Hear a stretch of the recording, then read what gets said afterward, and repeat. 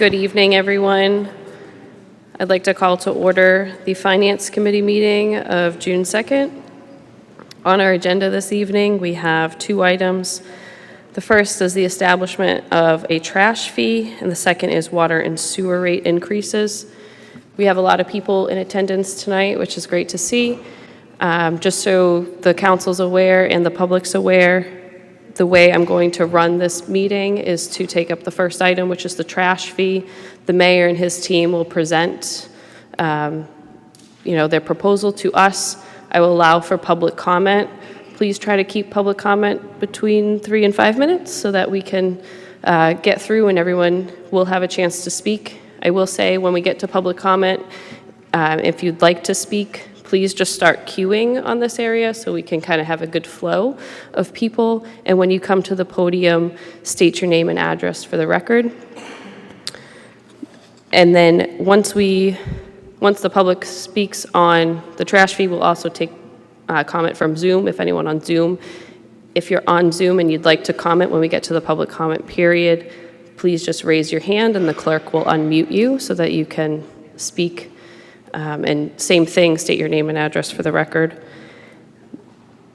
After the public speaks on the trash proposal, we'll entertain questions and comments from the committee and other councilors, and then we'll move on to any votes that come from committee. After that, we'll do the whole same process again for the water and sewer rates.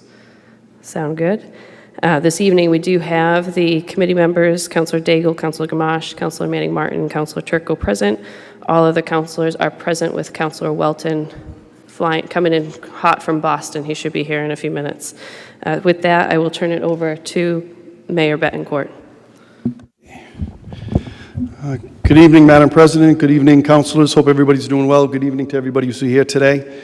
This is certainly a day that I have dreaded for many years now. This is my 15th year as mayor. I've been mayor a long time, and I had always hoped that I wouldn't have to bring forward a trash fee, and that's why I never did for 14 years, because I knew that there would be a strong reaction, that it would not be a popular decision to bring it forward. There would be some anger, there would be some frustration, and I understand it. And I've probably talked to nearly 100 people over the last few weeks, and much of what was said to me I agree with. And it is a difficult position to be in, and a very hard one for anybody who's an elected official.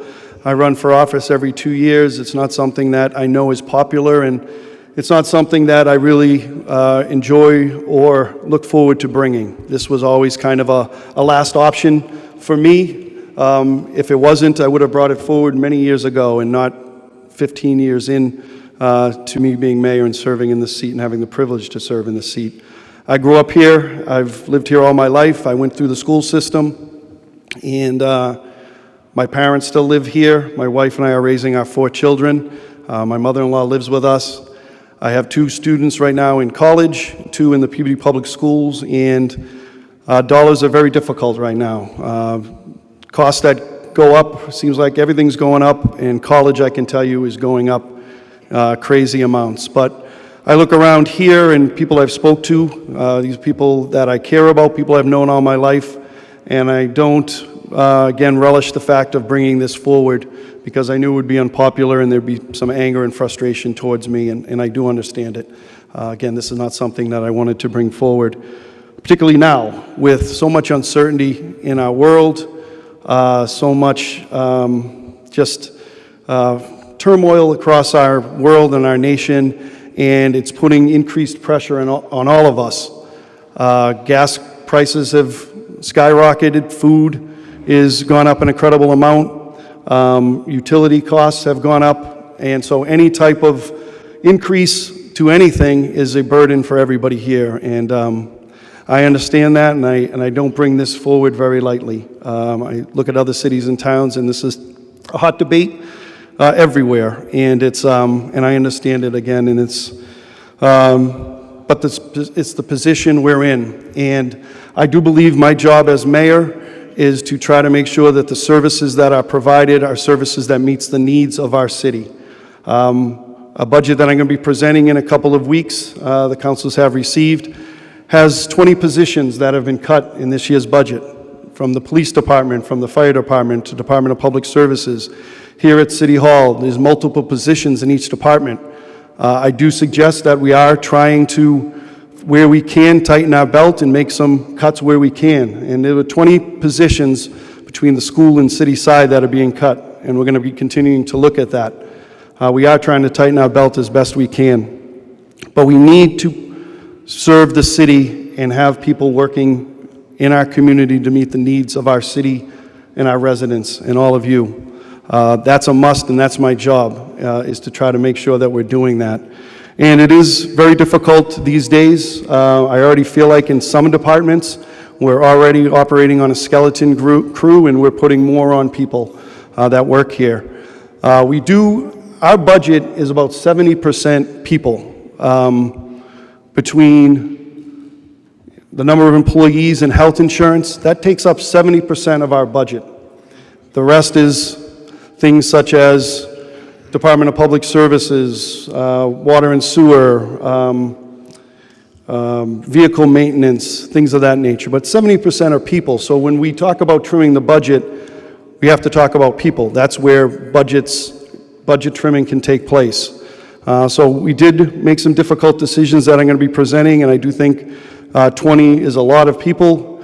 But if we were to make more cuts, which we may have to, then that's just more people that are being cut. We need to make sure our students are educated. We have our teachers that do an amazing job, as our administrators, our support staff from custodians to cafeteria, school nurses. All that has to be provided. Our police and fire, they need to have the officers and firefighters and the equipment they need in order to perform the important work they do for all of us.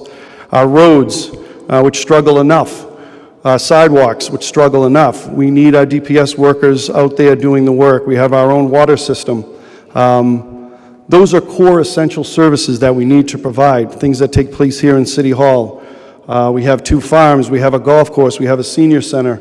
Those are all instrumental to a community, and I feel that those have to be preserved, and we need those services.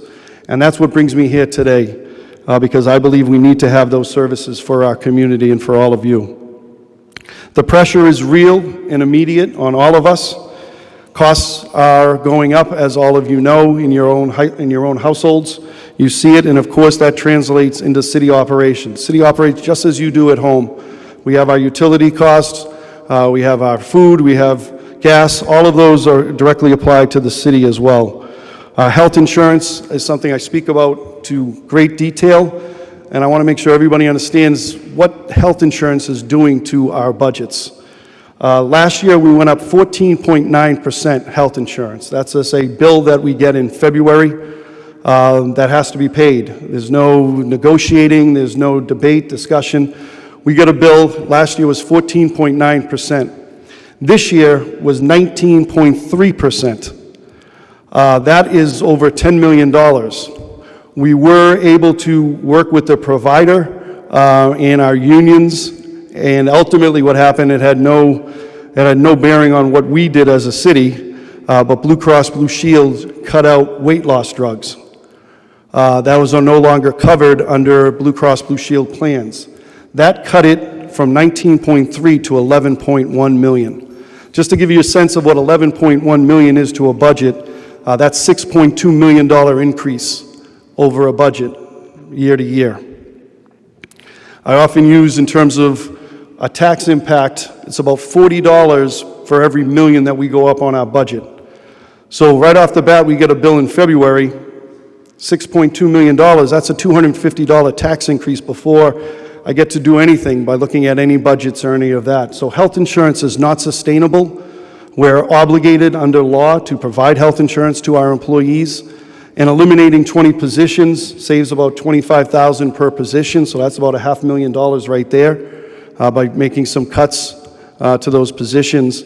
But those type of increases are not sustainable for a community, and it's not just Peabody, it's everywhere, certainly, every city and town. And unfortunately, we had a meeting with the Blue Cross Blue Shield of Massachusetts executive director, and she told us to expect 2 more years of double-digit increases in health insurance. I'm hoping that a handle can be put on health insurance to provide some relief, but I'm not seeing much of a light at the end of the tunnel, unfortunately.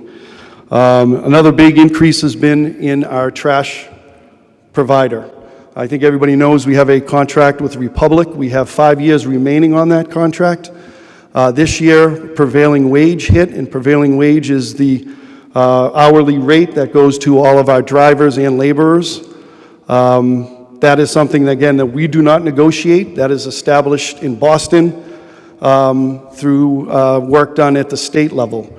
We get a notice of what the prevailing wage is, and then we have to pay that to our workers. So this year we went up $648,000 on our trash contract that has to be paid. And what's very frustrating, and to kind of give you some sense of this, we unfortunately are lumped in with the Boston market. So we get an hourly rate for the city of Peabody the same as what Boston gets. It's the same hourly rate, $51.47, I believe. We're in that cluster.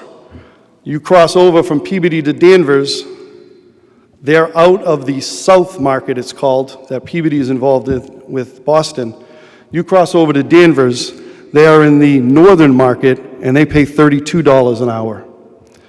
$19 an hour difference from Peabody to Danvers that we have to pay. That, just doing some rough math, is $73,000 per truck per year. Just because of geography about where we're located. We get lumped in with Boston, but again, you cross over the town line to Danvers and they're paying $19 less. So that bill comes to us at $648,000 this year for prevailing wage, and that's a significant increase that has to be dealt with. Putting those costs aside for a moment, the increases in retirement, the increases in Essex Tech, which is a school that is in Danvers that a number of our students go to, again, that we just get a bill. That school went up this year 18%. To give you some perspective, the budget we're going to be presenting for our Peabody schools is 3% increase. Essex Tech goes up 18%. Again, that's not negotiated. That's not anything that we have any control of. We get a bill that has to be paid. In fact, we don't get a bill. They just take the money out of our local aid before it even comes to Peabody. It just goes right to Essex Tech. But all of those are putting stresses on all of our budgets here in the city, and really, again, all cities and towns are working on this.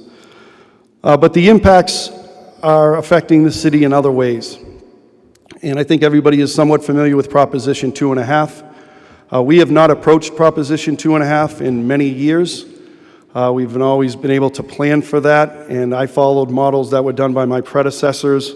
Our finance director has been here for well over 30 years, and I've kind of followed what was done in terms of the work we've done for reserves, for excess levy capacity. All of those things are coming into play now because of the escalation in costs.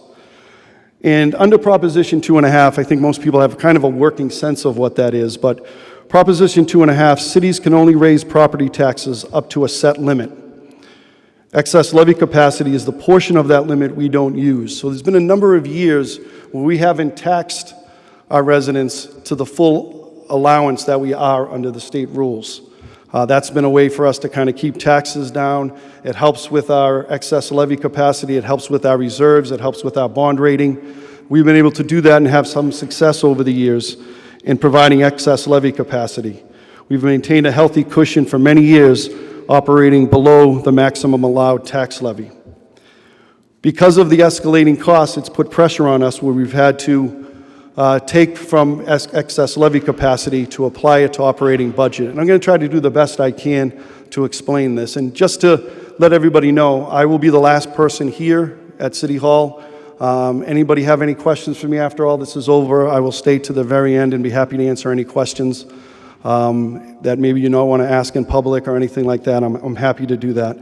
But I'm going to try to explain how this works and how it's affecting our budget. And it all depends on market conditions. So we've always been able to maintain between $15 and $20 million in excess levy capacity. The only time that we didn't reach those were in 2009, 2010. That was before I was mayor, and you may recall that was when the mortgage crisis hit, and our excess levy capacity at that time went down to $2, $3, $4 million. Then over the last several years, we were able to build that up until this latest crisis, which is, I believe, we're in the middle of right now with the escalating costs. Again, primarily driven by health insurance. So right now we are at about $8 million that we have in excess levy capacity. And how that helps us is in this way. We've been going up the last 2-3 years, budget to budget, between school and city, about $10 to $11 million a year we go up.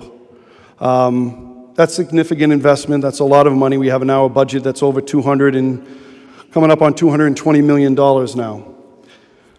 Proposition 2.5, which I expect if we don't pass the trash fee and we don't do some other work that we're doing through our budget, we'd hit Prop 2.5 in 2 years from now.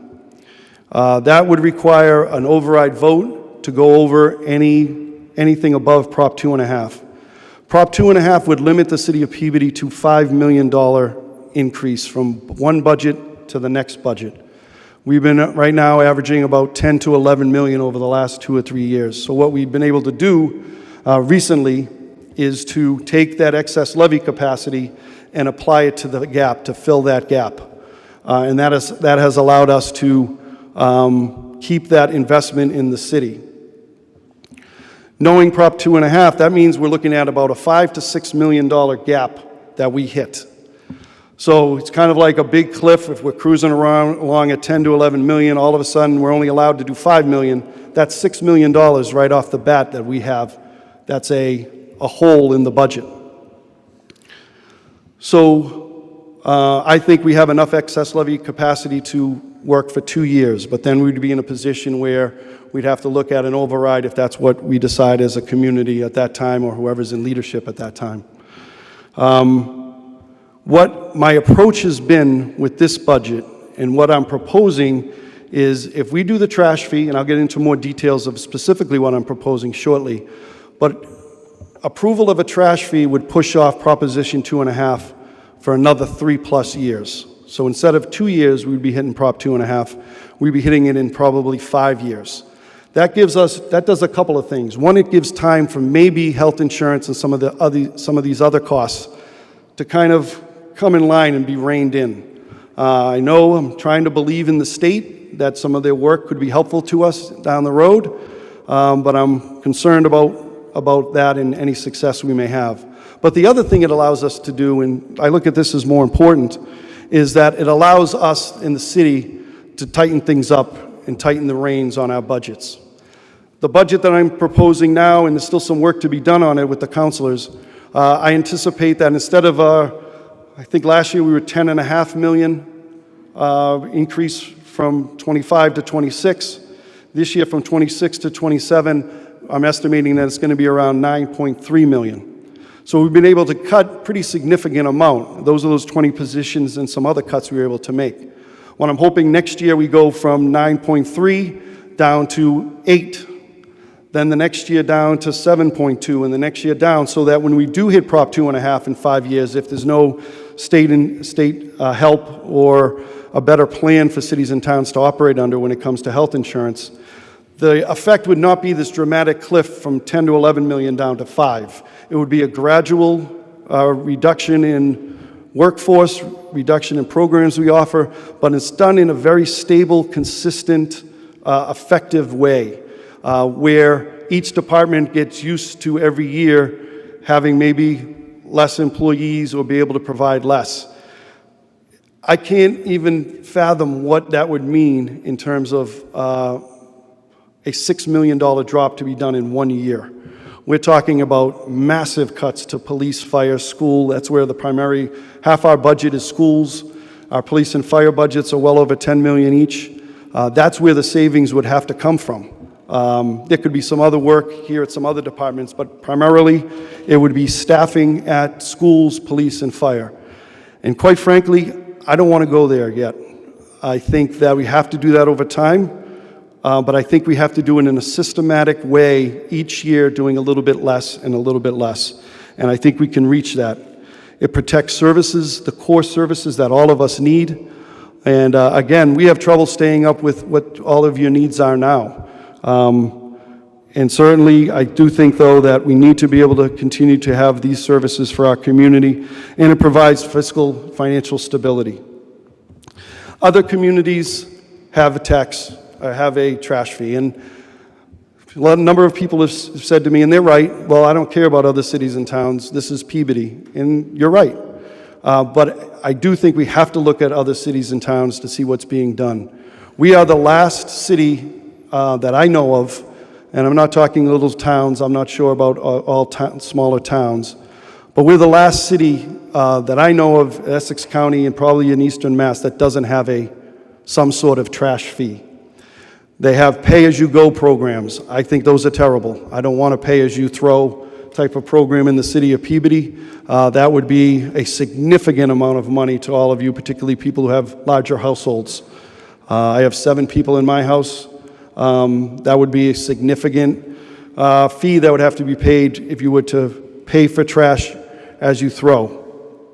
And then others range from $100 up to Melrose, which I think is $432 per year. I do have a handout. I do have a trash fee comparison that I can give to everybody. We went and got Salem and Beverly and Danvers and Medford, Malden, Haverhill, Gloucester. I tried to get similar-sized communities, and of course all the communities that touch Peabody, just to give you a sense of what other cities and towns. And I think you may have followed in Beverly. Beverly's contract with their provider just ended, and they now have a new contractor that came in, and their costs for trash removal and pickup exploded. This year it's $5.4 million they're paying as a community. Just to give you some sense of that, I believe we have an outstanding trash contract. It was made with JRM years ago. JRM then sold to Republic. We were able to enter into a long-term contract with JRM at that time that now Republic has inherited. We pay about $3 million for trash and recycling removal per year. Now it's gone up $648,000 because of prevailing wage, and it will go up some more.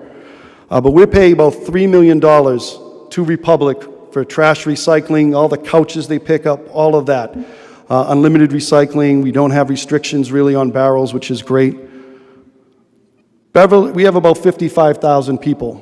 Beverly has 40,000 people. Their contract now is $5.4 million. So we have 15 more thousand people than Beverly, but we pay nearly $2.5 million less. 5 years from now, when our contract expires, we have another 5+ years with Republic. That's going to be a significant increase to what the trash and recycling bill will be. That's going to be a tough one, whether it's me or whoever the mayor would be at that time. That's going to be a key negotiation, and it's going to be a significant increase over what is there now. So let me provide the handout, and then I'm going to get into the specifics of what I'm proposing today.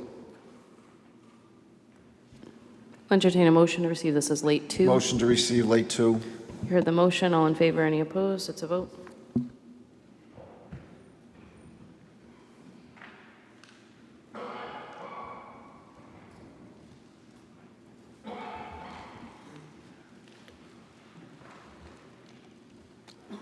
For the public, what the mayor just handed to the councilors are trash fee comparisons for surrounding communities in the North Shore, but also others a little, still in this area, but more comparable in size to the city of Peabody, like Malden, Melrose, and Medford. Yeah, I think what I provided here is Lynn, Beverly, Salem, Danvers, Middleton, Medford, Malden, Melrose, Haverhill, and Gloucester. Many are on pay-as-you-throw programs, which I think would be significantly higher than what I'm proposing today. But it is a cost and it is a fee. And again, not thrilled to be here to present this. But what I am proposing is a $200 trash fee. I believe that would provide fiscal stability and allow us to continue those core services that we need, and to give us as a community time to slowly reduce every year our budget obligations. That I think 5 years from now, again, unless something dramatic and something helpful changes, then we are in a better position to make the difficult cuts that we do over time. A couple of things, though, that I'm going to propose that might not be out there as much in the public. I'm proposing that for people over 65 that are owner-occupied homes, and the people are the title owner of the property, would pay $100. So anybody over 65, as long as it's owner-occupied and that they are the title owner of the property, would be a $100 trash fee. And also any abatements for people that may have disability, blindness, any of the things that qualify for real estate abatements would also qualify for abatements for the trash fee. The other thing I've been asked quite a bit about, oh, well, Mayor, this is just going to be a fee that you add to every year. Once it's there, it's going to go up to $250, then $300, $350, and it's just going to keep going up and up. And I'm sensitive to that. I think that's a fair question and a fair criticism. What I'm proposing is that there would be a freeze for 5 years. So it would be a $200 trash fee that would remain the same for 5 years. That can be in the ordinance. I'm saying this publicly, but to put it in the ordinance, I'm fine with that. That it would be a freeze for 5 years. That would match the contract that we currently have with Republic, where we still have 5 years remaining on the contract. That would stay for however long for this existing contract, again, 5 years. I think that the mayor at the time would probably need some flexibility depending on that, so that would be something that would be worked on by the mayor, whether it be me or somebody else. That would have to be discussed with the city council and the residents to go up above 200. But what I'm proposing at this moment is a 5-year freeze for $200 for the next 5 years. And again, it would be ordinance. I would not come back to the city council to ask to increase that. So again, a couple of the proposals would be that anybody 65 or older who's a title owner of the property and is owner occupied, it would be a $100 trash fee. Those would be paid quarterly in $25 installments. $200 would be $50 installments. Any veterans, veteran families, they would also be $100. Again, as long as they're the title owner of the property. So veteran families, they would be $100, as well as people 65 and older. I think there was a typo in the ordinance that said 69. It's 65. So, but it would be 65, that's what I'm proposing. And again, it would be a 5-year freeze. I wouldn't be coming back next year or any years for up to 5 years asking for additional money. That will get us through a number of, I think these rough times, provide the flexibility, but also the consistency and the stability that we need, and for the Prop 2.5 avoidance, which I think is essential. I think we can get to where we need to get to, but again, I think that has to be done in a systematic approach year to year, making the reductions together as a community. To do 1 year, $5 to $6 million reduction would be dramatic, and I don't think the city would be ready for it unless it's done in a slow, methodical way. So those are my comments. One thing I did want to say too, there's been some numbers thrown out that I've seen, people have brought up to me. The number of houses we're talking about. This only applies, it does not apply to condos, it does not apply to mobile homes, it does not apply to 4 units and above. This is for 1 family, 2 family, and 3 family. We have, and these numbers are exact, we have 11,045 one-family homes in the city of Peabody. 11,045. We have 1,780 two-families in the city. 1,780 two-families. 3 families, we have 834. So total, we have just under 13,000, just under 14,000 that this would apply to. We estimate that we would achieve about $2.4 million through this fee. give or take a little bit, but that would be the estimate. And again, that would provide us some relief and continue to protect our services that I think are essential and the fiscal stability that we need. Up till now, our trash fee has always been absorbed within our city budget. So it's being paid through taxes. Other cities and towns have separated out the trash fee in years past. We in the city have always just absorbed it in your real estate taxes. I think for the long range, and again, this is specific to Prop 2.5, this would be the way to go. Again, not popular. I'd rather be anywhere else right now than being here presenting to the residents of the city of Peabody a trash fee.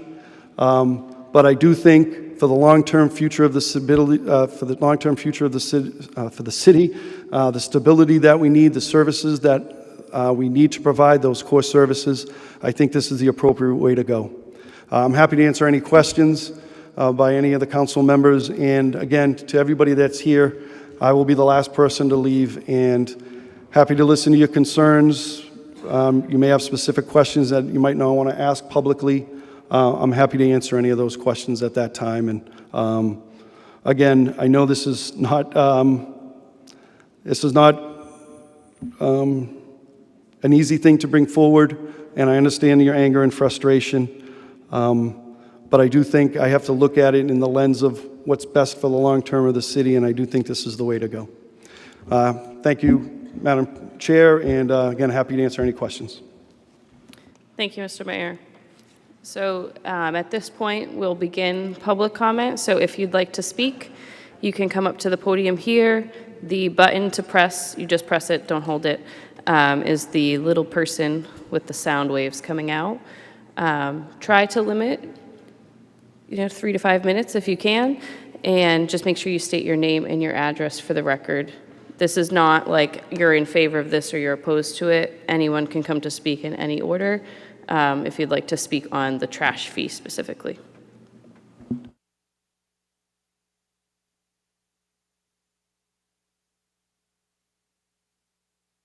Right one.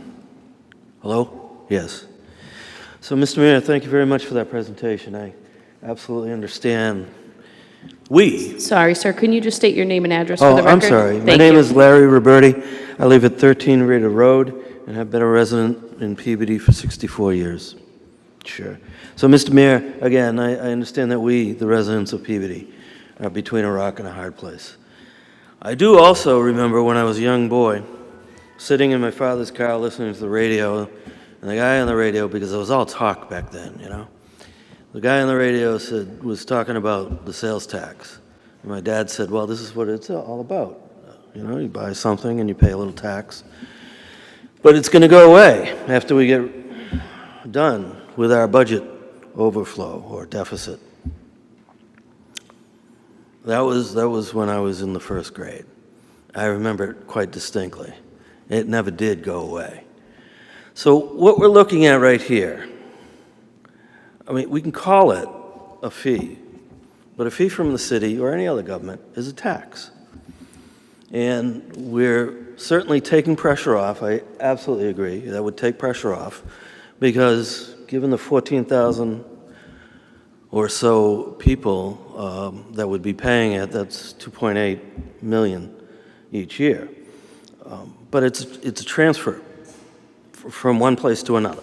Take it out of one pocket, put it in the next pocket. I would much rather make sure, and I'm fairly convinced this is going to happen, but I would much rather have it so that it was very clear that how long is it going to go, can we get rid of it, or is this going to be a normal thing? If it is going to be a normal thing, ongoing, I think it ought not be voted on in a council vote. I think the city, this is a 2.5 override. Thank you. Thank you, sir. If people who want to speak just want to start queuing here so that we can have a steady flow, that would be great. If you just state your name and address for the record. Thank you. I think that's on. Diane Full, 12 Sherman Street. I just have a couple questions. I just wanted to understand, so each family is going to be paying the fee, or is it the owner of the property. So if it's a multifamily, was each family? Sorry. Is each family going to pay? So if it's a 1 or 2, 3 family, there's going to be 3 payments, or just the owner of the property? Yep, I'll jump in. Sorry. Hi, Diane. And I should mention, we have our finance director, Mike Jingers, here, and as well as our city auditor, Mary Martin, and I may defer to them on a couple of questions. But for 2 and 3 families, it would be $200 per unit for 2 and 3 families, and it would be paid through the what? Yeah, no, but it would be to the owner of the owner of the property. Huh? So I don't have an answer yet. I'm thinking that it's going to go to the people who reside in that property. So if you're a second floor owner or a second floor tenant, it would go to you. But we still have that to determine. And how is that going to be enforced? That these people, that everybody's paying it and it's not being dropped off, or, I'm just... It's going to be what other cities and towns have is one of 2 ways. They either add it to their water and sewer fee, and it's a quarterly payment spelled out on the water and sewer bill, or it's just a separate bill. The city of Lynn sends out 2 bills a year, and it's just specific to the trash fee. I don't know which direction we would go if it is approved.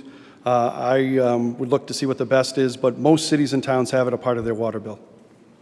Okay, and I don't know, this is probably more of a state thing. As a landlord, are we going to be able to pass that on to our tenant? We're going to be increasing rents, and we know how high rents are. I try and keep my rent very low for people, but, as you say, water is increasing, trash is increasing, and, I try and help different people that move in my house, but now I'm going to have them pay for that added fees. So do we know, I don't know if anybody knows if the state's going to allow us to pass that on, or is that just going to us be increasing our rents?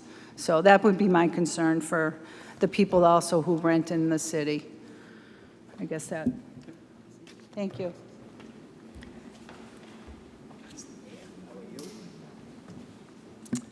It's already on? Oh, excellent. I just have a few comments. Many people already saw stuff that I put on. Sorry, sir, can you just state your name and address for the record? Lee Cordons, 149 Linfield Street, in my grandfather's house, Peabody, Mass. Okay. That's sufficient? Okay, excellent. So I did put some stuff online, and I do have some fact sheets still to give out if anybody wants one. I do have a few quick comments.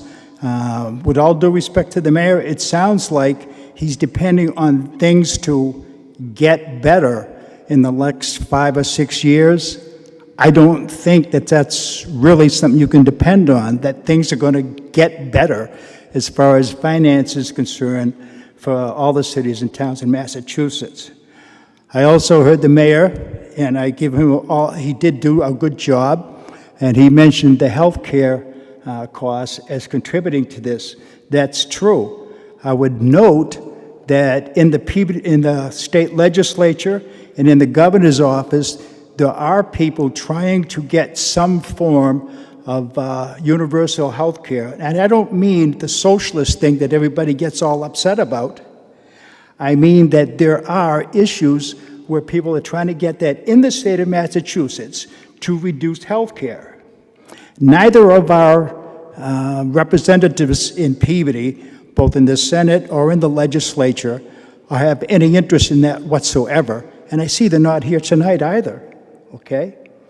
The governor has no interest in that, despite the fact she's a well-known progressive. I don't see her doing anything about the health care. So there's another issue that you could take and put a little thought into. If they're not going to help things that they mandate that we do, then we just can't go ahead and say, I guess we'll have to pay more money without looking into anything else, okay? As far as some of the issues that people raised about other cities have to go to trash fees and other cities have to do this, that, the other thing, I understand that. I don't see why that has anything to do with Peabody, quite frankly. For example, on the mattress fee, another thing that really, really bothers me, recently, the city council, from what I understand, upped the mattress fee from $20 to $40. The only reason that they gave is because everybody else is doing it. I don't think that's a good enough reason, personally. And I do have a question for the mayor. I think I heard you say that Peabody has to pay for the prevailing wage for the Republic drivers. Is that true? Yes. Yes? I wonder how we got a contract in which Peabody is responsible for paying the prevailing wage for the employees of a private company. I'd really like to hear how that happened. Because I remember when the contract was negotiated, it was probably, to quote many, many people, the best contract they'd have ever seen in Eastern Massachusetts. So I'd like to find out how we got into that, okay? That's all I have to say for now, and thank you for listening to me. Thank you, Mr. Collins.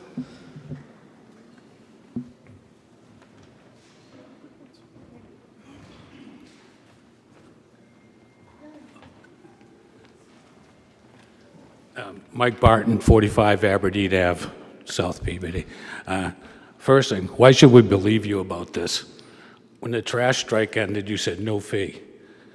And what's to stop you from putting an administration fee on this bill? And then as far as healthcare, why do you just negotiate with Blue Cross Blue Shield? You can put it out to bid. Why isn't that done? And, where do we go for money? We can't go to anybody. Why do you have to come to us? Tighten your belts like we have to. That's all I got to say.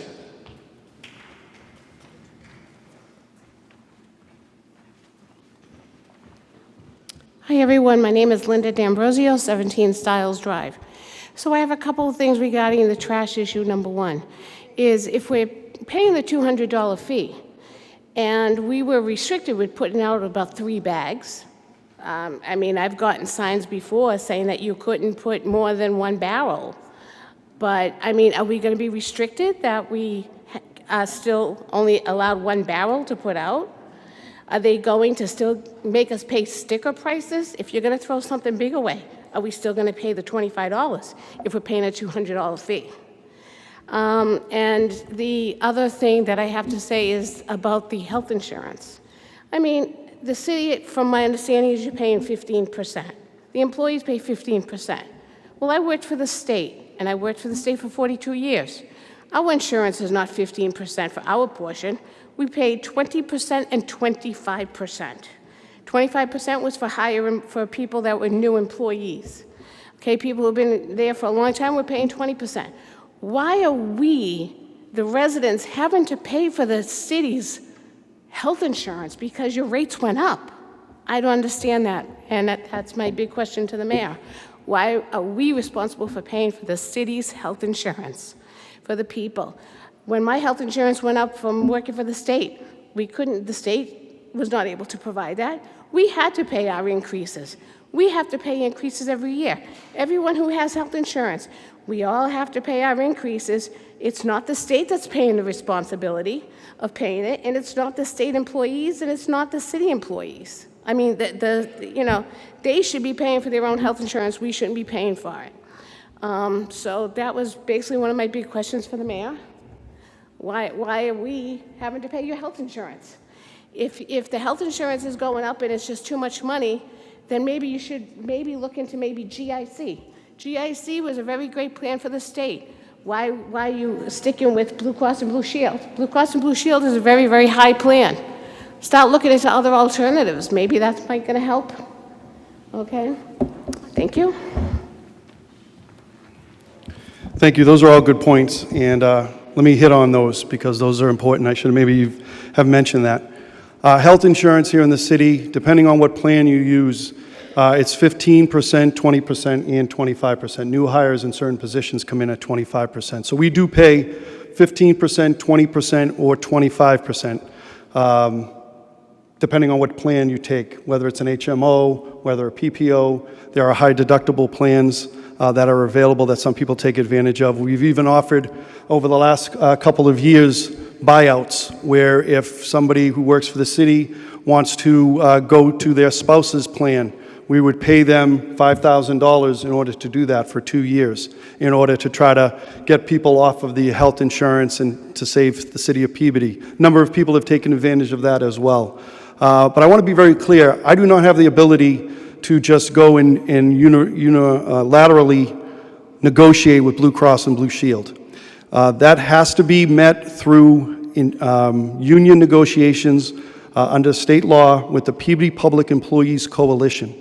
I have to negotiate all health insurance changes with them. The union presidents from every union, police, fire, teachers, AFSCME, we negotiate and come up with plans. That's when we've added in the buyout provision. We've looked at high deductible plans, things like that. We have gone to GIC. That is a good suggestion. A few years ago when we negotiated, we had always been Blue Cross Blue Shield. I put forward a request that the union supported me on to go to GIC. We went to the GIC for 3 years. For the first year, there was a great benefit, and then the GIC costs exploded, and it made sense financially to go back to Blue Cross Blue Shield. We did look at GIC. That is another plan that we looked at. We looked at +1 plans. We looked at all kinds of various again, high deductible, different plans, but I cannot do that unilaterally. It has to be agreed to with the Peabody Public Employees Coalition, and that's how that has to go. We have reached an agreement on a 2-year agreement this past spring that provides some relief. We actually went up from 15% to 20% on certain plans to have the employees pay more. But we are under state obligation that we have to pay health insurance for every full-time employee for the city of Peabody. I cannot exclude people. I cannot, I cannot go around and work out individual deals with any employee or work out individual deals with Blue Cross Blue Shield. I'm not allowed to do that. I did want to mention on the trash fee, I know Mr. Cottons had a couple of points on that. And they were good points. Happy to speak to certainly the trash fee, or the trash strike is very much in my mind. That was a horrific ordeal for the city of Peabody, but I do not negotiate prevailing wage. That is not something cities and towns do. That is done at the state level. Those negotiations happen between state officials and the unions, the Teamsters. The prevailing wage is established, and depending on what zone you're in, that's the prevailing wage. We happen to be in the highest zone. It's called the South District. That's in with Boston, Somerville, Medford, Malden, all of those communities. Again, if we walked just a few feet over to Danvers, we would be in a completely separate zone, and it would, instead of $51 an hour, it would be $32.50 an hour. I wish I had control over that. I do not. I'm not allowed in those negotiations. Those are done separately. I wish that the city of Peabody could be in part of those negotiations. We have appealed in the past what zone we're in, and we were denied. I just want to provide some context. The comments made were very appropriate in terms of health insurance, and those have all been factored in. And again, we went to GIC for 3 years, and then we came back to Blue Cross Blue Shield because there was no savings. And there was no savings in GIC this year, absolutely none. Thank you, Mayor. Just to continue the flow of the meeting, the council, if this was a true public hearing, which it's not, the council would not be able to talk back and forth, nor would the mayor really be able to communicate back and forth in real time. But we all take notes as we go, and I believe councilors and the mayor will also address main concerns that get brought up. So if we can just keep, you can pose your question to whether it's to the council, to the mayor, just air your frustrations. But just to keep everyone going so everyone has a chance to speak, the council is obligated, we have to take a vote if we go past 11 o'clock. So I just want to make sure everyone who wants to speak can speak this evening and flow everything along. So if anyone else like to speak, please come on up.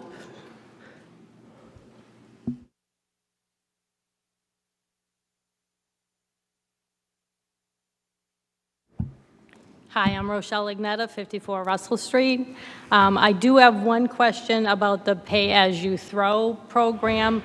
I want to know how much we actually looked into that over the trash fees.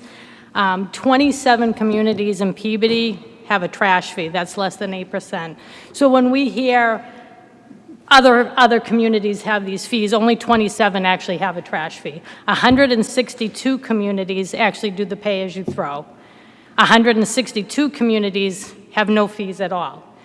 And what I am curious about is the pay-as-you-throw is a program that helps align with the Green Community Initiative, and I just think it's something worth looking into, and how much have we actually looked into that and compared those fees together. Thank you. And thank you, Council. I do appreciate everything you do for this city. Thank you. Thank you. Come on up.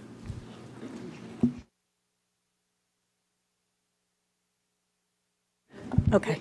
Hi, my name is Cindy Yates, 32 Redberry Lane, Ward 1. I really just have a couple of questions. I'm not heavily involved in politics. I'm trying to decipher. So one is I do want to confirm, because I have an HOA fee I pay every month for trash removal and snow. So I just want to make sure we're exempt, if I heard that correct, from the fee. The other thing is, I know that the mayor had talked about doing headcount reductions, which are tough.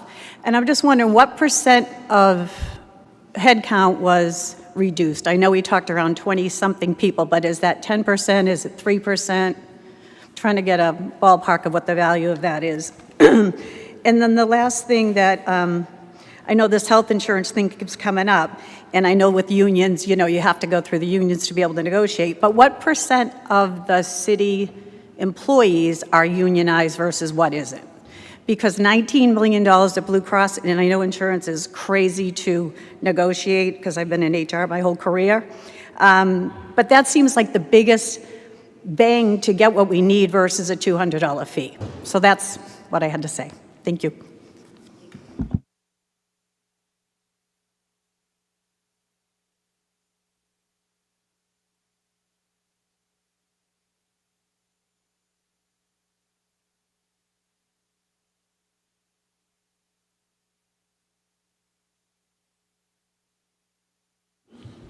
Thank you very much. My name is Russell Donovan, 12 Quail Road in South Peabody. What's before us tonight came before us in 1999. There was a question about trash fees, and a number of councilors lost their re-election. It's old news. And what Mayor spoke tonight were mostly truthful. I think it's just the way you look at it. The prior administration came before the city and tried to renegotiate a trash contract and found out about the prevailing wage. So the news about prevailing wage is not new. It's over 15 years old. So the increase in prevailing wage is not unexpected. It's in the contract. To that point, we go to the contract. I go to what's being proposed. In the mayor's presentation, he said if he did not have a trash fee, it would increase our taxes $26. Our taxes. What he meant was the homeowner's taxes. It will go up. But if you do a tax increase, it would include businesses. It would include everybody. Everybody contributes to the trash. It's part of the community. Instead, with the fee, as the mayor rightly said, it's only going to impact single-family homes, 2- and 3-family homes. Mostly, the city has benefited by the value increase in this single-family and 2- and 3-family homes. That values have gone up tremendously. You cannot say that for businesses. Businesses have not seen increases in their values like the homeowner has. The homeowner has been carrying the city every year for the last 15, for the last 50. When we had a slight value decrease back in the 90s, the homeowner didn't see a decrease in their taxes. We pay the difference. We pay the cost of doing business in the city. And the mayor rightly said that 75% of the budget is personnel cost. So for the last 25, 30 years, I've been hearing that from the mayors, the prior mayors. It's a people business, they say. We haven't changed. So it's going to be the same the next 20 years. What happened to artificial intelligence? Why aren't we improving the business structure of the city? I know when I was a little kid, the trash collectors were city employees. It became expensive, so the cities in Massachusetts went out to private contractors.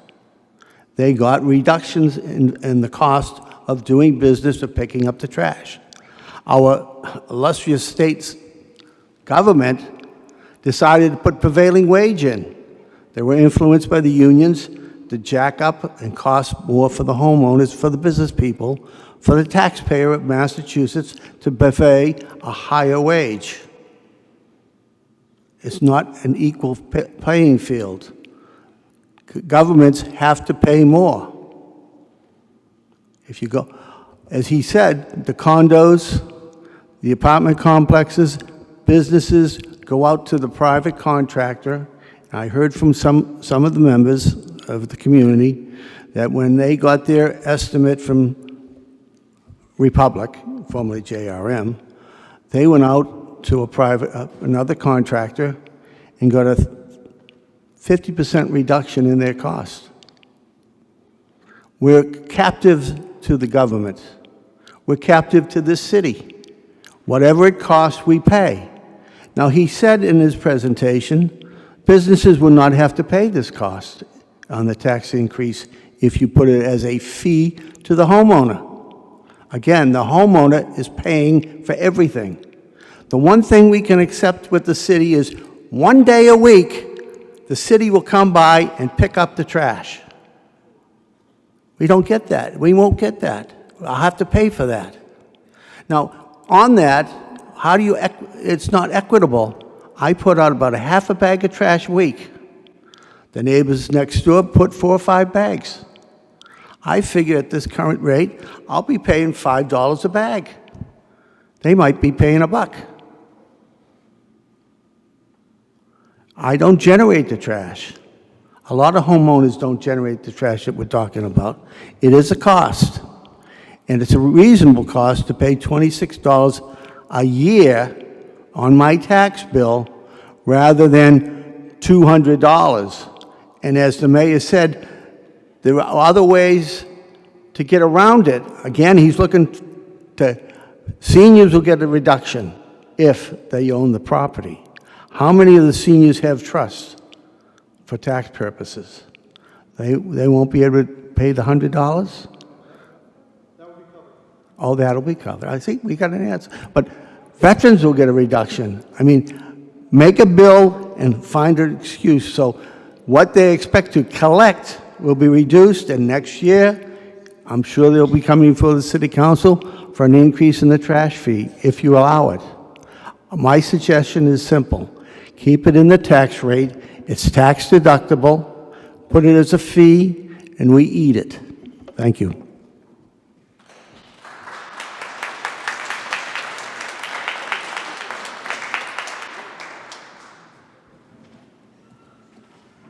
Is there anyone else who'd like to comment?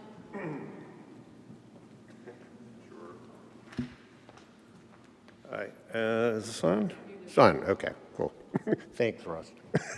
I've heard a lot of great comments here. John, sorry, could you just state your name and address? John Salisbury, 7 Emerson in Peabody. I've heard a lot of great comments, and actually the mayor obviously gave us lots and lots of information. Problem with it is not a lot of this is really relevant to what the issue we have here is, and that is we're taking, no matter what, we have to pay for trash. All we're doing is saying how we do it. Proposition 2.5 is there for a reason. It allows the people to weigh in when the budget isn't to their liking. The fee takes it out of there. And all we're doing is putting this from one bucket to another bucket.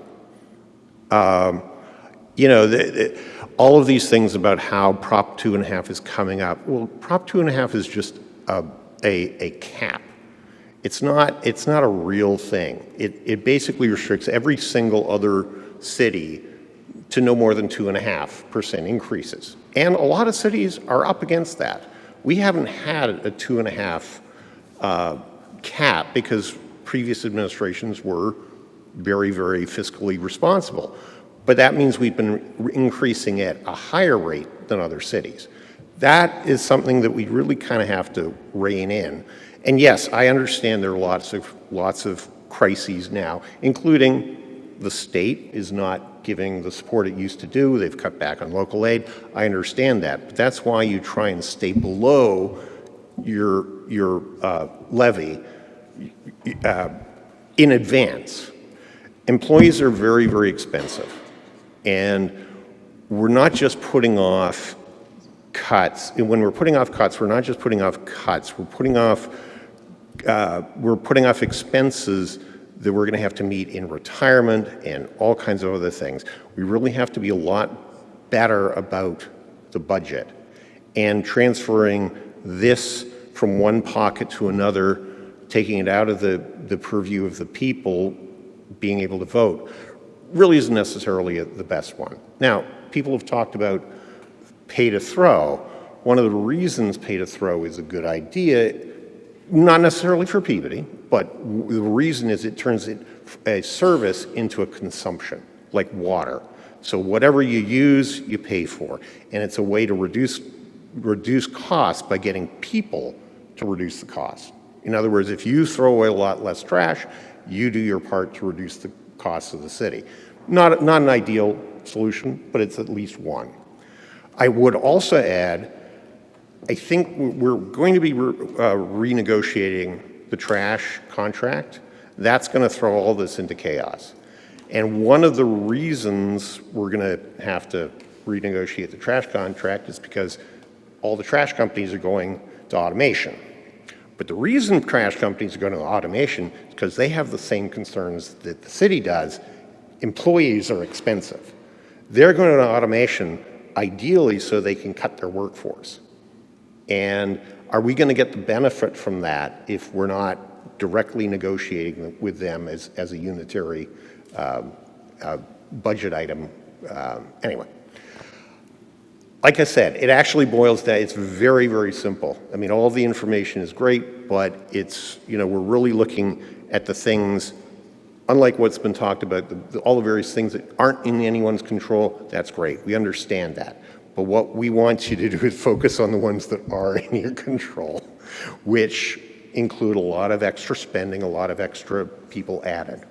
Anyway, I just thought it's much more simple than people are letting on. All right, thank you.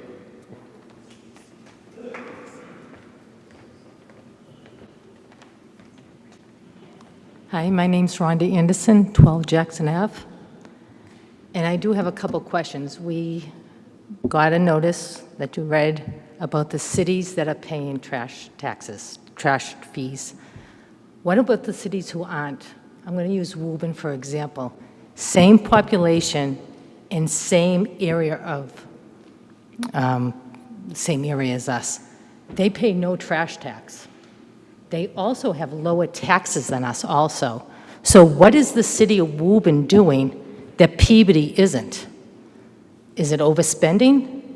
Is it not accountability? So before anyone votes on this, and you, the council, are our go-between, you're our liaison, we voted you in to talk for us. And I'm sure the minds have already been made up tonight, which is wrong, because these good people came out to talk to you. But before you make any vote, you need to go to these other cities that don't pay these fees, that are the same size as us. You're talking 13 cities you named. Why didn't you pick Woburn? Same size, same population. Why was that not picked? Because they don't pay the fees? Is that why it was not picked? This administration seems to want to hide money from us, maybe not account for where the money goes, where the cuts are going to be. Before you do anything, remember, we put you in there for a reason. And I hope, because I've been watching your faces as this goes on, a lot of you aren't engaged, but these people have real concerns. And yes, and we'll go to healthcare. Healthcare has gone up. My healthcare personally has gone up $300 a month. So I'm paying extra $300 a month, and now the city of Peabody wants me to give them more money because they need it. Cut the fat. We have to stop the bleeding. This has to stop. Supposedly it's the best contract we've ever had with trash. If this is a contract, you should have known this was coming. Why, oh, surprise, it's here. It's a contract. If you have a contract, you know it's coming, true? That's why you have a contract. The contract, we should know in the next 5 years how much more we're going to pay. Do we know? Has anyone said? I'd like to know. These are questions that before you guys vote tonight, really think about them. Thank you.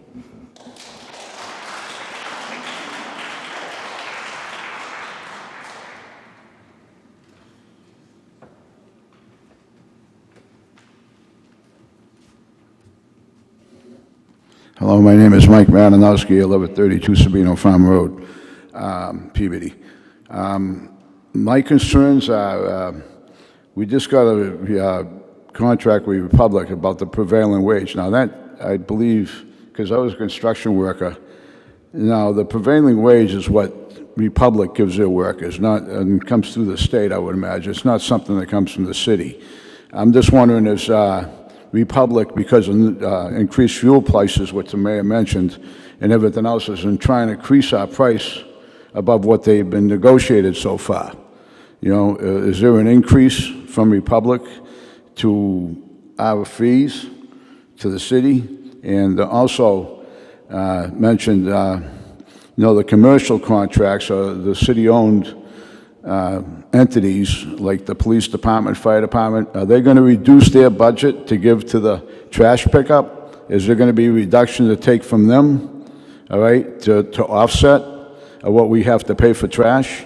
I mean, I think it's only fair, instead of this coming after the homeowner, it's always the homeowner that has to pony up, all right? And that just ain't fair to the homeowner, all right? Maybe there needs to be some reductions in to some city budgets, you know, to certain entities for their trash pickup.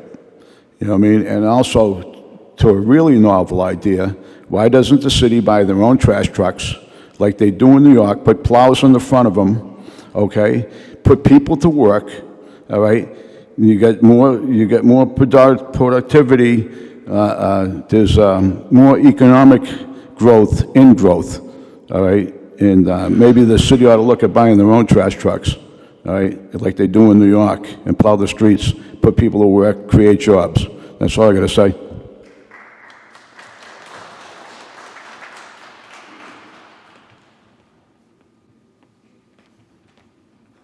Hi, my name is Ron D'Ambrosio. I live at 17 Styles Drive. My wife was up here recently, too, speaking. My concerns is, where's all this money going? He's looking for money. Okay, where's this money going? Was the money spent foolishly? I have a question for him. This $20 charge that we get for a TV or something, is that going to be applied still? So then why are you taxing us constantly? You want more money, okay? Why aren't you bringing this to the state level? Sir, I just need you to speak into the mic. Oh, I'm It sorry. doesn't get Why picked up isn't on he the bringing record. this to the state level? Okay, prevailing wages and all that. Okay, if we're governed under Boston. How I'm understanding this. I heard this other elderly gentleman here saying for years he lived in the city, they keep increasing. Why should we have to pay for trash? You know, with the health insurance, I'm sorry, I worked under Governor Baker for the state.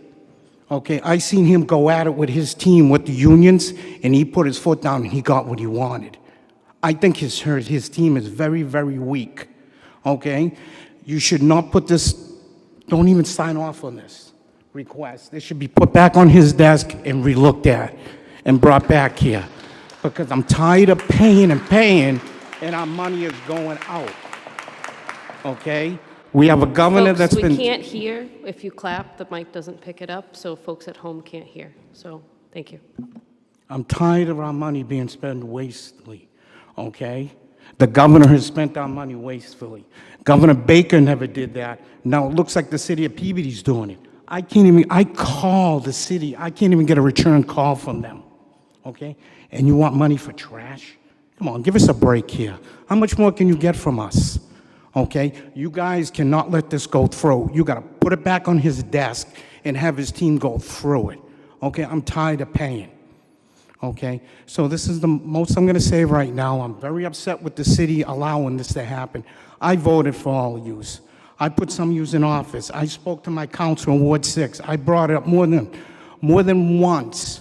Okay? I had to dish out, okay, because he wasn't on top of Lowell Street. Okay? Almost $3,000 in repairs on my vehicle that some sort of insurance that he has, okay, denied me. And he came to my house and took pictures. That was the other thing. And now it's trash? Come on, give us a break. You know, I moved to Peabody 23 years ago to have a better life. I came from Revere. Revere fell apart. I came to Peabody because it was beautiful. And now what's happening? The money's being spent wastefully. And I'm sorry, but it has to be looked at. And his administration has to be looked at where this money's going. So I'm going to end this conversation. Thank you very much. Is there anyone else in the auditorium who'd like to speak? Folks, I'll say it again. If you want to speak, I'm not saying you have to decide right now, but if you know you want to speak, can you just queue over here so we can flow it? Because I do have people online who want to speak as well. Travis Wojcik, 20 Margin Street. I agree with not the last speaker, the speaker prior, who was talking about maybe looking into getting, trash trucks. I know the city had done that in the past. It sounded like when Russ was speaking about being a kid here, they had done that in the past. But to be brief, I think that there needs to be a little bit more analysis of the pay-as-you-throw programming. And I think that that's definitely something that could, be looked at. I disagree with the mayor on that sentiment. I also think that this should, it sounds like the consensus of the people in the city is that this should just come out of the taxes. So that's all I've got to say. Thank you.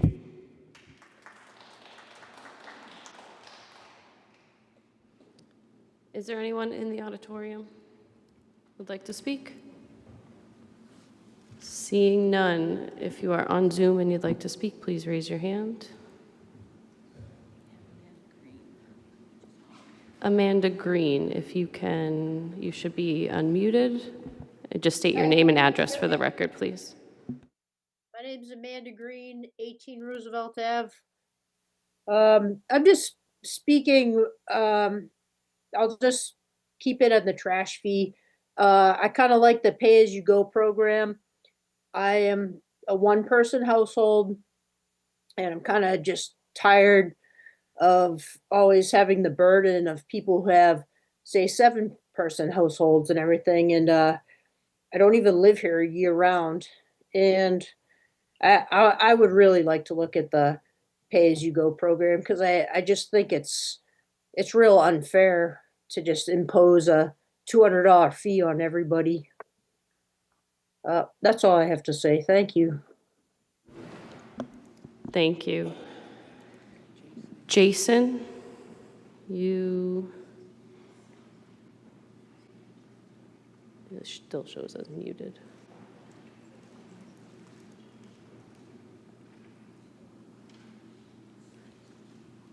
Jason, can you unmute yourself? All right, is that better? Can you hear me? Yes, we can hear you. Can you just state your name and address, please? Yeah, Jason Stone, 16 Fairview Ave, South Peabody.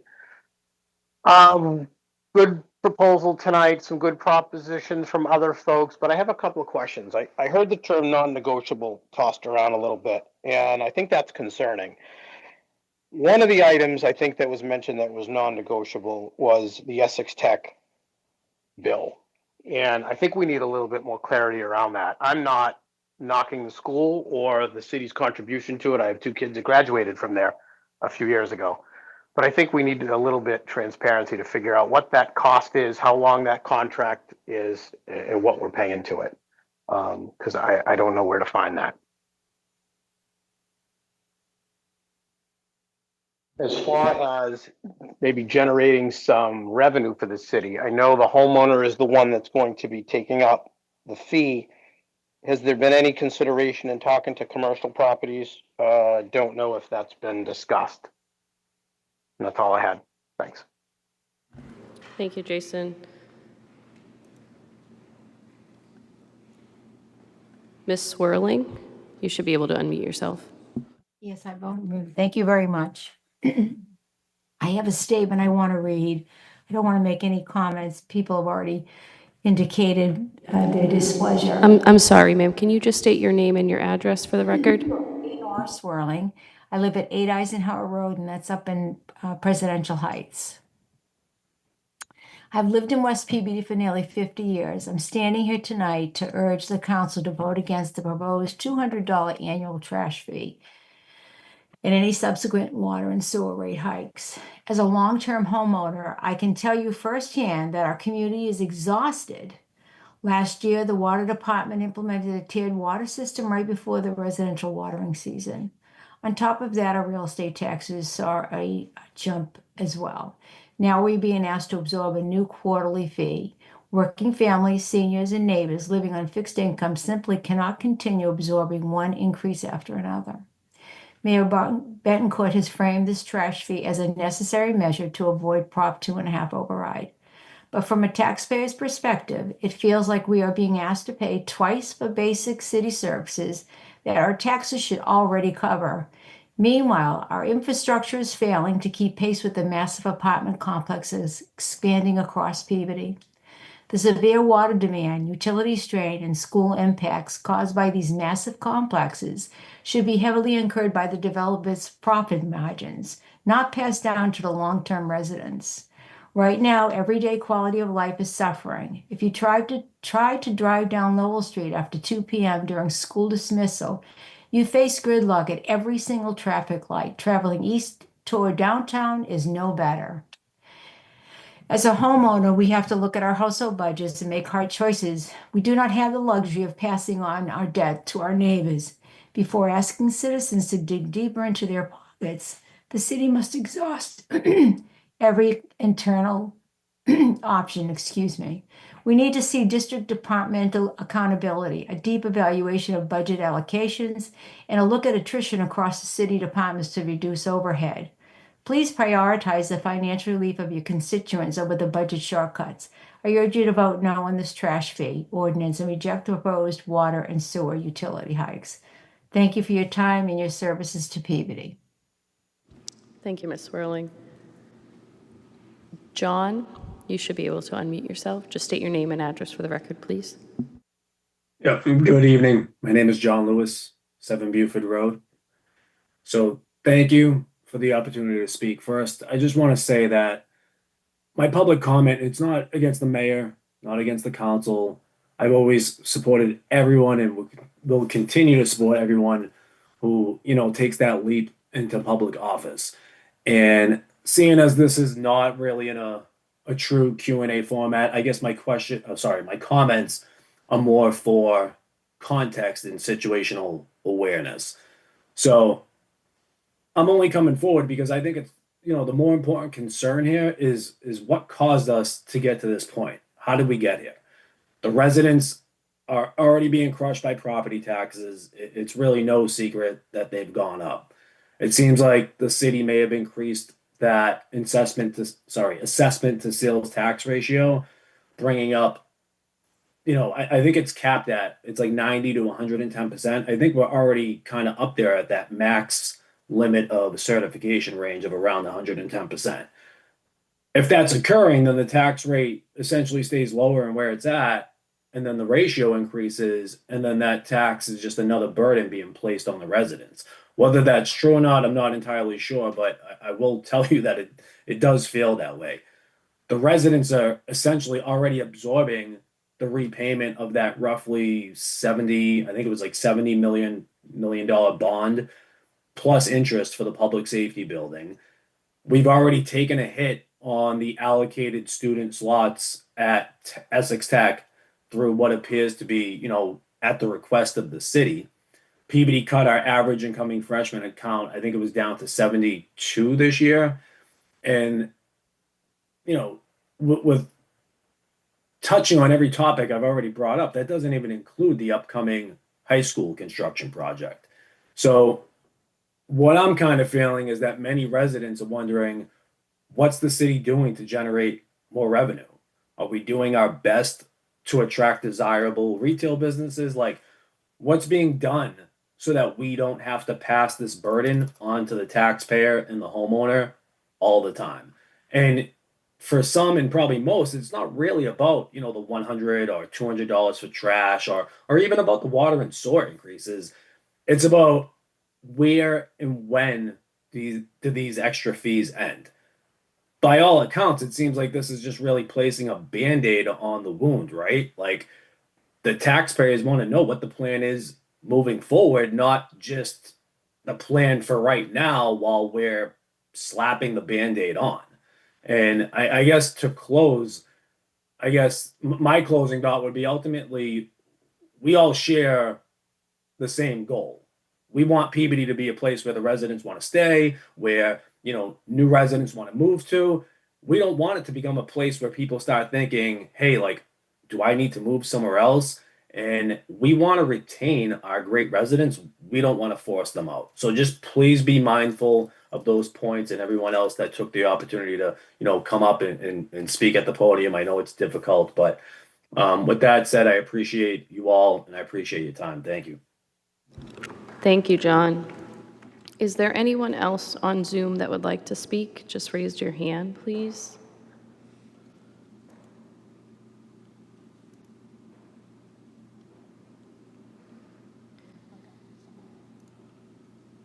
Tracy, you should be able to unmute yourself now. Hello, can you hear me? Yes. Perfect, thank you. Thank you for the opportunity to speak. My name is Tracy Pessia. I am at 57 Aberdeen Ave in South Peabody. I agree with the folks who have spoken tonight.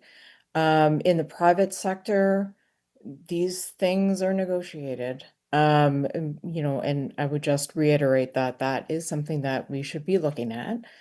I like the comments about the trash trucks and other opportunities to be able to save and automate where possible. I do know that Lynn has the automation on their trucks, and I realize that there are costs to be able to get to that point. But if that is an option, then let's look at that. The other thought that I have, I pay $190 a year for Black Earth Compost to come by and pick up my bins.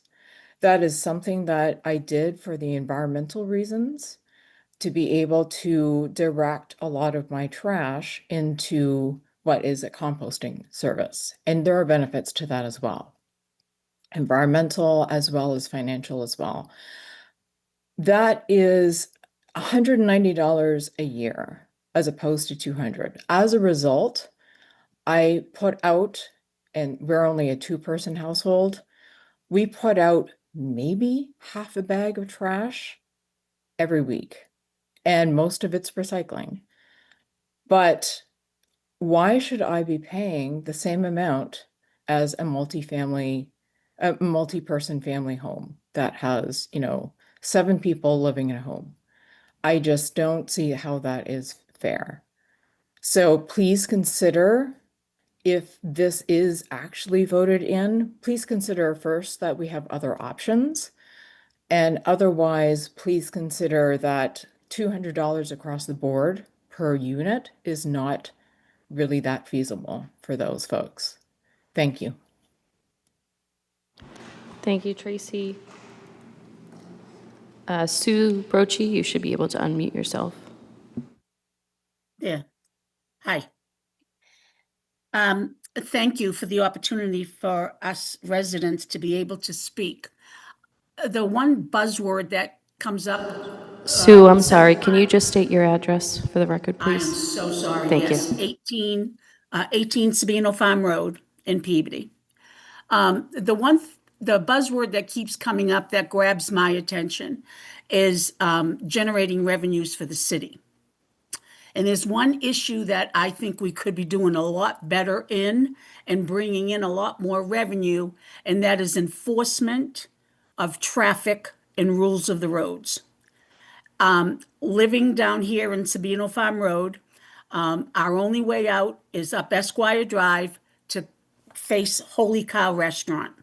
I cannot tell you the number of times that I've been sitting there when people run that red light and there's a police officer stopped on the other side. I mean, there's no enforcement. The same thing with the U-turn. And it's not just at the end of my street. I can remember Councilor Liakos, though, at the time, one time telling us that not only him, but his parents have had big accidents at the top of our street because his parents live down here on Sheffield Drive. There's just no enforcement, and I'm just wondering if there was a little bit more enforcement and ticketing given. I'm willing to bet that we could bring in a lot of revenue and stop dangerous habits that people have when they're on the roads. The other thing is the illegal parking. People are parking where they shouldn't be parking. It's enforcement of building codes. I see a whole lot going on that, and there's no permits in people's windows. I believe that a building permit brings in a lot of revenue for the city. So it was just when I heard a few people start talking about generating income, that's always been a pet peeve of mine that I don't see any enforcement in this city, or much of it, I should say, of the of people being stopped and ticketed for traffic violations. And I would hope that maybe we could strengthen that within the city and start bringing in some extra money and maybe relieve some of the homeowners. The other thing was during the snowstorms this winter, and God knows we had enough of them.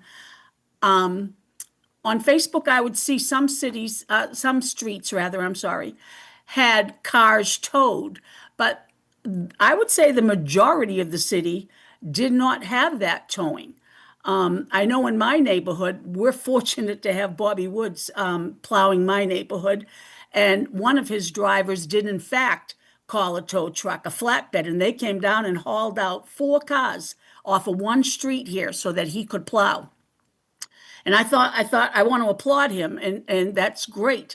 I just wonder how many other streets went with cars being parked and impeding the plow's attempts to clear the streets. And then people complain, oh, my street wasn't cleared. Well, how can it be cleared if there's several cars parked on it? So that's all I have to say, and I hope that everything goes well for us homeowners. I know I'm a senior.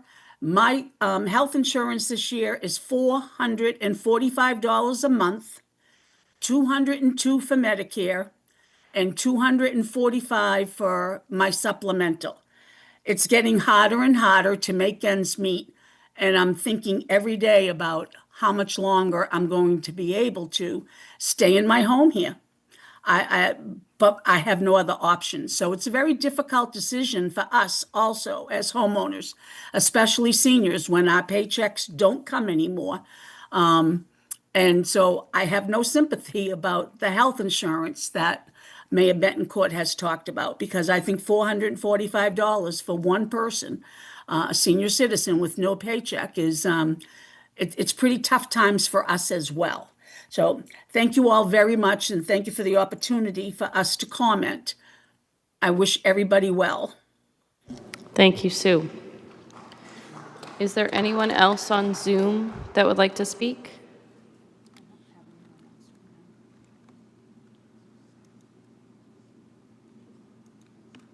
I don't see any more hands raised on Zoom.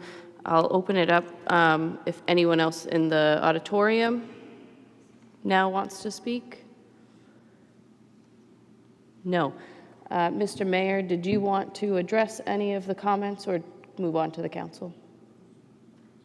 Okay. Councilor Gamache. Yes, Ted, don't sit down too long. One of the comments that was made was to go back and look at everything and pay as you throw and things like that. My question to you is, how many avenues have you looked at before you decided on the trash fee? Did you look at pay as you throw? Did you look at per barrel? Did you look at, anything else like that that would be best for the city of Peabody? Absolutely. The trash fee is the last option that I wanted to come forward with. There were a number of options we looked at. However, we do have an existing contract with Republic. It's not a situation where next month I can negotiate out of that contract to go to a different program. We have to work within the framework of the contract. The contract is set. It's just prevailing wage can be different every year, depending again on outside negotiations with the state. But certainly the trash fee is the very last option. This was not what I wanted to come forward with. So we did look in, and I personally spoke with a number of mayors, and I know our finance team did the same with a number of communities, and tried to gauge what was successful and what wasn't. There are pros and cons. I think if you speak to people in Gloucester about the pay-as-you-throw program, you'll hear some interesting comments. So there's no perfect system, but we looked at everything, and I could just say that the trash fee is the last one I wanted to come forward with. Councilor Gamache. Yes, thank you, Mr. Mayor. A couple of other things that was brought up. First off, most of them have been answered, but concerning the mattress increase, it wasn't because every other city in town was doing it. I forget who made the comment, but that fee was brought up by myself because the city was losing money accepting mattresses and box springs at $20 a piece. We looked at other cities and towns, and they have charged $40 a piece, and we're still losing recycle money on that. And I also, under that mattress fee, just to make it clear, we're going to try to enter into a private contractor, as other cities and towns do, to pick up the mattresses and everything at your home. So that wasn't just arbitrarily done because everybody else is doing that. The other thing is, somebody brought up the issue of having our own vehicles, having our own trash trucks. Well, Peabody uses 5 trash vehicles a week at $300,000 to $350,000 a truck, not including maintenance, not including gas, not including salaries, and not including tipping fees. You're looking at well past what we pay to Republic. Just wanted to throw that out there. Plus, you got to worry about the individuals that we hire for insurance, for retirement. We got a lot of issues that come in when we hire new employees, and that's one thing that I really don't think we should get into myself personally, but I'm going to leave that. Where are we here? Blue Cross Blue Shield, we went over. It's you just can't arbitrarily say to the unions that Blue Cross Blue Shield, we're going to go to GIC. We've done that before. Do I think Blue Cross Blue Shield is expensive? Absolutely. The other thing is, Russ Donovan brought up a 1999 trash fee. Russ, I was on the council back then, and I don't remember it. It may have been something, I don't think Pete Terigian would have brought that up. Condo owners don't pay trash fees. Well, that's apples and oranges. Businesses don't use our Republic. You brought that up. We don't pick up business trash. They pay for their own. So that was what you had stated. I just want to clarify the record. State government mandates prevailing wage.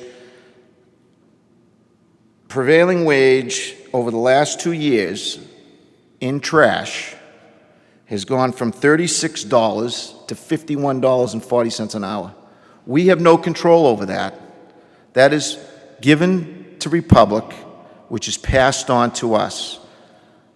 Prevailing wage, believe me, I hate prevailing wage because it inflates everything and there's no benefit to the taxpayer. And I agree with you 100%. But that's what we were given, $51.40 an hour. It's a trickle-down effect, and we see it. I mean, the state was reduced $3.5 billion this year from the federal level, primarily because we're a blue state, okay? So that $3.5 billion is handed down to the state. The state's got to make up that $3.5 billion, and that's handed on down to the cities and towns. Cities and towns at 351 cities and towns, I think it's 351 to 356. $3.5 billion is a lot of money. I mean, we could have used all that money, and we wouldn't be here today. But unfortunately, things have gone up. Somebody brought up traffic. When I was growing up, 1 car per family. I'm old, okay? 1 car per family. Now there's 5 cars per family. And that's why Lowell Street is Lowell Street, and Margin Street's Margin Street, and it's a trickle-down effect. And for me, I think the city is in a better place than other cities and towns. And this isn't the first year we're going to go through these cuts. This is a Band-Aid to help us get further. And as the mayor alluded to, there's going to be more cuts, there's going to be more problems, there's going to be more issues down the road. We can only hope that insurance goes down. I don't believe it, but it's something that we can look forward to if it does. And I've seen the issues. I mean, our infrastructure and all that. We try.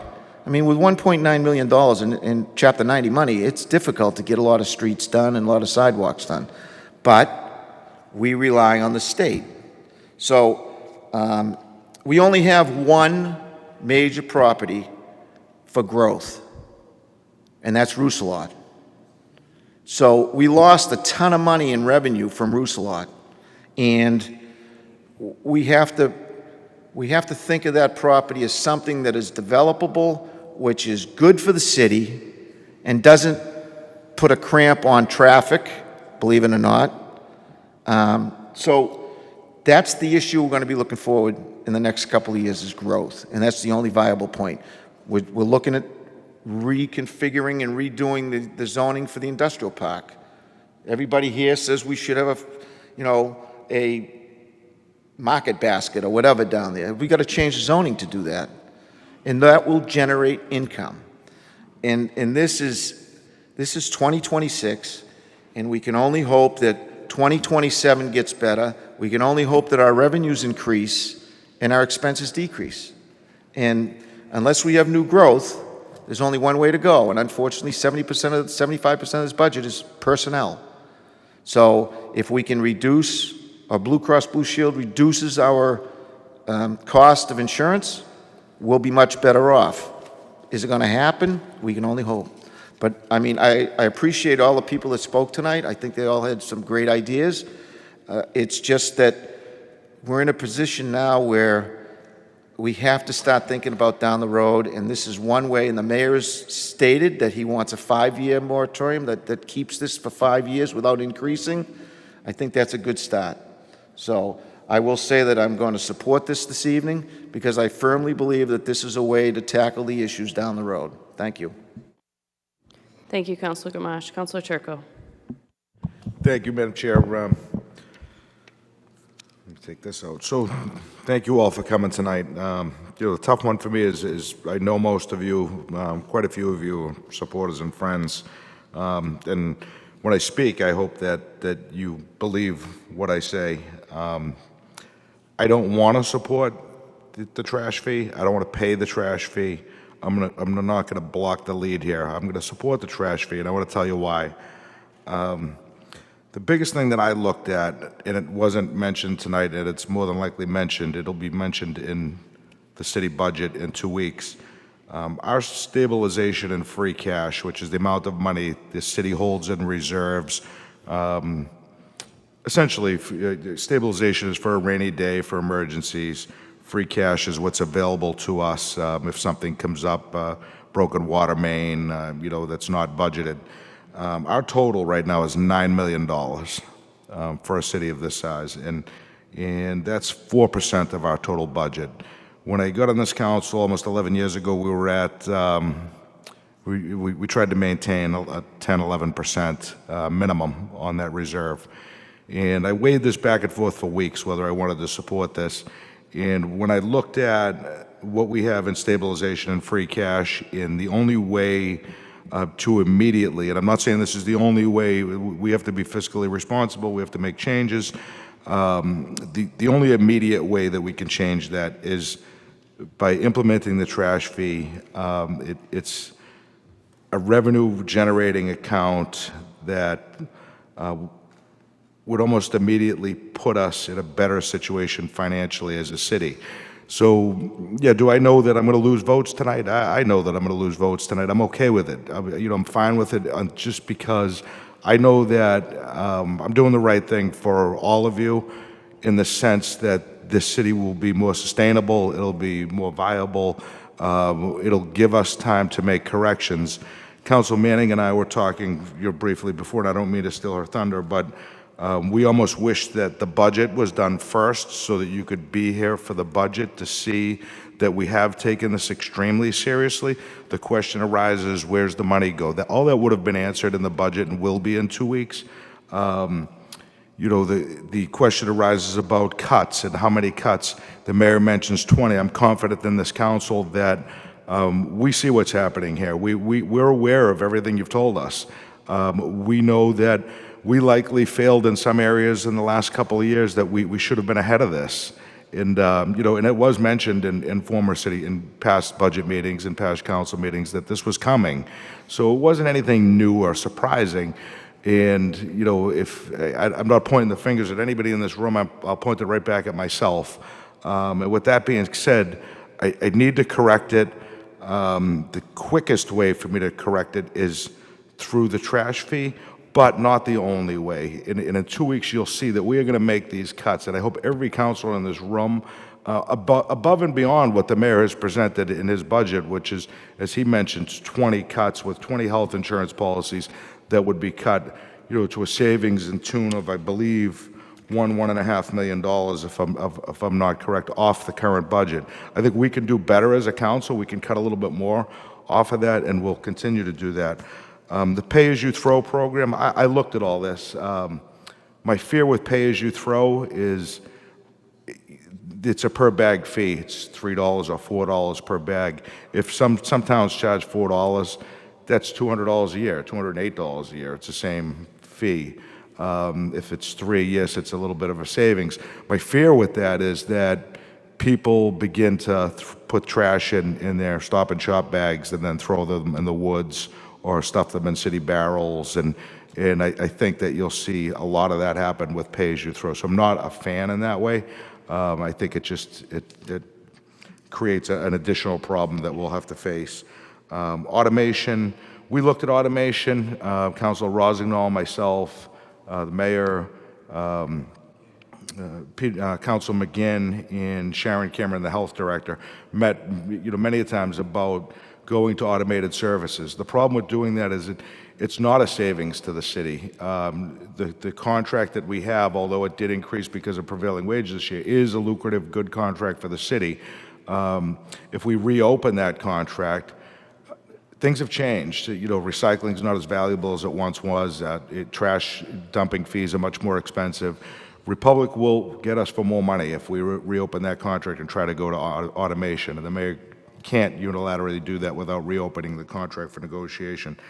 Owning our own trash trucks, I think that puts us right back where we are today. I think we've talked overwhelmingly about employee costs, healthcare costs, pension costs. Councilor Gamache touched on it a bit, the cost of maintenance, the cost of trucks, the cost of fuel. I don't think that's a viable idea to own our own trash company. I think it's quite the opposite. I think cities and towns are looking to contract out more services rather than pay the burden of health insurance and pensions long term. And I think you're seeing more and more of that happen across cities and towns in Massachusetts. Other than the cuts that I mentioned, that and the responsibility that the council will show you in 2 weeks again. I wish this budget was now. We do have revenue plans. The mayor's mentioned, I think, on his online videos and several times to us publicly here at the council, where he is working diligently to try to reopen the landfill up on Farm Ave to create more long-term revenue for the city. That's a big revenue generator up there, but we're limited as how much fill we could take in up there. So the mayor's been working on that diligently. Councilor Gamache mentioned the rezoning of Centennial Office Park. We want to do a lot of these things. The problem is, if every time a large apartment building will bring in a ton of revenue, day one, right? Great influx of money. Nobody here wants to see more apartments. It's the argument that consistently, and if I tried to put an apartment building in there, and I don't agree with them either, but I do know that it's an influx of funding for the city. This room will be full with people fighting back about trying to build an apartment building. So a lot of what we try to do to generate revenue is not fully agreeable to the city, and we get pushed back on. So we're trying to do the rezoning, we're trying to do the cuts, we're looking at different revenue ideas. You're going to see all that in 2 weeks, and I promise you that. Watch the meetings on Council Peach Can Answer the 18th and 24th. The 16th, the 18th, the 23rd, and the 25th, Councilor. 16th, 18th, 23rd, and 25th. We have 4 budget meetings for the city budget. All of this will be discussed ad nauseum, at length.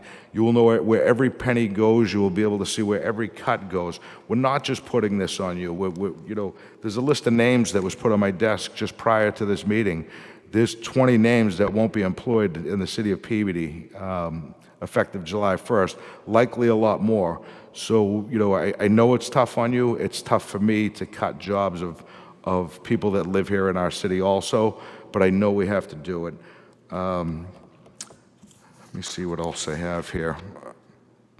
Mr. Donovan mentioned commercial values not increasing. He's right. We don't have control over the valuation of commercial properties, but I do want to let you all know that those that don't know, commercial properties pay 170% of what we pay in taxes. The factor is 1.70 times what your tax rate is. So they are paying their fair share. One thing I did want to ask the mayor. Mayor, you mentioned the trash fee as, excuse me, not the trash fee, the trash contract costing $3 million. I just happened to obviously try to get that number before the meeting, and in the budget, trash and recycling totals out to $5 million. So is it tipping fees that are added in?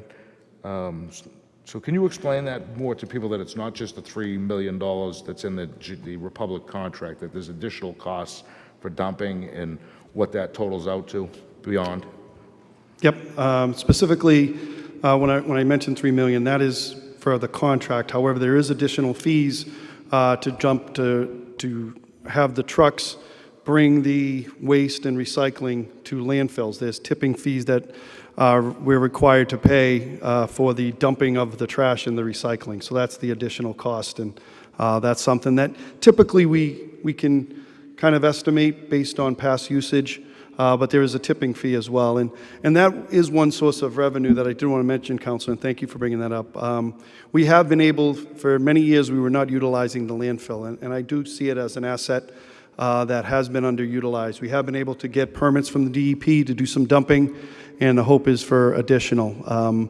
And we're working on some plans for that. I see that as a great potential revenue source. We have brought in significant revenue over the years, but through these permits, and then also with ReWorld, we get some fees from ReWorld that utilizes the landfill or has their portion of it. So it is a significant moneymaker. That is something we were able to bring on to our rolls about 10 years ago, and it's been profitable for the city, and I think there's more we could do there. But there are tipping fees that are outside the contract that we have to pay. So that's the only point I wanted to make. Above and beyond the contract, which totals out to roughly $3 million for trash and recycling, there are additional fees in the budget that you'll see in 2 weeks. It's roughly for trash and recycling, just over $5 million, I think $5.1 million total for trash and recycling. This fee would bring in 2.7 of that, so, a little bit more than half of what we pay for trash would come from the fee.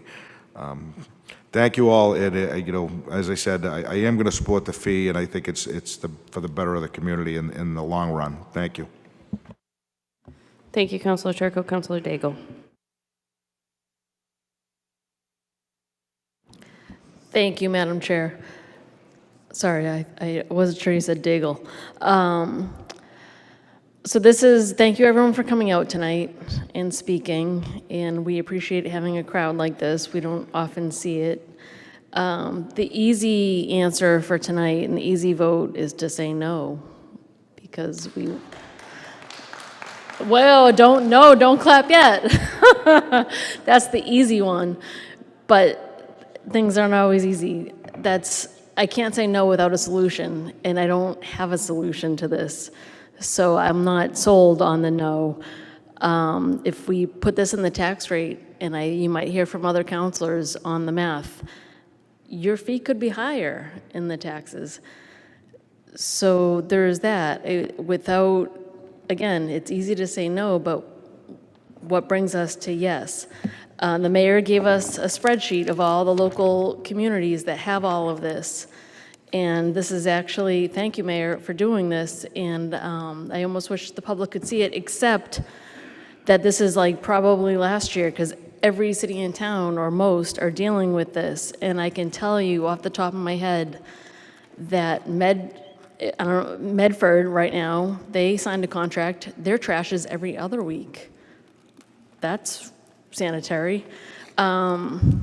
Rowley, they don't have trash pickup, so you have to hire a truck to come around and pick up your trash. My dad lives in Ossipee, New Hampshire. He has no trash pickup, so he has a dump that he can go to twice a week, and he has to take the trash from his house and put it in his car and drive. He's retired, so he can do this. And he has to drive to the dump only 2 days a week between certain hours, usually like 9 to 5 when most of us are working, and dump that trash off. So this is kind of a luxury for a lot of us. I have 7 offices across the state, across the Commonwealth, and I talk to the employees there. I talk to the employees that live in a lot of gateway communities outside, and we compare notes, and they think Peabody has it pretty good. I was with 2 of the counselors in Springfield yesterday. They charge $90 a year, cheaper, but then in addition to that, it's $2 a bag. And, you have to go to the Big Y and buy those bags, and they have to be properly marked. And Councilor Turco kind of touched upon this. If we're doing the pay as you throw, then we're going to deal, similar to the mattress problem, we're going to deal with people just dumping things and having more of a rodent problem, having more of a trash problem.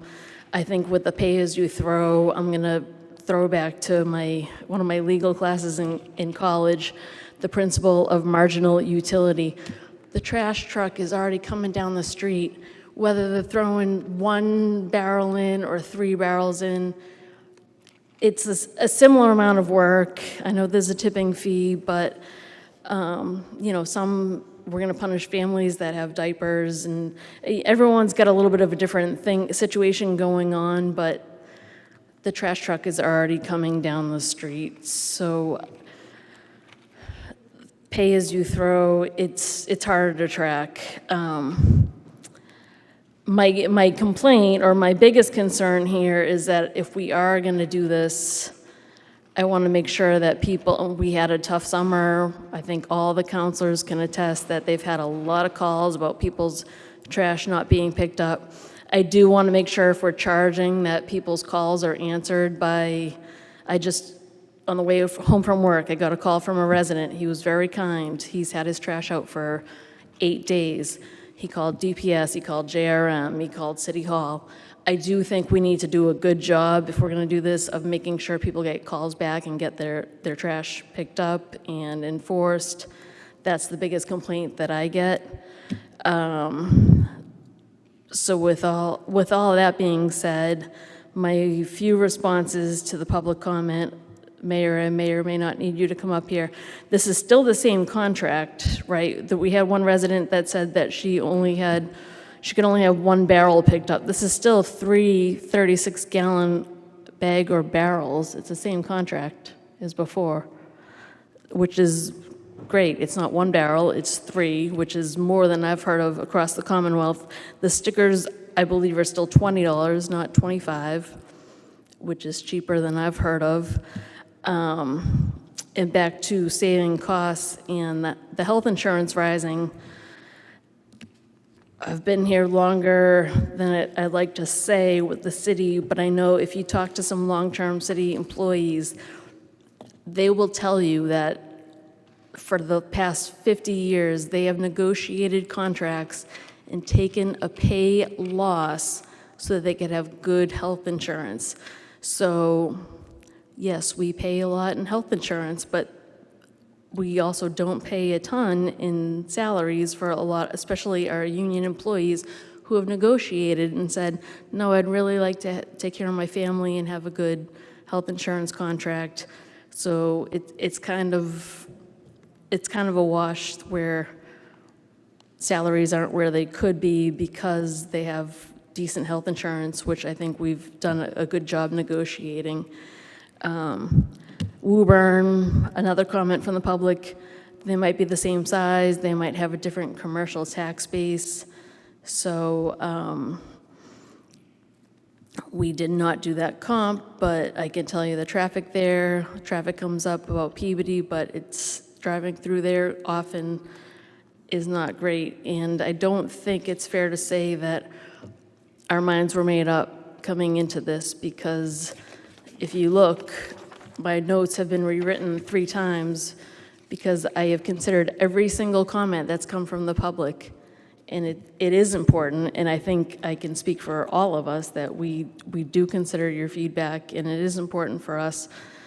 So I am leaning towards approving the fee, and I'm still open-minded because some counselor might say something brilliant and might sway me, but I think it's reasonable compared to what I've spoken with across the Commonwealth with other cities and towns. And I don't think I'll chime back in, but I reserve my right to just in case. Madam Chair, thank you. Thank you, Counselor. Counselor Manning Martin. Thank you. Saving the best for last. Maybe I'll be that brilliant one, Counselor Daigle. I want to thank everyone that came out tonight. I heard you, and I appreciate you coming. And the restraint you've all shown is really remarkable. I was really expecting a Donnybrook, to be honest with you. So everything that you've all said has been presented so well. And I do think that we need to look into a lot of your suggestions before putting this forward tonight. And as Councilor Turco mentioned, that I believe we kind of ass-ended into this. It would have been better for us to have the budget so that you could see and hear the answers to a lot of the questions that you asked tonight, such as, where is the money going? Have you made the essential cuts? Have you cut out waste, fraud, and abuse? Have you done all that? Where is our money? You would have been able to see that in the budget process, which is only a few weeks away. But you're left here being told, we need more of your money. Trust us, we'll make cuts, because we're going to make those cuts in the budget. Well, I don't have as much faith as maybe some of my colleagues do that this council is going to make those large amounts of cuts beyond 20 jobs. You would know, and I would know, which 20 jobs those are. You know, I worked with Lou Perullo, and he and I knocked heads pretty good. And I learned a lot from him. There's one thing he always used to say: you got to show the residents and the taxpayers that you spread the pain. Have we spread the pain? Have you seen that we've spread the pain? No, you haven't. You haven't seen it. You have to show the taxpayers you spread the pain before you go to them for more money. And we haven't done that. The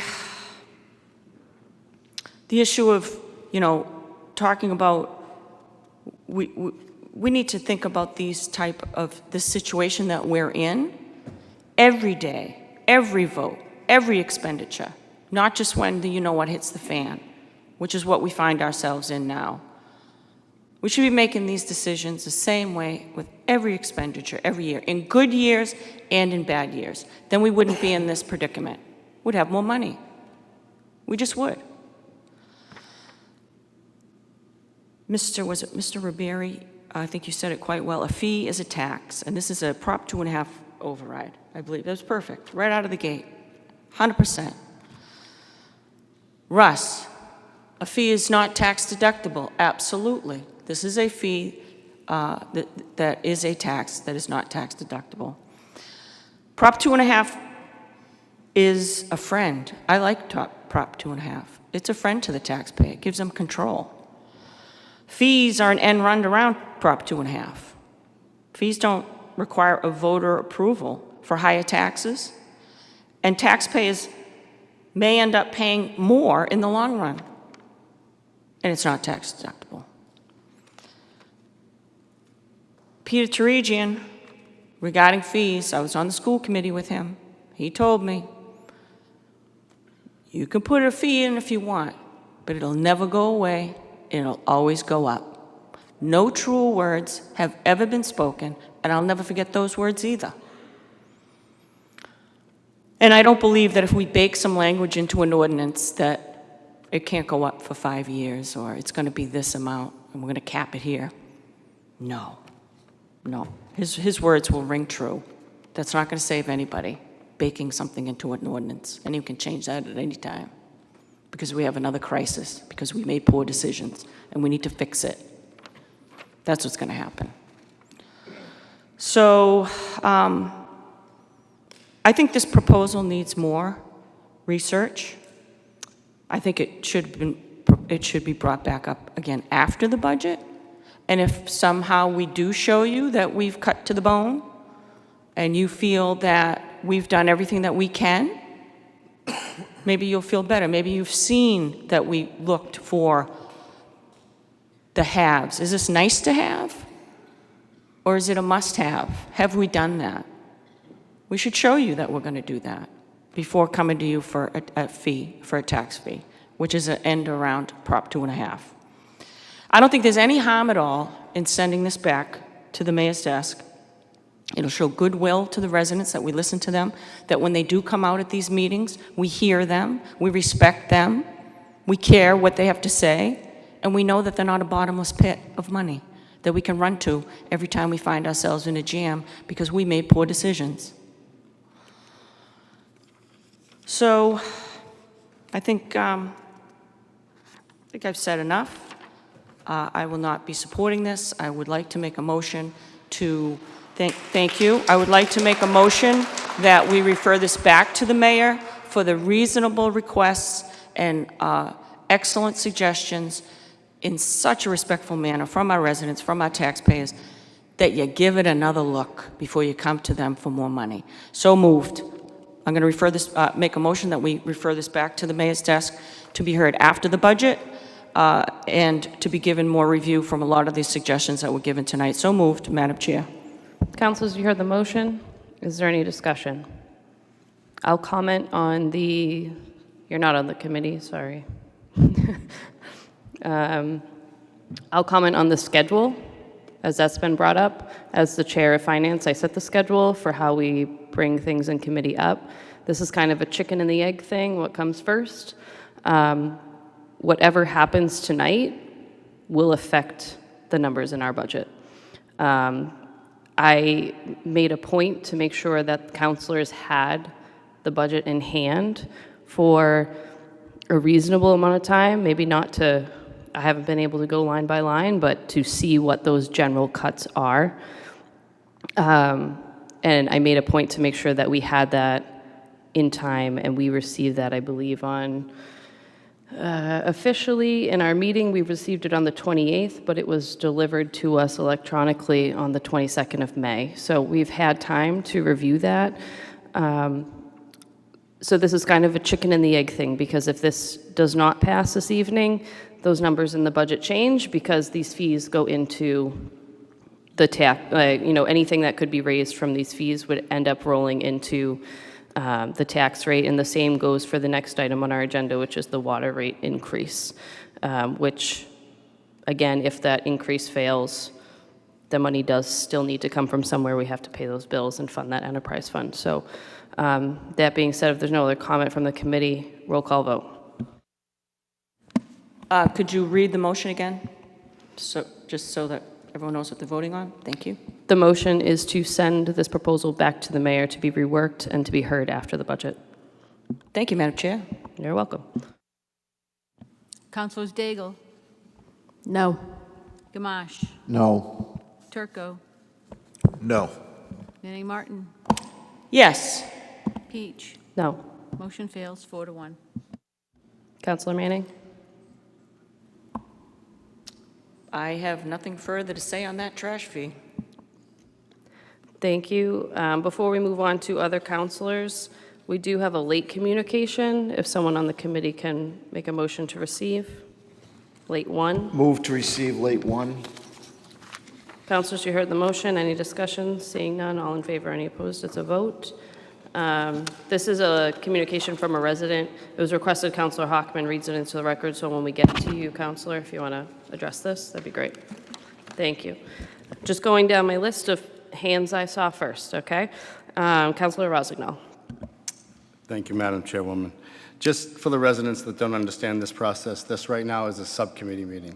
The subcommittee meeting is made up of Councilor Peach as the chairwoman, Councilor Daigle from Ward 4, Councilor Gamache from Ward 5, Councilor Turco, Councilor at Large, Councilor Manning Martin, Councilor at Large. The rest of us will have our opportunity to vote on this when it's the committee of the whole. So I just wanted everybody, for their edification, to know why we haven't talked yet. So that's the first housekeeping issue. The second, and I'm going to be all over the place because as people started talking, more information was being said, so bear with me as I just kind of go through what I've heard, my interpretations, and going forward. One of the best questions I heard actually tonight was, how'd we get here? And that's a great question, and in my opinion, it's a number of ways.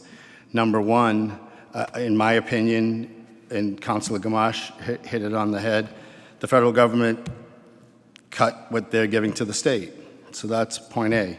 Point B, the state, in their infinite wisdom, instead of giving infrastructure and needs to cities and towns, they're too busy with earmarks, focusing on housing, focusing on that mattress thing, which I'll get to in a second, focusing on immigration. In my opinion, their focus is completely skewed, and it should be on infrastructure, it should be on supporting cities and towns, and it should be on making sure that we have what we need to be viable moving forward. And that's police, that's fire, that's teachers, and that's city workers, to make sure that we have the community we want. Instead, they're focused on ADUs, which you don't know what that is an accessory dwelling unit. They're focused on ancillary things that, in my opinion, is taking away funding from cities and towns. One of the things that was brought up earlier was, you okay? All right, sorry. So that's part of the problem of why we're here. The other thing is so over the years prior to this administration, one of the issues, in my opinion, has been infrastructural needs. We haven't invested in our city as much as we needed to, and that's new schools. That's a new high school, new Higgins, that's new municipality buildings, things that got put on the back burner and waiting for somebody else to have to deal with these things. So that's what we're doing. We're trying to manage a budget, which, to Councilor Turco and Councilor Manning Martin's point, we sit here every year and we go through, and we should, because we don't have a blank check. It's not our money, it's your money. We are not doing this because this is something we like or we want to do. It's something that we're trying to do so that we can make sure that we have the infrastructure we need to move forward.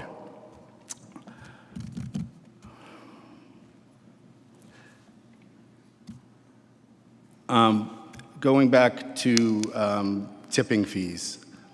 What tipping fees are, again, just for the residents' edification. So we pay Republic. They're a hauler. Their job is to basically collect the trash. Then they take it to a dump, and then whatever weight that is, we have to pay them the tipping fee. So it's almost kind of two bills rolled into one. We have to pay the hauler that takes the trash away, and then we have to pay the trash where it gets deposited. So when the tipping fees go up, that just means we're being charged more for what waste we are giving out. Going back to the mattresses, which was another topic that was brought up earlier. 5 years ago, that wasn't a thing. The state mandated that we can't put them curbside any longer. We have to get rid of them properly. So we have to bring them to the dump, and that's not because we want to do that. That's because the state mandated us to do that. That's not something they're going to pay for. That's something we get to pay for. So all of these, to Councilor Gamache's points, all of these things trickle down, and we end up getting squeezed because we're the last stop. We're the last stop if you really look at it. We're the ones that say, okay, do we do a new high school or do we cut everything? Do we do a special project or do we get rid of it? Do we do streets because the state's not paying for that? We are. All of these decisions come down to weighing what's important, when's it important, how much is it going to cost. The other thing on top of that is, to Councilor Turco's point, we have to maintain a reserve. Otherwise, if we don't maintain a reserve, our bond rating goes up, which means when we borrow money, then we have to pay more interest on it. So if we don't have enough in reserves, then we're not going to be able to be sustainable. Our bond rating will crash, and then everything will cost even more to do the projects that we need to do. So all of these things are all factored in. None of these decisions are easy. None of these things are wanted, but they're needed in order to have the city that I grew up in, that I'm proud to be from, that my parents grew up in, that I want to try to maintain. And at every obstacle, it seems like the state wants to change that and make it completely different than the town I grew up in. And it's just, it really frustrates me that, in my opinion, the federal government is too entangled into what the states are doing, and the state is way too entangled to what cities and towns are doing. And they're overreaching and overstepping at every turn. And who gets left with the bill? You. Us. It's a shame that we're going down this road, but it's unfortunate and it's a necessity in order to try to maintain what we have. Thank you for allowing me time. Thank you, Councilor Rosenau. Councilor Latoff. Thank you for allowing me to speak. I want to thank everyone who came out tonight. I really appreciate seeing you all. A year ago, it's great on social media, you get to see your year ago feed. A year ago, I was knocking on doors and I was meeting you all. I met Lolly, I met Jen and Sal, I met some great people in my community. And through walking, I made a lot of promises and I listened. I listened a lot. I continue to listen. I'm here as a representative for my community to do what's right. And I can tell you, as the person who lives at 8 Putnam Street, things are out of control. It's unaffordable. People are working, they have side hustles. They just can't get their basic needs met, and we're adding more to the plate. And I just don't think it's fair, because when I look at this budget, because I've looked at this budget 10 times, line by line, there's meat on the bone, and I know it because I see it. And I'm talking passionately on the about to cry that It's my passion that I have for my community and my residents. I agree with Mrs. Councilor Ann Martin that we're doing this backwards because there is meat on the bone. Because if we say in some crazy world, begging, that we all said no tonight, this has to go back and we have to cut back. With a private sector perspective, when you have a budget, this is the first pass. Things are going to happen, and we're going to make suggestions, and we're going to pull this back even further. And we're just doing it backwards, and we're not doing our residents justice. We need to do the right thing. And this just really upsets me so much that we're putting our residents at risk. We're putting Russ at risk, that he has to find a way to make ends meet. We're making Lee at risk. We're making my neighbor John at risk, who just retired, and a fee like this could cause him to go back to work. We're not making Peabody affordable. You have young people who cannot afford to stay in Peabody, and we're not helping them because those fees from the landlords are just going to go down to those kids who are trying to stay here. I know in particular my son is looking for a place that is going to be $3,000. My mortgage is $1,600. Thank God I bought the time I did. But it's just so unaffordable, and it's a breaking point, and it's a tipping point. And it's just the point that we need to respect what these residents are saying, and we haven't cut enough. We need to cut, and there's more work to do. Because if we said no in some world, the work still has to get done. So let's do it, then go back. There's things we haven't looked at. Going through this line by line 10 times. Are we negotiating contracts with Comcast? Are we negotiating contracts with outside services? Are we looking for 10% back? In the private sector, we'd hand everything and say, look at every contract. We need them cut by 10%. Negotiate better. I'm seeing some people looking at the bills that the contracts are with Comcast, some are with T-Mobile. How about if we bring all those together and we have more negotiating power? There's more opportunity to fix things here. We should look at recycling maybe every other week. Would there be a saving? Would there not be? But we should look at it. Should we do composting, a green initiative like a resident mentioned? Should we do pay-as-you-go? Should we allow the residents for us to listen to them and to respond accordingly? I disagree completely that the easy thing to do is to vote no. The easy thing to do is to vote yes. No means we have to go back and look at these numbers and do the diligence for our residents. We knocked on those doors and we asked them, and they said we're not affordable. We can't afford our taxes. And this is here we are just saying yes. We deserve to dig more. And if we pull all the meat off the bone and there's nothing left, then we're here. But we're not here yet. My residents have brought up concerns about insurance. Like, yes, we have great insurance in this city. Is there more we can do to add $200 fee to make a deductible? Put that into the insurance for the employee and the deductible.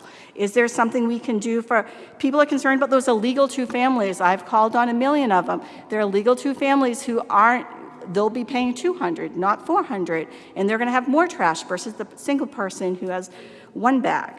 I just don't think we've exhausted all measures. I'd like to know, we will later in the budget season be talking about raises. For non-union employees, what is the total raise amount being proposed this year that we will have to vote on later? And also, I'd like to know on the TBA positions that I looked in the budget, some of them had 0, some still had a salary associated with it. So is that TBA position, which we said was a hiring freeze a few meetings ago, they're still in here, so is that be counted up as the total perspective? Because it's in the budget, so that's something we can save. I think there's great points on revenue opportunity.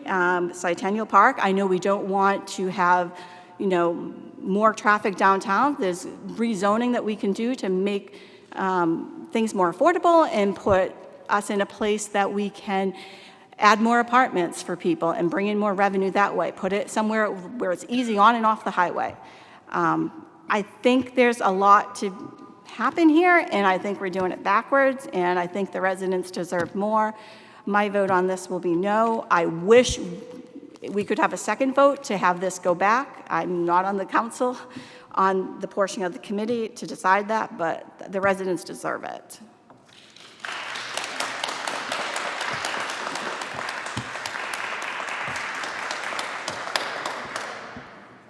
Councilor Corriveau? Thank you, Madam Chair. I'm going to try to keep this brief so I don't entertain you all with a coughing fit. I want to thank everyone that came to be here tonight. Thank you very much for being here. It's time out of your day to share your perspectives with us as residents, and I value your perspectives very much, which is why I'm going to be voting no as well when it comes to the council as a whole. I echo everything that Wendy said. This is being done backwards. Whether or not this trash fee passes tonight should not impact how much we cut in the budget. I think it's really important, like Councilor Turco and Councilor Rossignol said, that we put more money in the bank to help our bond rating, to help us stabilize. So we should be doing both. We need to cut and we need to find new sources of revenue. In my opinion, it's not going to the taxpayers for a trash fee. I don't want to set the precedent, excuse me, that when we mess up as government, whether it be state or local, that we come to the residents crying for more money. That's not a good precedent to set. We don't want to come to you and say every time we make a mistake that you're going to bail us out. I don't think that's right. So for those reasons, I'm going to be voting no, and I apologize. I am struggling with a cold, as you can see. Thank you, Madam Chair.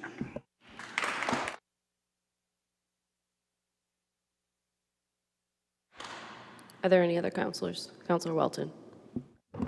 Thank you, Councilor Peach. Thanks for coming to me. I'm not on this committee, and I apologize that I mistakenly thought I was when I was reaching out. I thought it was a committee of the whole. So just a couple of points. I think people have asked how we've gotten here. It's a combination of things. I don't think there's any intent to mismanage public funds or make the wrong decisions over the last couple of years. There's a lot of complexities involved with the budget process, and there's a lot of issues that we've run up against that are not unique to the city of Peabody, but throughout the Commonwealth and throughout the country the last couple of years with some economic downturns and things like that. However, I agree that we have to look at all of the options available, and I see this trash fee as an opportunity to raise revenue that's needed. However, I do have some concerns, and I did have a question for Mr. Gindris, and not to throw you on the spot, but it seems, I just want to make sure I have the numbers correct, that we have about 14,000 households in Peabody, and this $200 a piece, we generate roughly 2.8 million on this tax, or on this fee, rather? Yeah, that's the number of units, and number of households, yeah. Okay, so one of the stipulations that was available here is a reduction to a $100 fee for residents over the age of 65, veterans, and individuals with disabilities or individuals that I'm guessing were on SSI or SSDI. Do we have the numbers if we were to waive that altogether to see what a comparison would be? I mean, if we're talking the difference about a $500,000, if we were to go from a $100 abatement to waiving that for seniors and for people with disabilities and for veterans, I think that may change the tone of how people feel about this. Look, I understand no one wants to pay additional fees, but one of the things that we're tasked with as we run for elected positions is that we're not only providing the highest quality of life for our residents, but we're also looking out for the most vulnerable among us. And I feel like this may be an olive branch that helps people feel a little bit more comfortable with where we are. So I'll leave it there, but I'd love to know what the numbers might be if you have an idea. So what we did was, we don't have those exact numbers, but in terms of funding the budget with the revenue from this fee, we were utilizing 2.4 million, anticipating the reductions either through the abatement program or for just uncollectible. I think I follow you. Is there any way to speculate, you know, if this fee was not collected by homeowners that are 65 years or older, veterans, or individuals with disabilities, could we get those numbers? We don't have the exact numbers, but the speculation right now is that would be reduced by between 300 and 400,000, the 2.8 that you talked about. If that's the case, I'd like to propose that we consider that when we come to a vote of the committee of the whole, that if we're talking less than $500,000 reduction, that I would feel much more confident if we just, instead of replacing the $100 reduction with just waiving of those fees for resident property owners 65 years of age or older, veterans and their family members, and individuals with disabilities. That's what I would hope that others might consider as well. Thank you. Thank you, Councilor. Councilor Hockman. Thank you, Madam Chair, and thank you for the opportunity to speak, even though I'm not on the Finance Committee. I'll start my remarks, if I can, by reading Mr. Karas's letter into the record. I had an opportunity and a nice conversation with Mr. Karas this morning. He's unable to be here because of a prior commitment. His statement is, after seeing the letter from Mayor Betancourt to the City Council, I am at my limit in trying to understand how my wife and I are supposed to absorb all that he proposed. We are both 72-year-old senior citizens of the city who are on a fixed Social Security income that, when increased for COLA, is absorbed almost immediately with a matching increase in Part B premiums. As a result, our ability to maintain any semblance of stability is challenged constantly. In addition to the $200 annual trash fee, which will be outside the control of Prop 2.5, which means it can and most likely will be increased on a regular basis, we are now seeing additional proposals that will dramatically increase our expenses. I quote from the mayor's letter, an overall 8% increase in residential and commercial water and sewer rates, elimination of the current 10% early payment discount, a quarterly administrative fee of $30 for residential accounts and $50 for commercial accounts, a 5% automatic annual increase thereafter.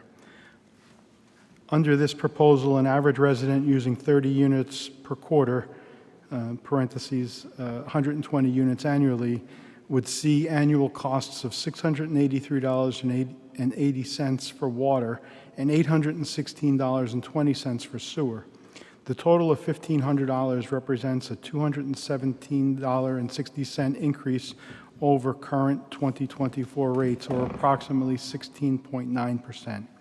Even with these changes, Peabody's rates will remain lower than those of every surrounding community except Beverly, as reflected in MWRA's 2025 survey. As you know, we are also evaluating the potential purchase of land and water rights from Rousselot to expand our long-term water supply and reduce reliance on MWRA purchases. Should an agreement be reached, additional borrowing would be required, and further rate adjustments may be necessary to support this investment.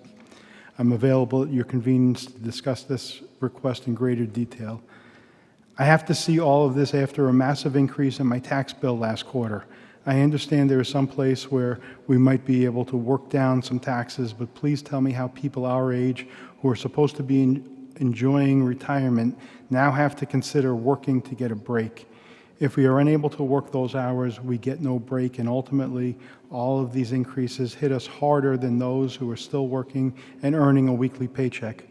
These proposed increases far exceed any COLA that we receive from Social Security and may very well exceed these COLAs for years to come. If that is not bad enough, Mayor Betancourt has already indicated that he may seek to ask for a Prop 2.5 override for the new high school when it gets to that point. We have our own budgets that we have to adjust continually in order to meet the increases in expenditures. It is expected that the city should do the same without always looking to increase taxes and fees. The transparency of the city in their attempts to first control spending before looking to an increase in revenue, which the city can do and is something that we cannot, especially on Social Security, puts us in a burden that is becoming increasingly hard to maintain on our end. I strongly request that the Finance Committee on June 6 reject these proposals and stop them before they reach the entire Council. I cannot express strongly enough that even considering all of these increases all at once is an insult to the senior citizens who live in Peabody. Enough is enough. Respectfully, Howard Karras, 41 Hampshire Road. Thank you for allowing me the opportunity to read that into the record and for Mr. Karas to present that while not being able to be here tonight. If I may now speak, thank you. I've struggled with this since the first time that it was presented to me, and I struggle with it for a lot of different reasons. The first reason is when it was initially presented, there weren't carve-outs for the most vulnerable in our community: senior citizens, disabled American veterans, and people with disabilities. So before I go on, I just want to be clear, if I can, Mr. Mayor. Is an abatement available for a household where an individual residing in the household has a disability, or does it need to be the property owner that has the disability for the abatement? I would encourage you to respond, although not speaking for you, that it would be a household where any family member has a disability. Well, the abatements are spelled out under state law that we've adopted as a city. In the past, all of us have supported those, including increases that we've made over the years. But it would be the same format. Whoever qualifies for those abatements would qualify for this abatement. So do we have somebody here from your administration that is able to, I don't know the answer to the question. If a family member is disabled, but not the property owner, the family member resides in the property, would they qualify for this abatement? All I can answer, Councilor, is it's the same procedure that we have for abatements for real estate. Thank you. It would be the exact same. Thank you. And while I agree with several councilors who have brought up this point earlier, I don't necessarily agree that all senior citizens should be entitled to the abatement. I think there are some senior citizens who do have sufficient income and exceed certain income thresholds where I don't see a reason to provide them with an abatement. I know several seniors who receive over 6 figures in income on an annual basis from pensions and other things that they've earned during the course of their lives, and they deserve those to receive those funds. But I don't know why that senior citizen would be entitled to an abatement. I'd rather see that abatement go to that family that has a adult child who is disabled, that struggles with those costs and not only in monetary costs, but in time that it takes to care for an adult child who is disabled, who prevents that side hustle that Councilor Ladoff mentioned. So I would hope that that's the case. So I'm glad to see that the conversation has gone in that direction, that there are protections put in place for those most vulnerable in our community for this fee. I don't want to live in a community where trash is thrown into the woods or into parks or into playgrounds. I'm not a fan of the pay-as-you-go, although I do see the value in reducing the amount of trash that we put out. I envision significant issues with stench and rodents and health issues that I don't want to experience. I've thought about what if we just do away with trash pickup? There's no fee. We reduce, once this contract ends, we reduce the tax aspect of what we pay Republic and no trash fee, and we do like Middleton does, and we charge people, residents, for a permit to put on a car or a vehicle, and everyone takes their own trash to the transfer station. I don't want to live in that community either. I don't think that's realistic in a city our size, but it would give financial relief to those that are here for, talking to us tonight, those that have reached out to us. And by the way, thank you. I think that this is how democracy works, and I thank you for expressing your thoughts, your opinions, and having the wherewithal to be able to contact me and other councilors, the mayor, I assume, too, to express your thoughts and opinions. We live in a free society where we're able to express those thoughts and opinions, and I'm grateful for that. That's not true in most places, so I'm grateful that we live in a democracy or a republic where elected officials and residents that we represent, that I represent, are able to have a free exchange of ideas and can do so openly and freely without reprisals or consequences, because that's the democracy or republic that I hope to represent, and that's the type of public official I hope to be. So I do also have a question about the fee. I think it was represented that it was per unit. I prefer that the fee be put to the property owner, even if it's 3 units, because I don't know how we're going to enforce collection from a tenant on the fee if the tenant's only in the property for 6 months, how that works and how we break that down. I think it's more efficient to impose the fee upon the property owner, and but I do fear for that too, and Councilor Ladoff makes a great point there. You know, I have a 24-year-old college graduate with a master's degree who's gainfully employed, who's home, you know, and while I'm happy to have her home, I would suspect it's not her first choice, right? But it's the reality that we're in. I'd also prefer, and I've talked to some folks about this, I know that there's concerns that are out there about once a fee, and Councilor Manning Martin brought this up, once a fee is introduced, it doesn't go away, it only goes up, and I know that those concerns have been expressed to me by several taxpayers, several residents. I'd prefer a sunset on this, and not just although I believe the mayor when he says that he won't seek an increase in this fee for 5 years, I prefer that it sunsets. I think we're in a position now, and people talked about how we got here. You know, I spent 16 years on the school committee, and never did I see funding for schools go down as it has under the Healy administration. You know, the Healy administration elected to spend our money, taxpayer money, on initiatives that they felt important, and that bankrupted cities and towns to the point where we have to sit here tonight and talk about something that none of us want to do.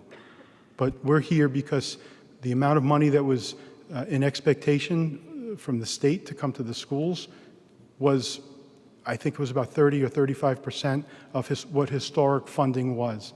The amount of money that's coming to the cities, because the governor and her administration felt that it was more appropriate to fill hotels with illegal immigrants and feed them at prices that we can't afford, I can't afford, has a direct impact on what we're talking about tonight. And while I disagree with that policy, I don't get a chance to change it until the next election when I can vote for a different governor. But for now, I have to live with it. Someone brought up, we have a contract with Republic, and how could we not expect increases in prevailing wage? Well, you know, prevailing wage is set by the state, it's not set by us, and the union decided that their the employees felt that their conditions warranted an increase, and they went on a strike, and they succeeded, and they negotiated an increase that was substantial. And I don't know how we were expected to foresee that, but it's a price that gets passed along to us because that's what the contract says. That's not a city issue, that's a state issue, right? I believe that union and non-union workers are entitled to a COLA. I think that they're entitled to, I think it's 3% pretty much across the board. And I think that the cost of living for everybody has gone up dramatically, and it would be, I think, irresponsible to not offer that 3% COLA to non-union workers. Do I think that there's trimming that we can do in the budget? Absolutely, and I think we're going to do that. I expect that we're going to work through it. I haven't gone through the budget 10 times yet, but I've gone through it, and I've spoken to the administration about sitting down and talking to them about certain items that I think that we can work on together. You know, a yes vote tonight imposes this fee. Is it the end of the budget? No, our budget doesn't get voted on for a few more weeks. Do we have the opportunity to reconsider this vote tonight in a few weeks? Perhaps, if there's enough to trim, but I think we have to start lining things up. I think we have a responsibility to have a balanced budget before the end of the fiscal year, which is approaching fairly quickly, with the protections that are in place to protect the most vulnerable in our community, and you know, with unlimited, or not unlimited, but with leaf and yard waste pickup that not all communities have. I don't want to see that go away either. I don't want to put this stuff in my, I don't want to look at a senior citizen who has to lift garbage into their car or truck and haul it down to a transfer station. But we put protections in if they meet certain income criteria where they don't have to pay this fee. I think I've probably said too much, but thank you for the time and thank you for listening. Thank you, Councilor. Councilor Higgins. Thank you, Chairman. Yeah, this is, I just want to, I don't want to waste too much time, but I do want to echo the sentiments of Councilor Turco and Councilor Manning Martin when it comes to the feeling that we got things a little bit backwards in the order here. It would have been nice to see some of the budget cuts that are in the works before we had a vote on this.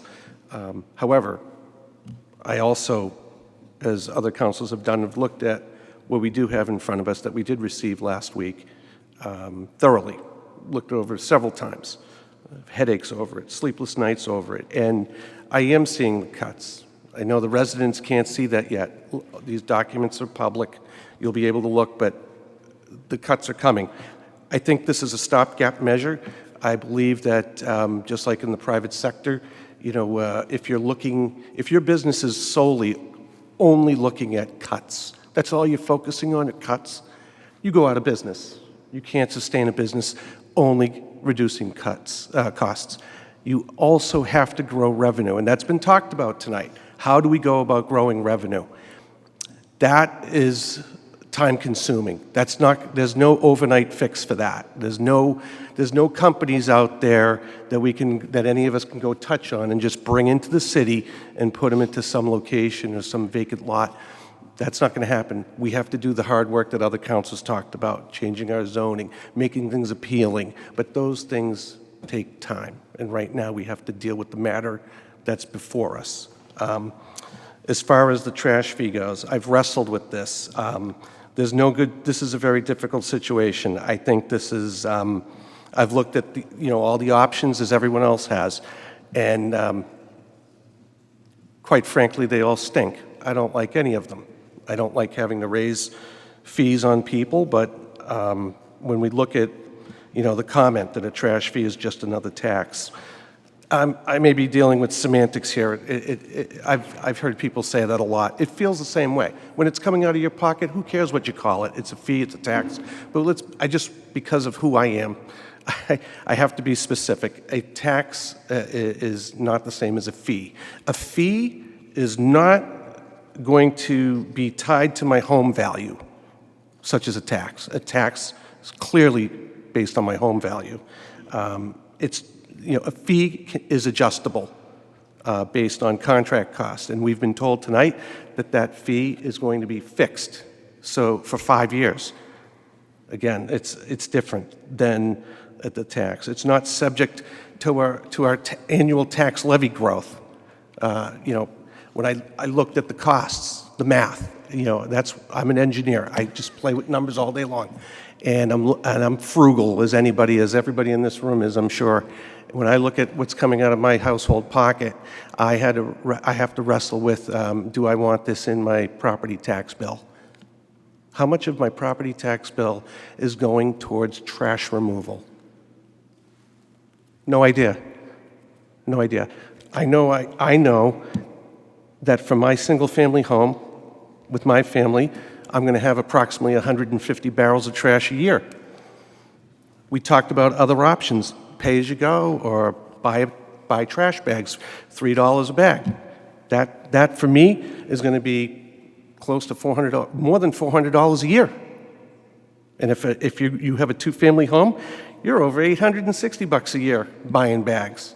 And right now, I put out 3 barrels of trash, and I go down all over Peabody, and I see 2-family homes, 3-family homes. They got 6 barrels, 9 barrels, and I don't know what they're paying. It's in their property tax. That's what everybody wants. Keep it in the property tax. But I can't quite wrap my head around, am I subsidizing 2-family homes and 3-family homes trash collection when I only have 3 barrels? I talked about everyone, Council Welton brought up senior citizens. I am super sensitive to our senior citizens. I was hoping when I first saw the first draft of the fee and I saw, well, we're going to give them, I think it was originally a $50 discount. Unacceptable. When I go by homes of senior citizens on my way to work on trash day, for me is Friday, and I see, down the road, all over the place, a single bag of trash. Well, maybe half filled. How is that fair if I'm going to pay $200 and I utilize all three? I use all my recycle bins, and I might even put a large piece of trash out there, but my senior citizens in my neighborhood have a bag, maybe a half a bag. So I wanted to see them perhaps pay nothing if you're 65 and over. And I think Councilor Welton raised that issue, but I am seeing it reduced to $100 is somewhat helpful. I think we can do better.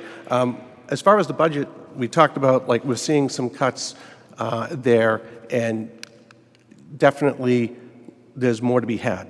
I think we have more cuts to make, and that's what we're going to do as a council for all the residents that we represent. We're not satisfied with the cuts that we're seeing so far, but that's what happens every budget season. Nobody's ever truly satisfied. So we're going to be looking for more cuts, and there are going to be some there, but they're not going to be enough.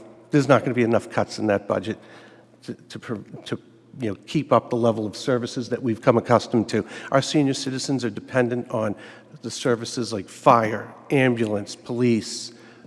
We need infrastructure improvements. We're not going to find enough cuts in this budget this year, in the next 2 weeks, to satisfy all that.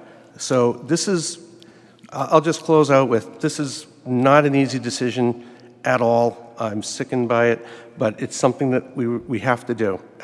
We're in a tough spot. Costs are skyrocketing, as we know.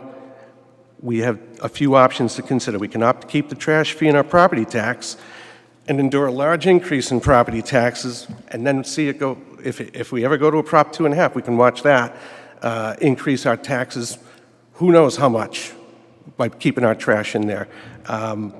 I'd rather have it outside of that where I know it's fixed. We're looking at if the Prop 2.5, there's a no vote on Prop 2.5, then we're looking at a deep decline in our services. We're looking at layoffs for police, fire, teachers, reduction in services, facility maintenance, super decent, like large cuts that are not going to benefit our city. Those aren't going to make our city a better place at all. So, the last option is we can opt for a trash fee. As I said, none of these are appealing, but I am in support of the trash fee. I am focused on the quality of life of the residents in the city and in my ward who've come to rely on our services. Our seniors depend on those services. One of the most important investments we make is in our children and in their education. Our education budget is 51% of the total budget, and that's important. And that school committee they had a hard job looking at the cuts that they had to make, and nobody likes to see, student-facing faculty members cut. And if I see this trash fee as being temporary, being 5 years at fixed, and avoiding some even more significant, more traumatic cuts to the school, and we can talk about the rest of the budget in the next couple of weeks, but we'll be cutting. As I noted, our options are limited, and I think this trash fee represents the least unfavorable path forward. Thank you. Thank you, Councilor Higgins. I have just like general comments, and then I have specific comments to the language of this that I'll get into. For those of you that don't know, I work in finance and forecasting. That's what I do in I call my mortgage job, because that's the one that pays my mortgage. Because if you don't know, this is not a full-time job, though many of us are putting full-time hours into the city council work. I want to thank everyone for coming. I wish you guys were at all of our council meetings, and I hope to see you in a couple weeks when we take up the budget. As chair, I will again allow public comment on our budget. So please join virtually, join in person. This is my 5th year on the city council. Over the past 5 years, we've made votes to spend money. I wouldn't take any of those votes back. All of those votes were investments in the city and into the future of the city. We talk about infrastructure. We talk about how prior administrations did not invest money in maintenance and infrastructure, and now here we are. Over the last 15 years that Mayor Betancourt's been the mayor, we have done a lot of things. We've built new schools. We've had major projects on our roads. We're in the middle of a giant project on Central Street that is not being paid for by the Peabody taxpayers. It is being paid for by the federal and state government. We're upgrading our water infrastructure. These are things that, as a municipality, those are our obligations, are to invest money in these things when times are good. I don't know if you remember, but a few years ago, the economy was in an upswing. When we were making these decisions, things were good. They took a turn. They took a turn fast. We saw this coming. We saw these increases in health insurance. I made several motions last year during the budget to cut line items. Most of them failed. I voted no on the budget. I saw this coming. Many of us saw this coming. No one wants to do this. That's been said several times. No one wants to say, yep, here's a $200 fee. I don't want anyone in the city to think that this came about lightly. As someone who does forecasting for a business, we're looking, there are a lot of differences between corporate finance and municipal finance, and a lot of it has to do with the legality around how and where we can spend money and how we negotiate contracts is very different from a business. But looking down the road for 5 years, the mayor stated, if we do nothing and nothing changes, that means nothing gets worse, too.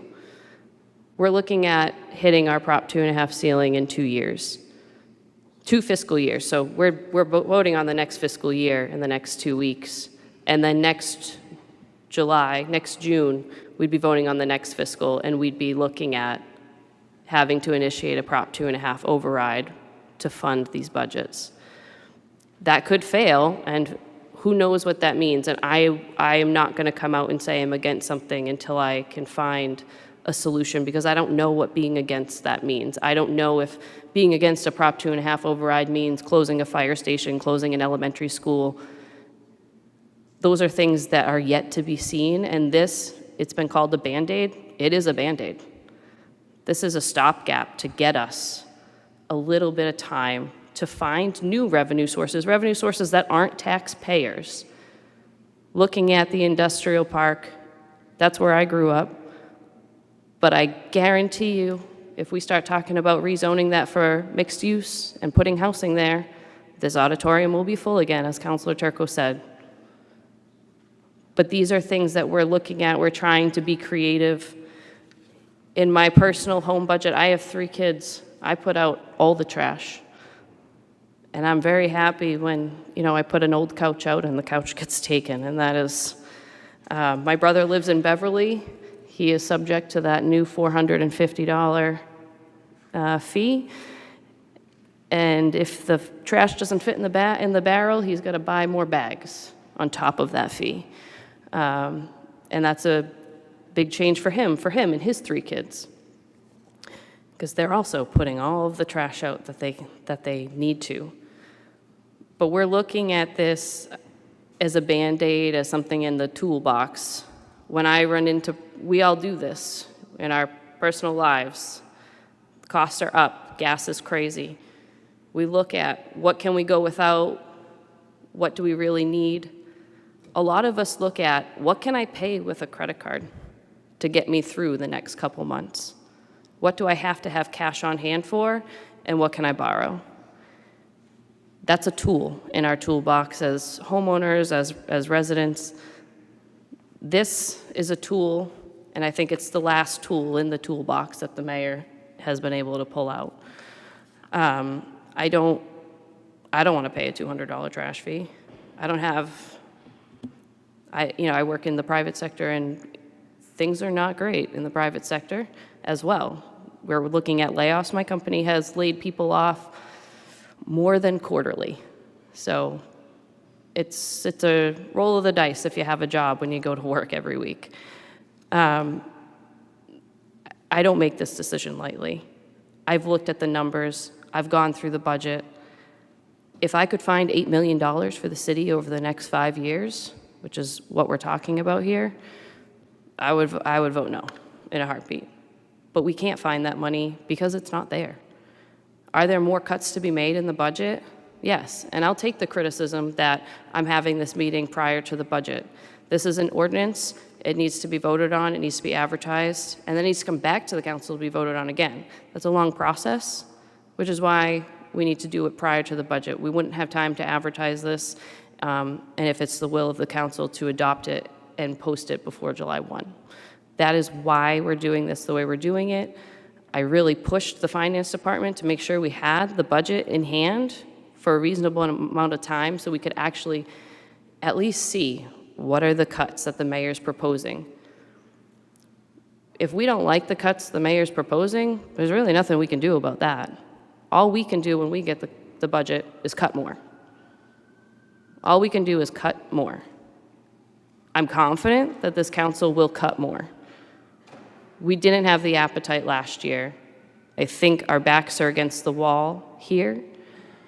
I think residents coming out like this and speaking is holding us accountable. And I do think this council will make significant cuts as we move into the budget session. And I encourage you all to, again, reach out to us. My phone has never stopped since this trash fee was announced. I understand where everyone's coming from. I understand the financial strain that families and senior citizens are facing. We all live in Peabody, and none of us want to see this as this isn't like a permanent, well, every time we do this, we'll just create a new fee. I don't think there are any more fees to create. We're limited into what we can do. It has to be a service that we can prove this is the money and this is what it pays for. It's not a general fund where we collect tax dollars into a general fund. And like Councilor Higgins said, you don't know how much of your tax bill pays the trash. It's not split evenly through all the house. It goes into a general bucket of money and the treasurer pays the bill. That's how it works. I'm going to support this if that hasn't been clear. I think this buys us time to make significant changes, not only in our spending and our budget, but to allow us to make the necessary changes we need in our zoning to create more revenue, to hopefully have some sort of rein-in on the healthcare insurance industry, and we won't see these significant increases year over year that we've been seeing the past 3 years. There were comments about how everyone's health care is going up. I think everyone in this room is paying more for health care this year than they were last year and the year before that and the year before that. When the mayor talks about, and when we talk about the cost of health care going up, that's the cost that the city's portion, the employees are paying more as well. So there was an agreement with the unions that for the next 2 years, employees will contribute 20% instead of 15% if they're on that certain plan.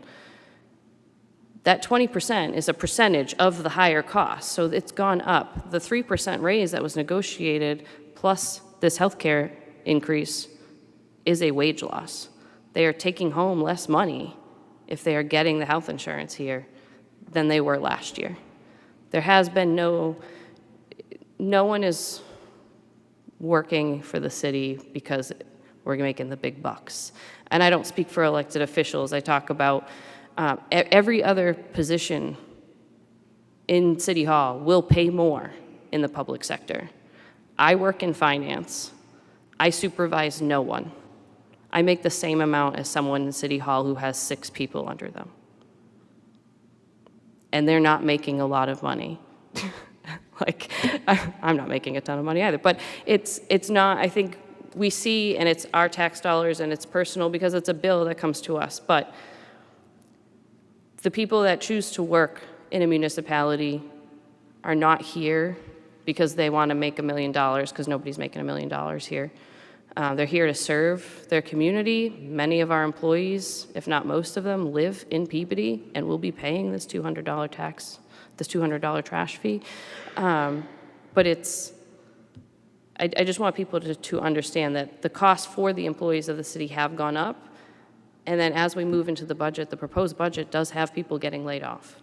And that is unfortunate. These are people we work with, people that have worked for the city for a long time. So none of these decisions have been made lightly. And if we could, have the library and fund the schools full, we would. But we're limited based on what we can collect in tax. And what we can collect in tax is limited on what our residents can pay. And that's where we're at. We're not taxing to the limit again in this proposed budget. It's to try to help lessen the fall when we get there. And I do hope that you participate in the budget process as we move forward. That's all I'll say, just as general comments about additional costs. With that, through to Mr. Gingras, I have a question for you. Councilor Welton asked about the estimated cost if a trash fee for seniors was completely waived. You said $300,000. Is that? I didn't think that was accurate. No. I wasn't getting the completely waived. I was thinking at the $100 abatement. Okay, so at the $100 abatement, we're looking at, and it's general because we don't really have the full numbers of how many people are over 65, which is a significant population in Peabody. Would you just essentially double that number if it was completely waived, or it would be hard to say? Okay, thank you. And then I know we're still kind of working through, how this gets assessed. It's been in the language in front of us. It says, I just want to clarify because we talked about 3 units or less, but it says residential structures of 4 units or less, which I do believe is included in our trash contract. So that's the accurate statement. Okay. Yeah, that mirrors the trash contract. Thank you. And then that the trash fee will be billed semi-annually. Is that the intent, or is that just for the first year and then to go quarterly? I just want to kind of, as we talk about the water and sewer rates next, that we're aligning these. Yeah, as we roll this out and work through all the details, we would probably only be able to do it 2 times the first year, but the goal and the intent is to do it quarterly. Okay, thank you. And then in the language here, in section A, it talks about the senior discount, which we can adjust in a motion to the appropriate age and amounts that we've talked about. Is there language, I'm just not seeing the language in here to include all other abatements, or is that just already included because we adopted them as state abatements and this kind of falls under them, or does it need to be included in this language? I think we should add that. Okay. Yeah. To include all other abatements. I got all the notes, Councilor Gamache. And then it does say here the one-time approval for the abatement is required, but the abatement has to be approved prior to June 30th for the following fiscal year. Would we look at establishing an extension for the first year of this? Yes. Yes, okay. And I did have one of the comments about composting. One of the members of the public talked about that they compost and it allows them to produce less trash, which is great. Many communities are requiring you to compost in their new contracts. My question, and I guess this is to the committee really, and I I don't know how many people compost in Peabody, and I don't think it's really that much, but if we offered an abatement for people who compost, that they could have a reduced trash fee as well if they prove that they're paying for a compost service. Do you see that being a significant financial decrease to this? I know it's hard to estimate because we don't know how many compost, but. No, but I think for equity purposes, that would make sense to me. Thank you. Councilor Lajoff. I had some questions when you were done, so I don't want to interrupt you, but I asked some questions to Mr. Kringus, and I was hoping to get some answers as well. But I'll wait till you get done. Okay, thanks. I think that's all I have as far as the specific language goes. And Councilor Gamache, I know we talked about the changes, and if it's easier, I can read them at the time and ask for the motion. Yes, I'm getting the nod, okay. Do any other councilors have comments or questions? Councilor Lajoff. Yes, hearing Councilor Hockman make some points about our residents who are at most risk, being disabled or retired or whatnot. I would like to get some information on if it was, if we had residents who own a home who's below the poverty level, how would they be affected? Because this isn't like equitable versus someone who is below the poverty level than someone who has a much higher income. So I just want to bring that up. I thought that was a great point. So it's just really protecting our residents. At this point, I feel like I'm trying to do triage. I know this sounds like it will go through, so I just want to make it as palatable for my residents as possible, and I want to see if I could open up a discussion to the other councilors on if 200 is the right number. Is it 160? Is it 150? Is it another number to make this an easier burden for the residents? I just wanted to toss it out there as a discussion point, or if anyone is married to the idea of $200. And also, there's also like an administrative fee as well.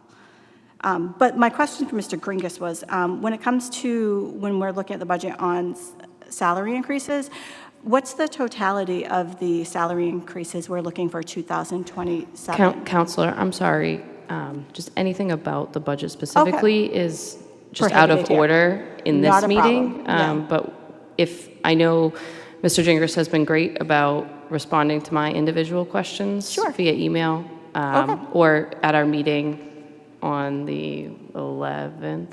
Yep. It just, by open meeting law, we can only discuss the trash and sewer rates. Sorry. So I just want to make that plea to see if anyone would like to open up the discussion point of this at $200 or with possibly lowering it and helping our residents who are below the poverty level. Councilor Welton. Thank you, Madam Chair. On that point, and thank you also for asking Mr. Gingras to come back up here and clarify.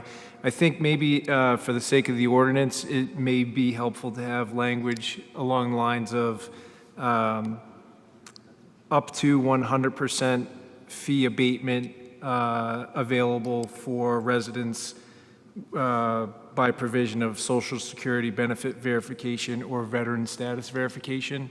I know that'll give us a little bit of time to figure out the financial implications of that abatement, but by terming the ordinance as such with up to 100% fee abatement available and providing the stipulation of those verification forms, I think we make significant progress to ensure that the folks that we're seeking to make sure are not hit by this in such a significant way have the opportunity to receive that abatement.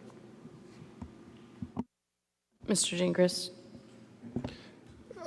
Yeah, Councilor Welton's proposal could be added to the ordinance language, and we could, although I think it's covered as part of the normal abatement process, we could add that and just see what it brings. Councilor Welton.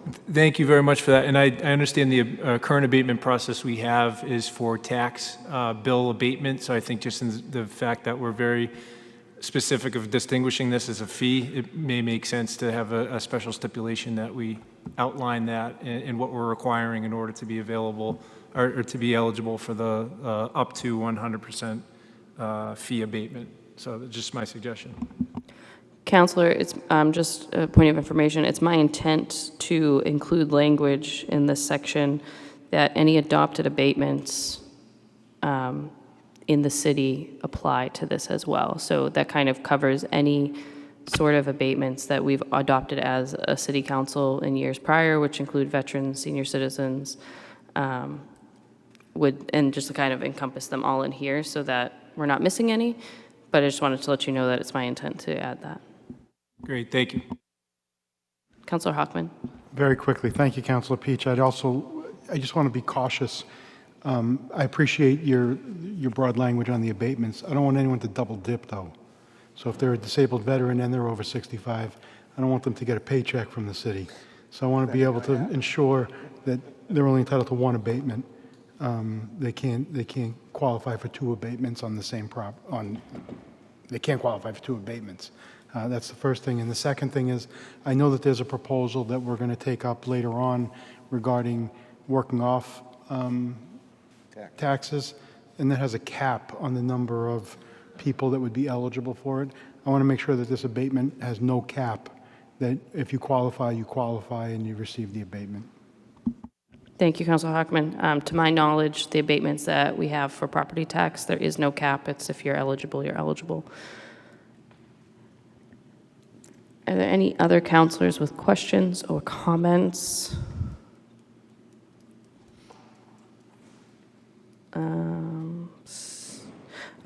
Mr. Mayor, I did have one question for you.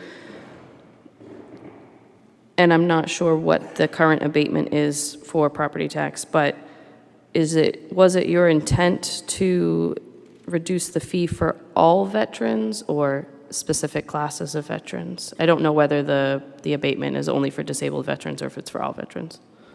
I anticipated that I'd go to the Veterans Office and get a list of the veterans and those that are under veteran status would receive the benefit. So all veterans, okay. Yeah. Okay. Okay, councilors, at this point, I'm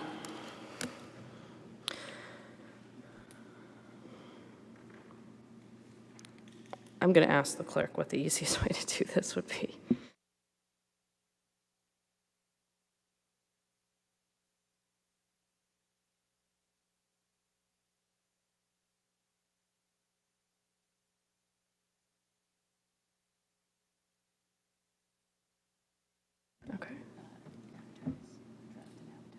Okay.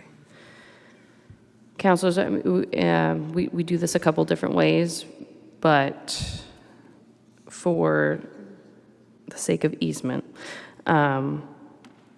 instead of amending this document, which I would like to move forward this evening out of committee, instead of amending it individually for the changes, all the changes I've discussed and we've discussed will be read as I read the ordinance language. So I have all my notes, but if I miss something, please let me know, and then I would put that motion to the committee. Is the committee in agreement with that? Okay, I'm seeing some nods. Okay. I'd ask for a motion to draft and advertise. Well, I'd actually ask for a motion to report this favorably out of the Finance Committee to the Committee of the Whole. City of Peabody, an ordinance establishing a trash fee on all resident structures of 4 units or less of the Code of the City of Peabody, Section 13-4. Be it ordained by the City Council of the City of Peabody as follows: 13-4, trash fee. Trash fees and all ordinances regarding trash fees are on file in the City Clerk's office. Residential, an annual trash fee of $200 per dwelling is hereby established effective July 1, 2026 on all residential structures of 4 units or less. The trash fee will be billed semi-annually each fiscal year. Bill number 1 covers July through December. Bill number 2 covers January through June.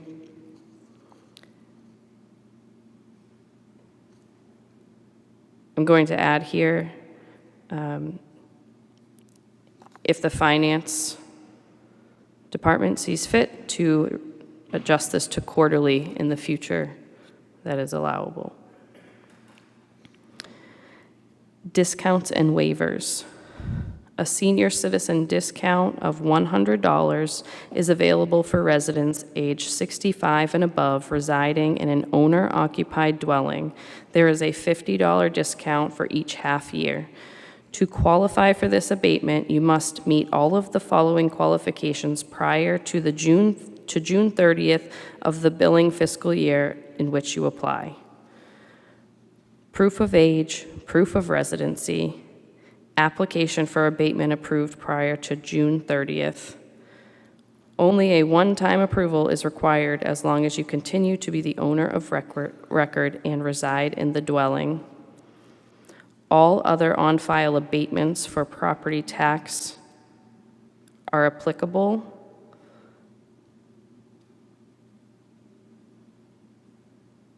A veteran discount of $100 is available for all residents with veteran status residing in an owner-occupied dwelling. B, vacancies. Any property owner who owns an unoccupied unit shall be eligible to receive credit for each full 6-month period for which the unit is not occupied. Property owners must provide documentation to the Director of Engineering, Director of Public Services, Public Works, signed under the pains and penalties of perjury, demonstrating that the unit was vacant during the entire 6-month billing period for which such credit is requested. Eligibility shall be determined by the Director of Engineering, Director of Public Services, Public Works, using a water bill, or in cases where a unit's water meter is not separated from another unit, a letter or billing statement from the electric company. Applications for abatement must be received by the Assessor's Office within 3 months after the billing period has ended. C, violations and penalties. The Director of Engineering, Director of Public Services, Public Works shall assess applicants a fine of not more than $250 for submitting false documentation. Lien for unpaid fees. All past due balances will be assessed a $15 demand fee and interest at 12% annually. Any fee not paid within 60 days of the demand shall become, upon application of the collector of the City of Peabody, a lien on the property. Exemptions. Any person who can demonstrate and document to the satisfaction of the Director of Engineering, Director of Public Services, Public Works, an alternative lawful disposal method may apply for an exemption from the fee. A contract from a properly licensed private hauler by the Peabody Board of Health would enable the fee to be abated. And I'm adding an additional section which freezes this fee for 5 years upon adoption. Do I have a motion? I would move to entertain that motion as written and approve.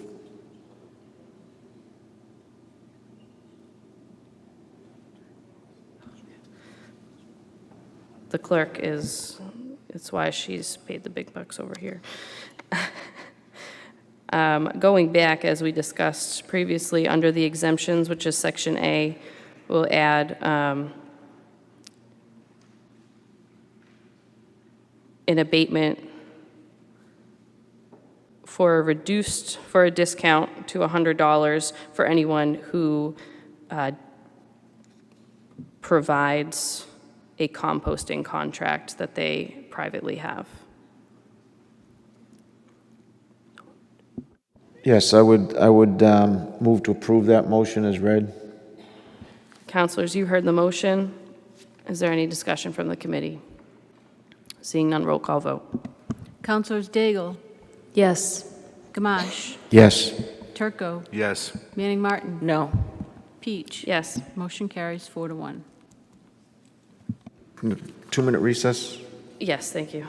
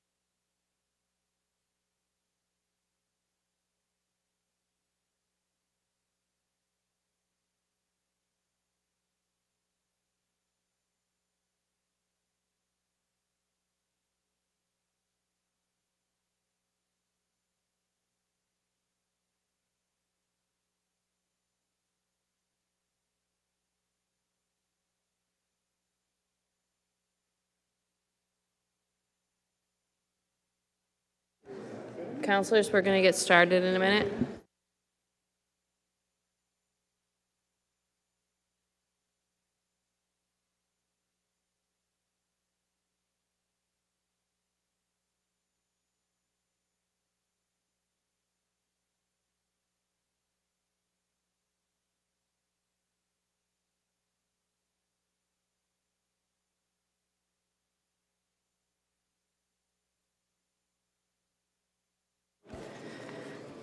Counselors, we're now back in session. If everyone can just find their seats.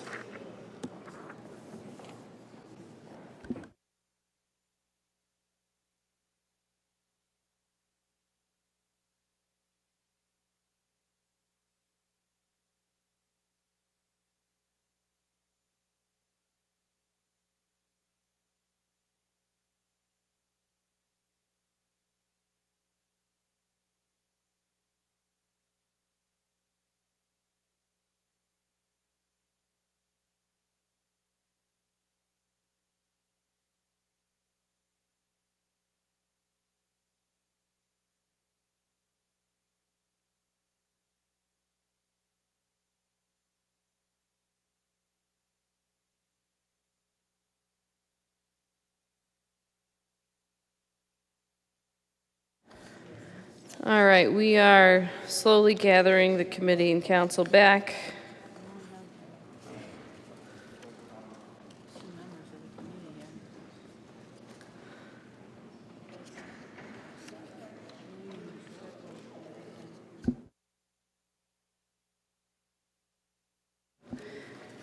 All right, the last item on our agenda this evening is water and sewer rate increases.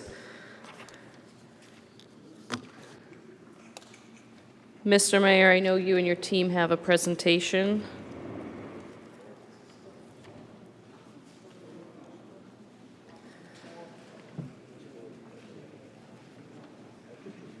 Mr. Mayor.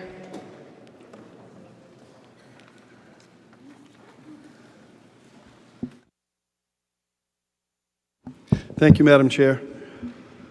And thank you, Council. I had a lot to say earlier. I don't have, certainly, I'm not going to speak at that length again, but there are a few comments I wanted to make regarding water and sewer. I've spoken about this in the past, but I think many of you know the primary reason for the water and sewer increase hike that I'm proposing today. It's been 3 years since I proposed a water and sewer increase. Again, this is something that I don't enjoy bringing forward. However, we have a couple of things that we've been dealing with that has made this proposal necessary in my eyes. We are in a drought right now, and that has ramifications on our water operation. And a little bit of a history for people that are watching. I can try. I hope I'm not too boring on this, but we have two water sources in the city of Peabody. We have the North Coastal Watershed, which supplies water to Spring Pond over at the Coolidge Walsh Water Treatment Plant. That water supply is ample. That is never a water supply that we worry about in terms of meeting our needs. North Coastal Water Basin runs right into the Spring Pond area, as I said, and is filtered through and distributed from Coolidge. The other watershed is the Ipswich River watershed. That is I think as all of you know, a stressed water basin. When it is a drought, we cannot take water from the Ipswich River watershed.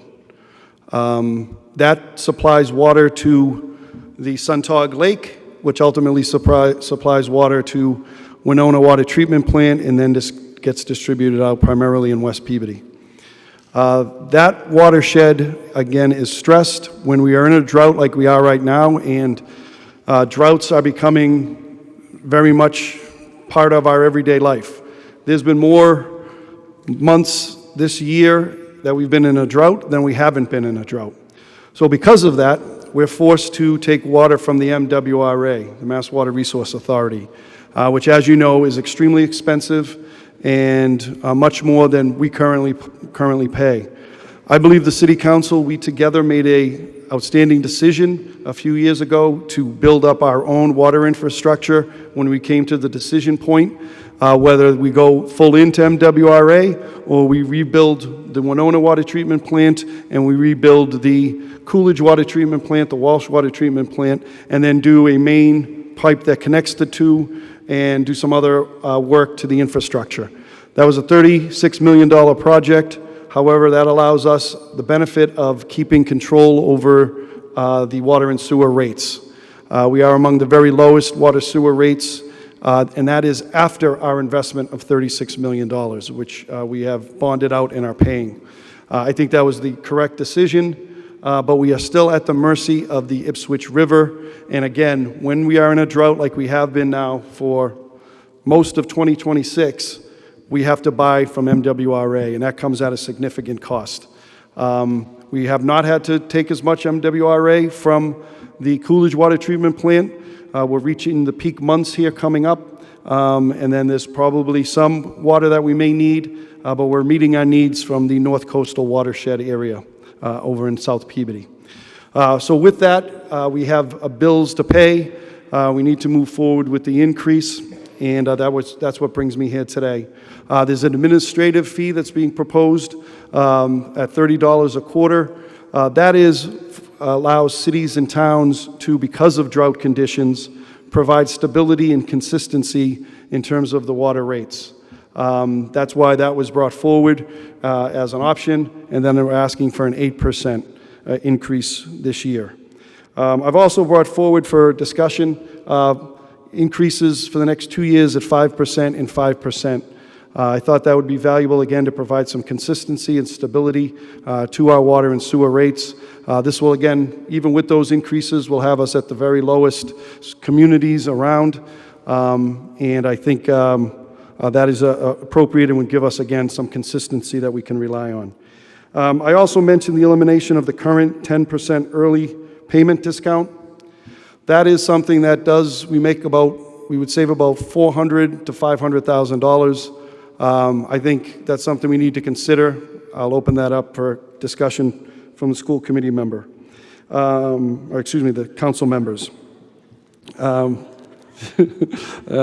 have school committee meetings soon enough. So that's what I'm bringing forward today. I did want to make a comment because I've gotten a lot of questions on this, certainly as I did with the trash fee, and a lot of people have asked about Rousselot and what that would mean. And I want to make sure it's very clear regarding Rousselot and SESD. Rousselot, we are doing the environmental testing right now. I think everybody knows that. We're hoping to get the results this summer, and we'll find out if the water quality, the land, fits with what we are hoping to use it for. Our early reports in the initial round of testing, phase 1, had high-quality water, which was great news. We're doing the phase 2 testing now to continue the water testing, but also the land around it. If that comes out beneficial to us, we are going to move forward with the purchase. The council voted some time ago for a $25 million payment. I want to be clear that if we purchase that $25 million, that would be met by what I'm asking for today. I will not be coming back to the council asking for additional funding for the $25 million. We would need to do some infrastructure work in the future to access that water. That could be some funding. I think of that as years down the line. But I would not be coming back to you for request for $25 million. This would be absorbed within the increase today. So it's kind of funding two things. It's funding the MWRA water that we've had to purchase, which I kind of feel is something that we have no discretion about. I've been using that word a lot. We're not allowed to use our water source at the water treatment plant in Winona. So the MWRA water is really the only game in town. And the MWRA knows it, and the fees that they charge show that. But I wanted to speak to Rousselot. The other thing I wanted to speak to was SESD. I think everybody got spooked by a 300% to 400% headline that was in the newspaper that we're looking at a 300% to 400% increase in SESD, which would then impact our water and sewer rates. That was a proposal that all of you know, and City of Peabody was the first city to receive the presentation from the SESD officials. They went to Salem, Beverly, Danvers, and Marblehead thereafter and made the same presentation to them. That is their wish list for the next 20, 30, 40 years. There is going to have to be some infrastructure work. There's going to be a lot of debate, discussion, state involvement in that. I see that taking place over the next several years. At some point, there will be some infrastructure work that I anticipate will be required, but that is not, I don't believe it to be imminent. I think there's going to be a lot more meetings and a lot more discussion, and I think the SESD is going to have to really look at what they're asking of cities and towns, because I think it's going to be hard to get support for that. So we are not increasing water and sewer rates 300 to 400% this year or next year. That is something over the next number of years. There will be increases. Keep in mind that that increase from SESD would be shared by 5 communities. So our percentage of that would be somewhere in the neighborhood, I think, of 30 to 35%. Those are recalculated on a rolling basis and established for a 3-year period. Rousselot has come off the books, but we still have 1 year with them. So I anticipate our percentage of the overall will come down. So there is some money in here that I anticipate would be the start of collecting some money for SESD in the future. But really, it's primarily the MWRA payment that we have to make because of the water we're taking, because of the drought conditions, and also in anticipation of the Rousselot purchase. But this would take care of the Rousselot purchase. And I've been asked that question probably more than any other question regarding water and sewer. That, oh, we're going to hit you with this, and then we're going to come back with Rousselot. That is not the case. I'm happy to answer any questions. Mr. Gingras has a water and sewer overview. He can provide some information for you. Glad to have him here. Mary Martin, our auditor, is behind me. We're happy to answer any questions regarding the presentation or anything that I've spoke to. Councilor Gamache? Yeah, could you just let us know what the MWRA cost was for last year? I think that'll be in the presentation. Okay, thank you. Yep. I'll wait. Thanks. Mr. Gingras?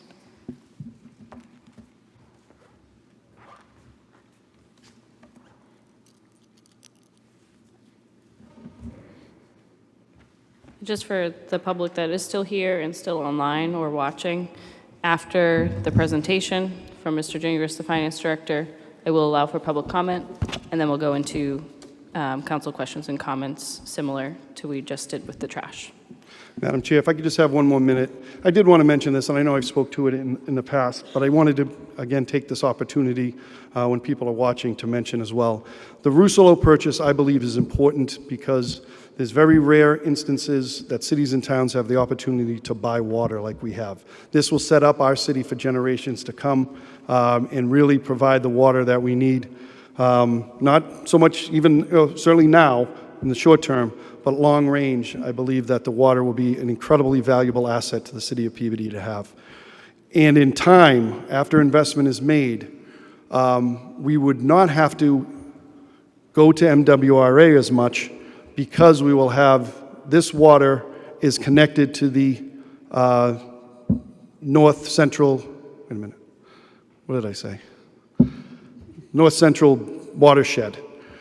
This is not connected to Ipswich River watershed. This is the North Central where there's ample water. It feeds from there and then goes into our system. There will be some infrastructure work required, again, to connect to our system.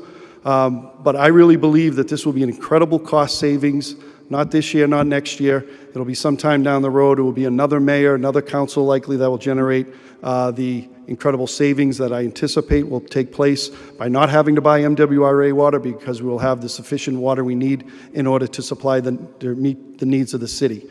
The other thing, and I really believe this is a real possibility, more than a possibility, because I've already spoken to cities and towns that have reached out to me about this.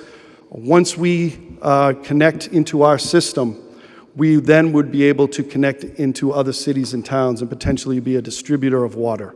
And as I said, I've already had cities and towns reach out to me, hoping that this could work out and that they could potentially be customers of the city of Peabody. Then you're talking about real money to the city and real savings.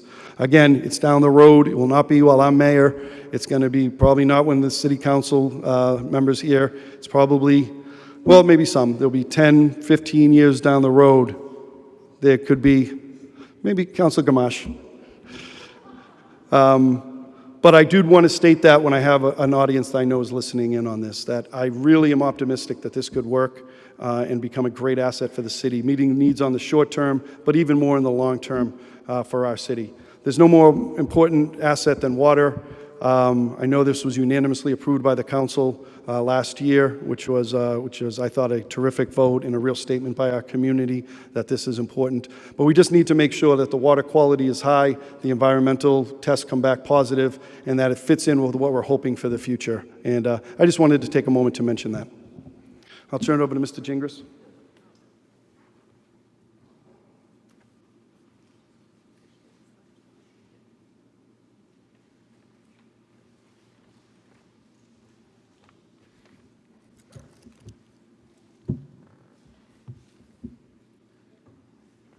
Okay, thank you.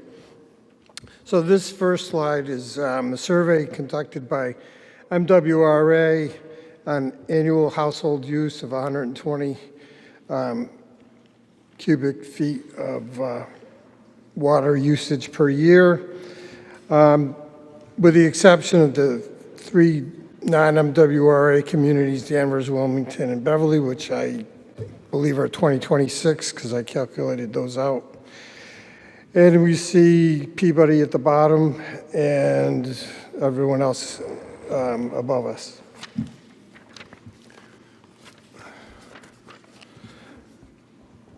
This next slide looks at our actual water budget for FY24, the direct costs, our indirect costs.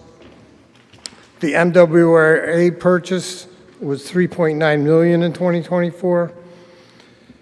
Our debt service of $2.5 million for our total cost was $13.5.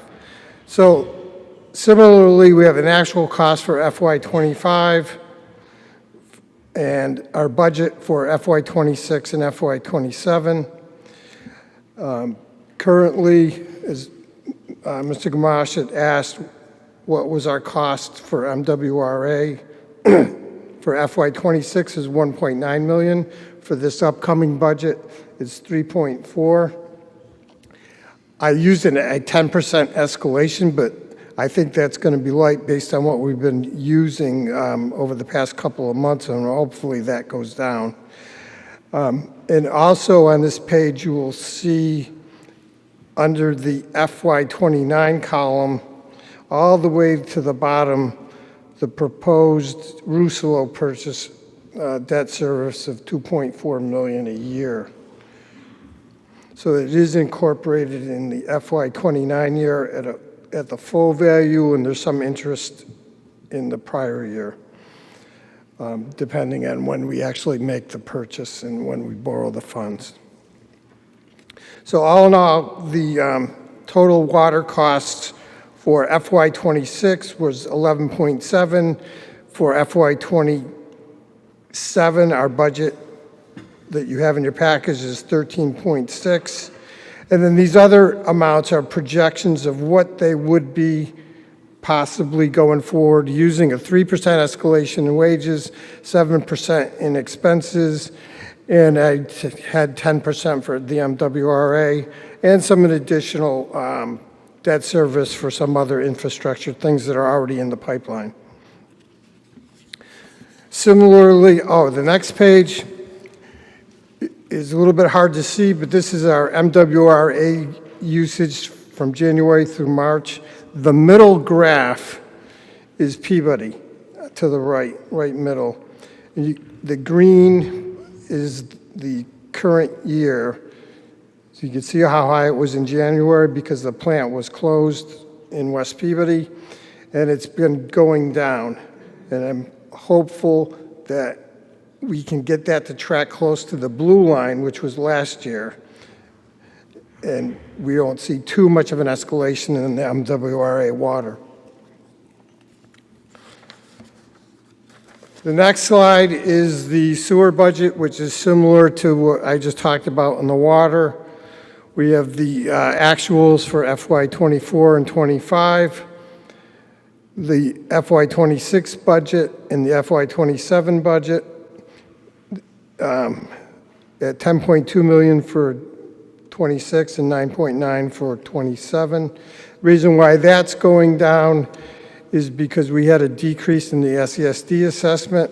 You'll see that in the middle column at 8.2 million. And then projecting out, there's some slight increases in SESD based on a schedule they gave for some of the capital improvements that escalate slightly to 9.2, 9.7, and 10, a far cry from what they were proposing with their capital program presentation. And again, the out years, FY28, 29, and 30, I'm using the 3% escalation for salaries, 7% expenses, and what the actual amounts down there shown for SESD, and a few infrastructure for sewer lining and pump station replacements in the out years. Those totals are in the 11.1, 11.7, and 12.2 range. This gives us a sense of what the sewer budget might look like in a few years. This is a kind of a compilation of the fund balance, because water and sewer's an enterprise. Whatever we bill and take in is what we have available to spend. The actual for FY24 shows our water and sewer expenses at 24.1 million. We took in 25 million, although 1.8 of that was Rousselot. And so we ended up at the end of the year with a balance in our fund of a little over $1 million, $1,084,000. Then the 2025 actuals, our expenses were 22.1 million. We generated 20,846,000 in revenue. So we had a $1.3 million shortfall, but we had the $1 million from the year before available, $1,884,000. But we actually had a subsidy last year, if you'll recall, when we did our tax classification tax rate of $258,000 to balance the water and sewer budget. This year, I'm showing that we have a slight surplus because our original budget was $22,031,000 for expenses, $22,100,000 for revenue. I'm hopeful, where billing is starting to catch up, that our expenses are going to come in around 21.6 million and our revenues will correspond, and we wouldn't need any subsidy from the general fund this year. But that gets to the point of why we need this water and sewer rate increase, because if we don't increase the rates, then the general fund or the taxpayers would be helping to fund the water. The FY27 budget of the actual expenses is the next column of 23.5 million, with I'm using the 22 million budgeted amount from the prior year with a reduction in interest of 25,000 and a reduction from Rousselot to 0. So I show a shortfall of 1.5 million. Now, this is where the rate increase comes in. The projected revenue with the rate increase for year one is $1,689,000. The fees for administration at 1.7. So that would leave a potential surplus of about 1.8 million going into FY28. Now, I anticipate the FY28's MWRA costs will be slightly higher than I originally projected. We'll see how that goes. But that gives us a little bit of a base to work on. Then with the mayor's approach about adding the additional 5% to the rates for the next 2 years, that would generate another 2.8 million in fees and the static 1.7 from the administrative fees, which would leave us over $2 million in reserves. And then in year 3, I'll say, the FY29 year, when the Rousselot purchase hits, we would have enough funding to cover that $2.4 million of debt service. But at that point in time, we'd be very close budgetarily to looking at the following year, around FY 2030, of looking at another rate increase. So it's looking like these rate increases come every 3 years or so.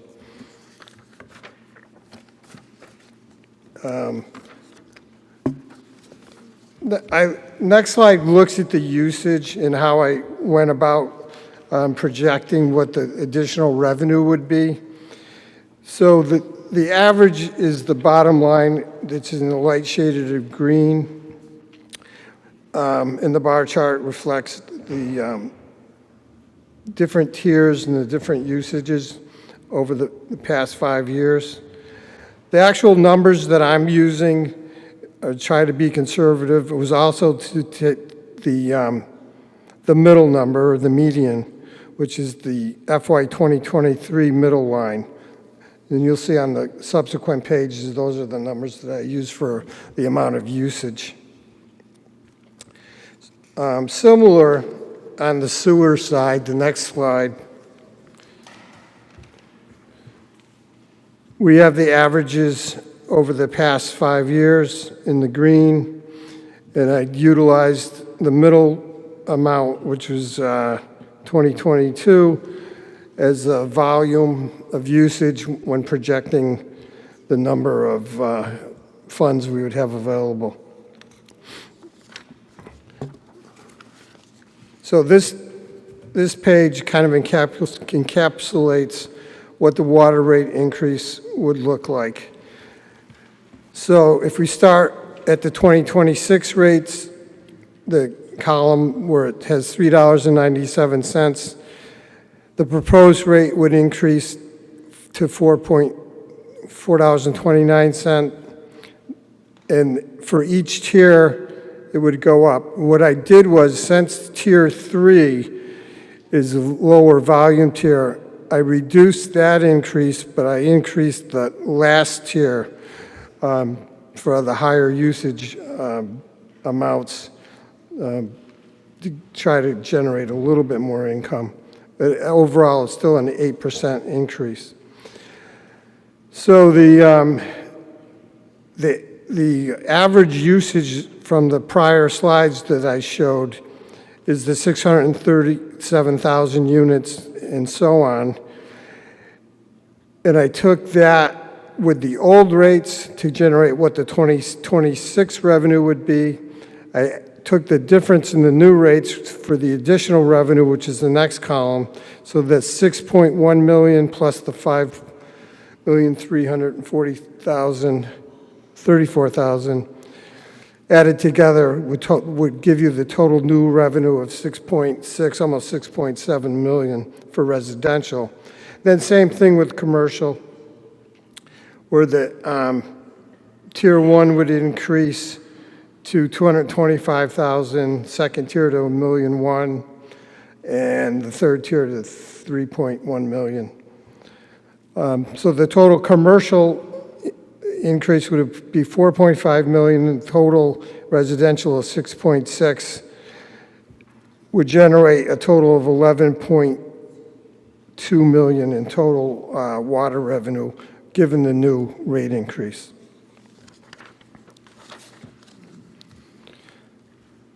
This slide takes the sewer and water and the additional fee and adds it all together.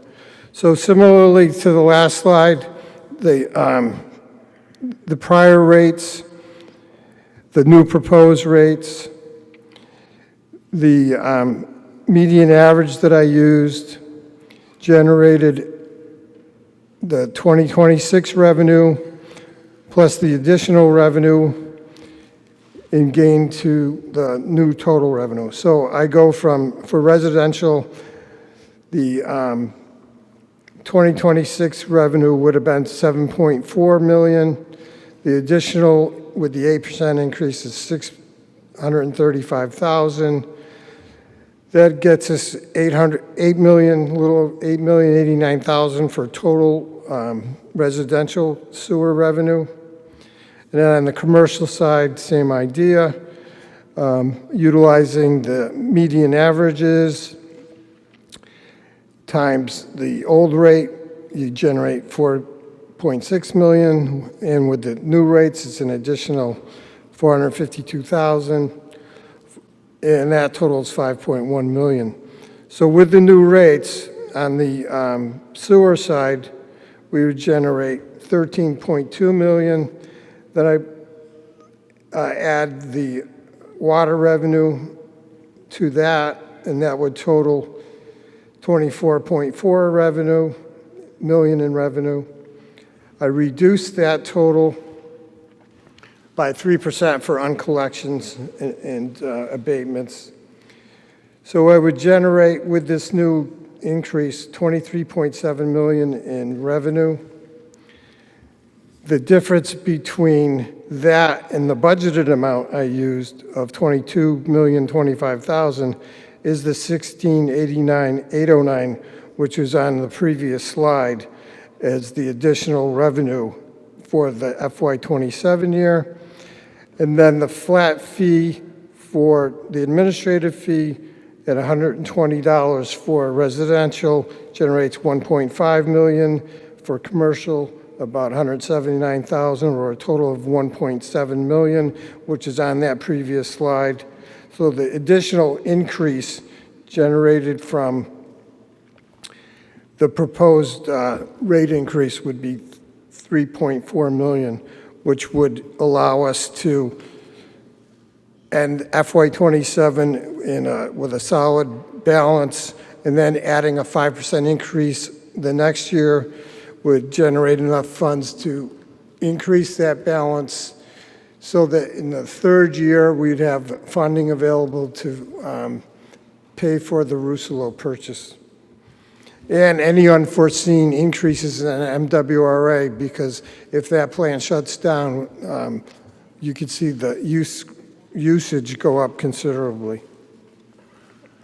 And then the last slide, after the proposed rate increase, Peabody jumps up one notch. Beverly becomes the lowest in this group of cities and towns in Essex County area. And we've always tried to be as affordable as possible. In fact, we probably should have came in last year for an increase so that we are not cutting it so close that we don't have available balance to absorb any of the MWRA fluctuations. Thank you, Mr. Gingras. So at this time, I'll open it up to public comment. And just like the last time, we'll run it like a public hearing where there's no back and forth between the presenters or the council, but just state your questions and your comments. And even if you spoke in the last hearing, we still need your name and address for the record. Thank you. Just for you.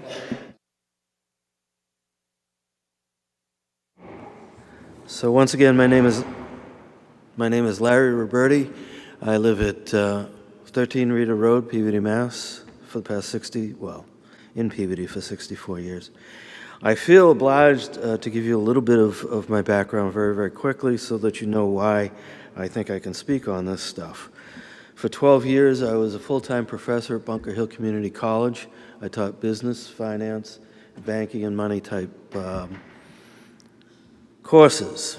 For 30 years before that, I was in the mutual fund industry. And in 2009, I wound up as the director of the project management office, where we had a capital budget of around $30 million a year. So I understand what this is all about. My first thing is that was damn good. Where is he? Oh, yeah, that was a good presentation. That made me proud. I was a little concerned about the 8%. I thought perhaps that was just a reset on the price. That explained it. I think I don't have any problem with that. What I do want to call your attention to, however, is the 5% a year increase. That's huge, right? That is a very big number. Now, for the past 30 years, and we have a little bit of proximity bias here, where you tend to focus on what happened at the grocery store yesterday.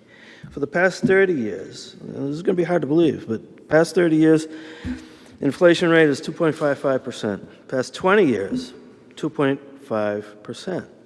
That includes the last 5 years, the COVID.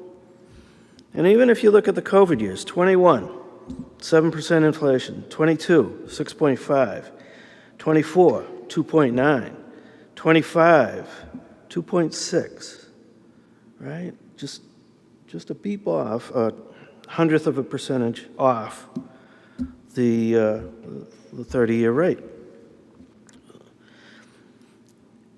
And you might look at it, well, the difference between 2.5% and 5%, it's 2.5%. It's not all that much.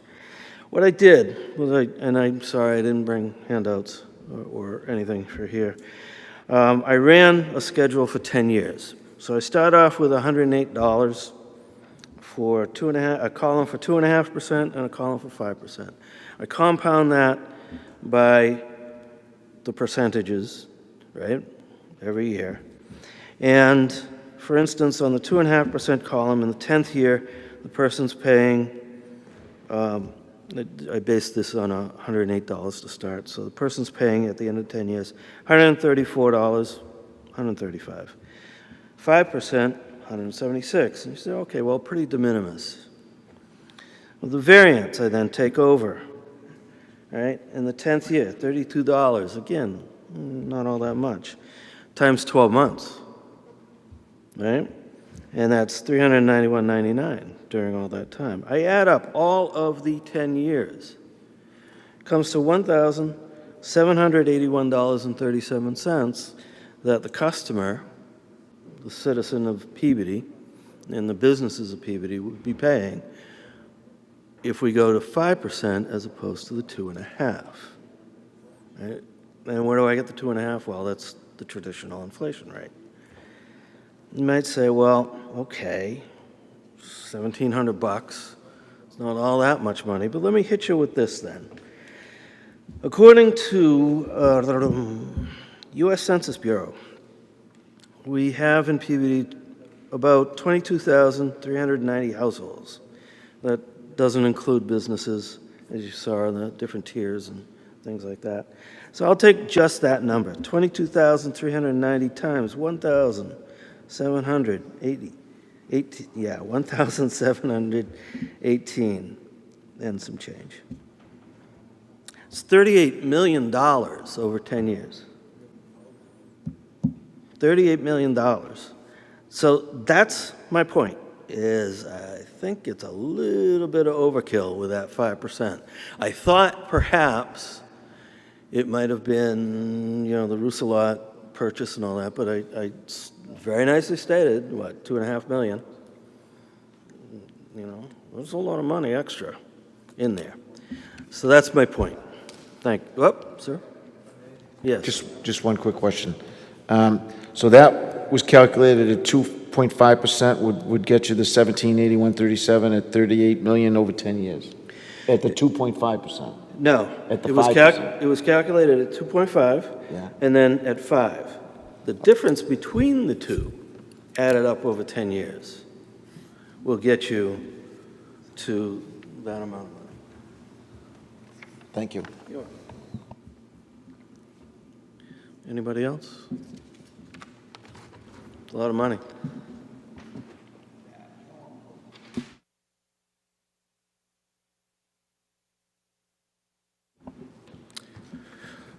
Good evening, Richard Stein, 135 Lynn Street, obviously Peabody. I'm going to ask you to bear with me because my comments are for both what the committee's already voted on earlier with the trash fees plus the water and sewer. plus something I've kind of added on because it was brought up by both the mayor and the President Higgins in earlier comments, so I'm just going to bring it up anyway. So before the City Council is asking the residents to absorb additional fees, rate increases, borrowings, and potential future tax overrides, several important questions need to be answered. First, residents deserve an explanation regarding the city's financial condition. In September of '25, the mayor publicly stated that Peabody was in a strong financial position. Today, less than a year later, residents are being asked to pay a new trash fee, higher water and sewer rates, new administrative fees, and potential face future tax increases and additional borrowings. What changed? Were these financial pressures unforeseen, or were they known at the time? If they were known, why were residents told that the city was financially strong? If they were not known, what specifically caused such a dramatic change in the city's outlook? Second, residents deserve a clear justification for the proposed trash fee. Why is it necessary? What alternatives were considered before creating a new fee outside the limits of Proposition 2.5? How much revenue is expected to be generated annually, and what safeguards exist to prevent future increases? Residents should understand whether this is a one-time solution or the beginning of a recurring and growing financial obligation. Third, the proposed water and sewer increase requires greater scrutiny. Why is an immediate increase necessary? And why are residents being asked to accept automatic annual increases of 5% indefinitely? What accountability measures will be in place to warrant future increases would be justified? Why is the city eliminating the current early payment discount while simultaneously imposing new administrative fees? Residents deserve to know exactly how these changes will affect their bills, not only this year, but over the next 5, 10, and 15 years. Perhaps most importantly, residents need a complete business plan for the proposed Rousselot water rights acquisition and any related water supply expansion projects. While discussion is centered on the potential $25 million investment in water rights, many critical questions remain unanswered. What is the total cost of the project from acquisition through completion? What additional infrastructure and treatment facilities will be required? What are the projected annual operating costs? What are the financing costs associated with necessary borrowings? What risks have been identified and contingencies are in place if assumptions prove incorrect? Most importantly, when will residents begin to see measurable savings or benefits from this investment? Taxpayers should not be asked to support a project of this magnitude without a clear understanding of its costs, risks, and expected return. Residents also deserve transparency regarding future financial obligations. The mayor has already indicated that a Prop 2.5 override may be necessary to fund a new high school. How much additional borrowings are anticipated over the next decade? What impact will those borrowings have on property taxes, water rates, sewer rates, and other fees? What is the estimated cost to average household when all these proposed increases and future obligations are considered together? Next, before asking residents for additional revenue, the city should demonstrate that every reasonable effort has been made to control spending. What spending reductions have been considered? Have all departments undergone a comprehensive review? Have staffing levels, vacant positions, contracts, non-essential expenditures have been evaluated?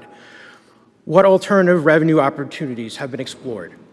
Residents should be confident that all available options have been examined before they are asked to bear additional financial burdens. These questions are not unreasonable. They are basic questions any taxpayer should ask before being demanded to pay more. Residents are not asking for promises. They're asking for facts, numbers, timelines, accountability, and a clear business plan. Until those answers are provided, it's difficult to justify approving additional fees, automatic rate increases, or significant financial comments. My additional comments now, and finally, the mayor mentioned, people are being cut with these new budgets, including the school budget. Those numbers were included in the mayor's comments earlier.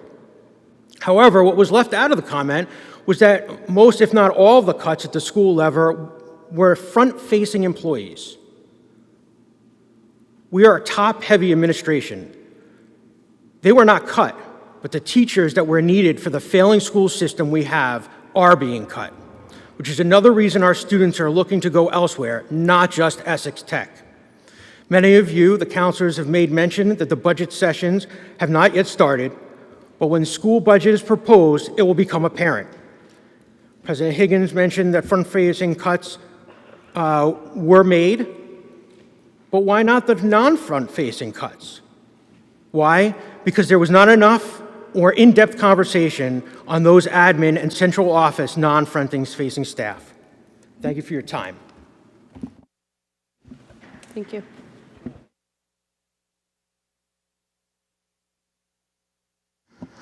Hello, everyone again. My name is Linda D'Ambrosio, 17 Styles Drive.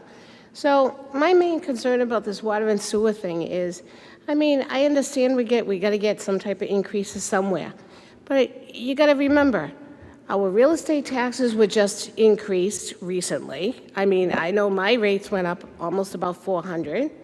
Now this water and sewer rates are going up. Now we got a trash fee.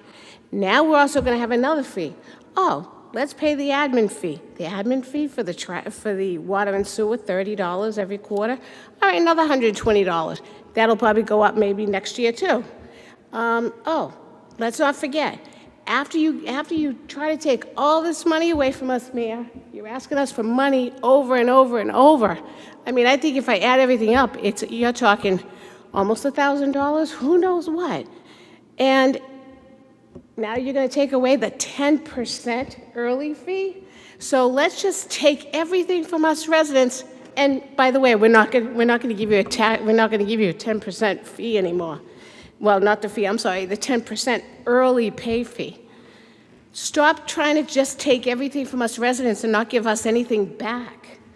You know, I talked to the water department. They says, well, maybe you do use a lot of water. Okay. Maybe you should get a second meter. Well, guess what?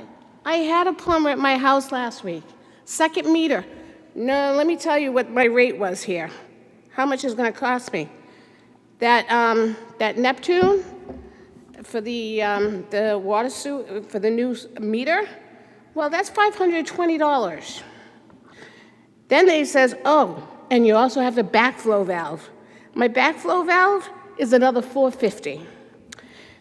And here's the installation for a new water meter, including the permit fees, the fittings, the adapters, and the hangers, another $350. Oh, you also have to have a new main shutoff valves, before and after for another $150. And let's not forget, the full installation charge is another $800. I need $2,270 this week to get a second water meter, just so I can try to get some type of discount on my sewerage fees. That's a lot of money. They told me at City Hall, when I called them up at the water department, they says, oh, it shouldn't cost more than $500. Oh, that's $500 just for the meter. I mean, enough is enough. How much more can we take as residents? I mean, people are going to have to, they're starting to move out. I got seniors all over my street. They live on Social Security.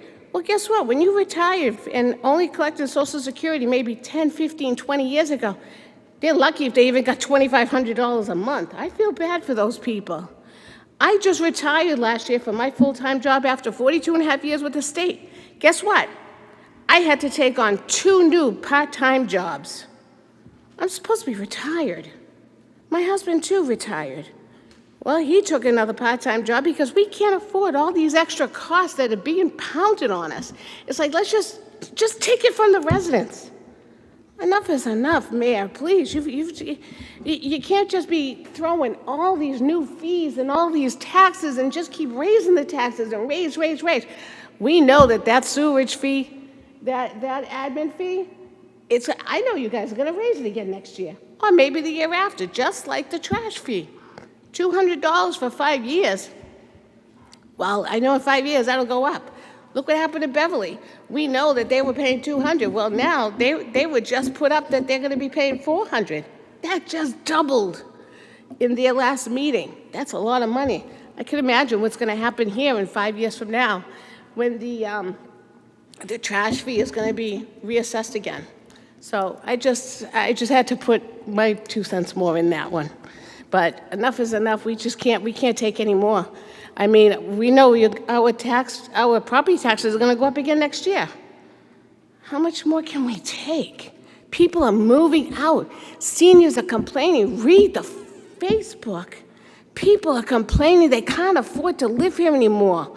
The seniors can't do it. I'm now a senior, but being retired, I have to go out now and work again? I don't want to do this anymore. It's, I'm getting to the point, maybe I should just sell my house and go somewhere else. But anyways, thank you, everyone.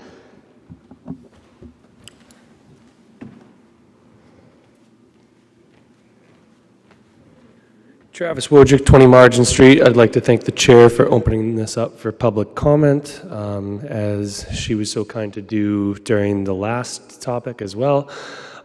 Keeping this really short and sweet, I think that this investment in the future of Peabody in terms of acquiring a stable water supply to supplement what we already have is definitely a wise investment. I imagine that these increases are going to be voted on in a certain way.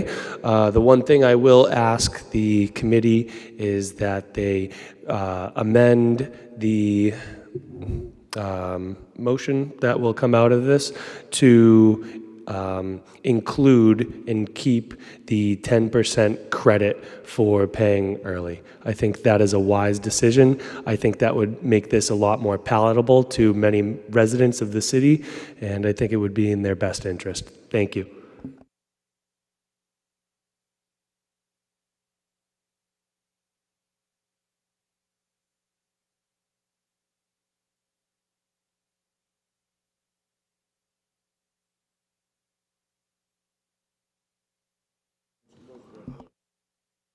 Okay. For the record, the name is Russell Donovan, 12 Quill Road. I would ask Councilor Dimash, do not fall off your chair. I'm in support of this. I know we did this once before on Stonewood, but there's always a but, isn't there? Most of the councilors know I've been here many a time, and I keep records. I have the 1998 water report from the city of Peabody. Now, I don't know who was around here, but I think Gamache was here, and I was here for all those meetings. Anyways, let me read to you what it says, and it'll be short. In addition to our own water supply, we maintain a connection with the MWRA to purchase water when our supplies cannot fulfill peak demands. Water from the MWRA is distributed to the homes in wards 1 through 5. Almost, listen to this, 98% of your drinking water is from Peabody's own water sources, 98% in 1998. The remaining 2% comes from MWRA. Well, if you look at today's record, about 30% of the MWRA water, or 30% of the Peabody supply, comes from MWRA. Why? Development. The additional homes, and I'm going to get to a key point here, deduct meters, second meters for outside water use, adds significantly to our demand.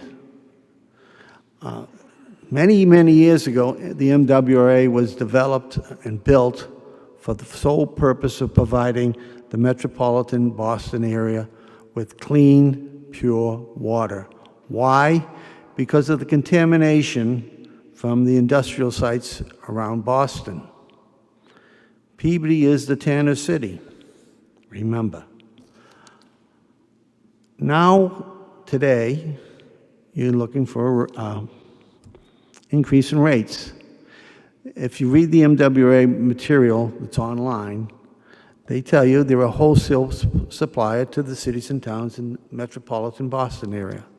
And they say in the current literature that their pricing, the last one I read, they charge $5,000 for 1 million gallons of water. I did the math. That's a half a penny a gallon. Okay?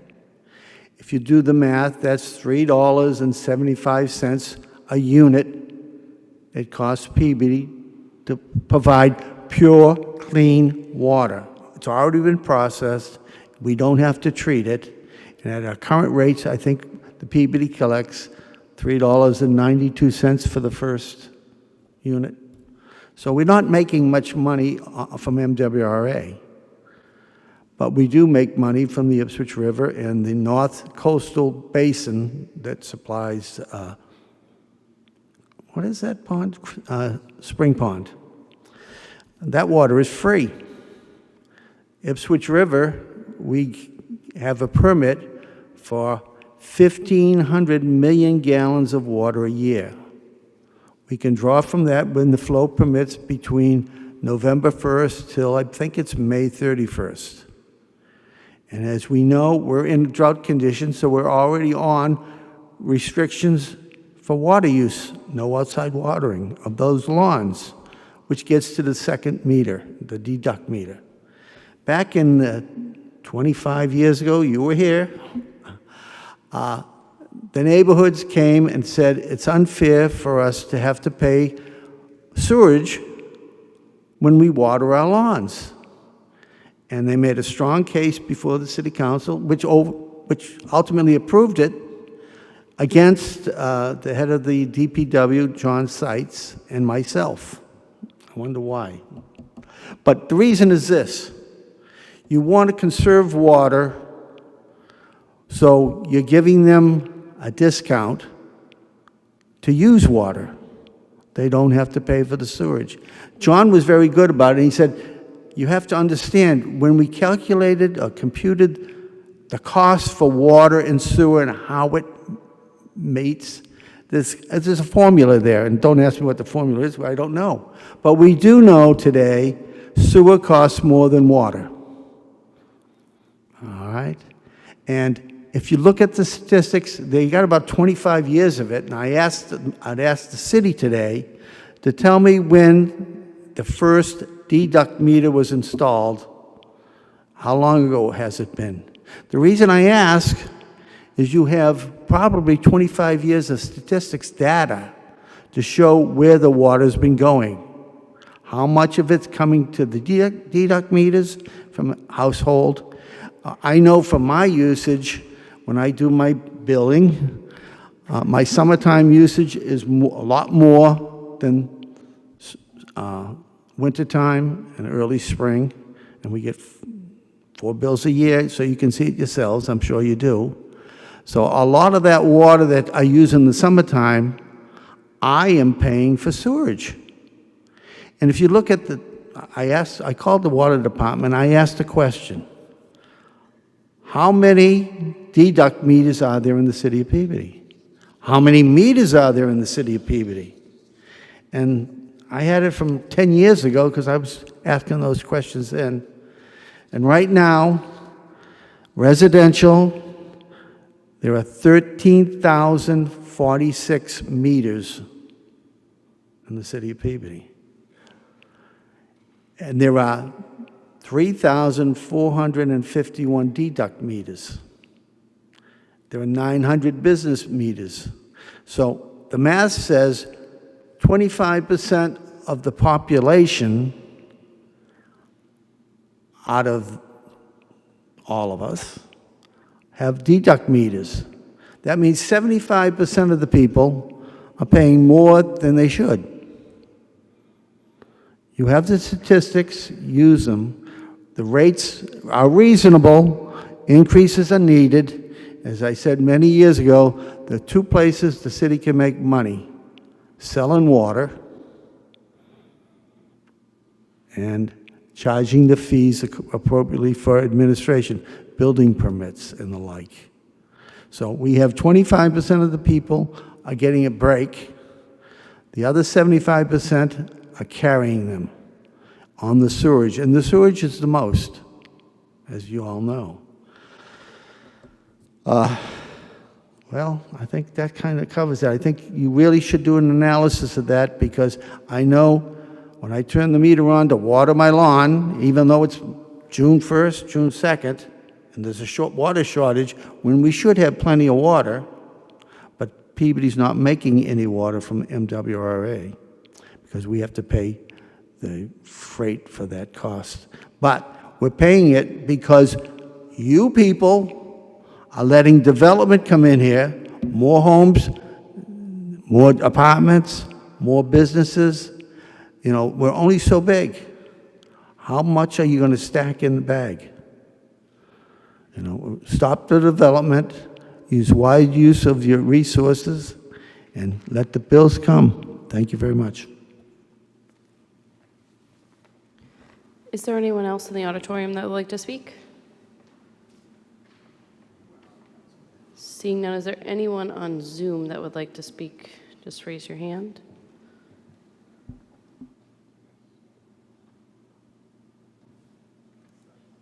Lee, you should be able to unmute yourself now.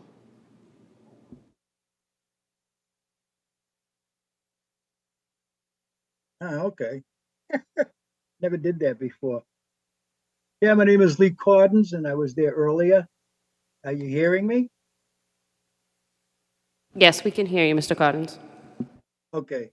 And so I was there earlier. I'd just like to comment on this really very briefly. Again, pretty much to my feeling about trash fees. I think this is an increase that is going to be too high. I have nothing against increasing the water and sewer fees if necessary. I don't think any reasonable resident of the city of Peabody has any problem with that. I know some folks said we don't want to pay anything, but that's not us. The problem is that I cannot feel confident that the mayor and or the city council have done all the homework necessary to see if this is the only way.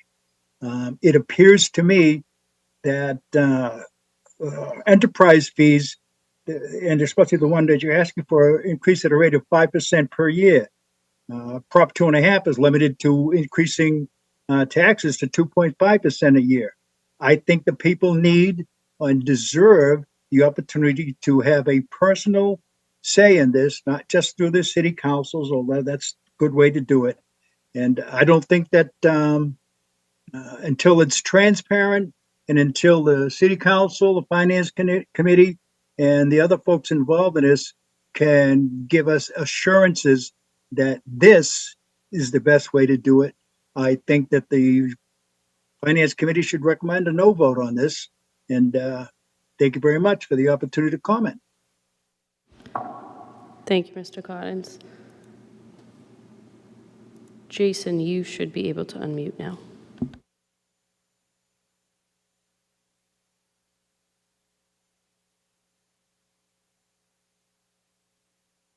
Hi, can you hear me? Yes, we can hear you. Oh, technology, right? Jason Stone, 16 Fairview Ave, South Peabody. So quick question in reading this letter. The 5%, is this over the course of what? Is this 2 years? Is this 3? Is it in perpetuity? I think it was a little unclear unless it's late and I'm tired and I'm not reading it correctly. It just says annual, so annual for how long? Jason, I'll address your question. I think the proposal, as it's written in front of us, does not have a sunset date, but that is up for discussion during this committee. It looks like the mayor would like to comment. Thank you. That's a good question. I should have touched on this earlier because it is kind of ambiguous. And I would be proposing a 2-year, so it would be 8%, then 5%, 5%. And then it would be sunset at that time. Okay. Thank you, Mr. Mayor. Appreciate it. Thank you. That was a good question. I should have had that information earlier. I apologize. No worries. Jason, are you all set? Yep, I'm all set. Thank you. Great. Thank you so much. Is there anyone else on Zoom?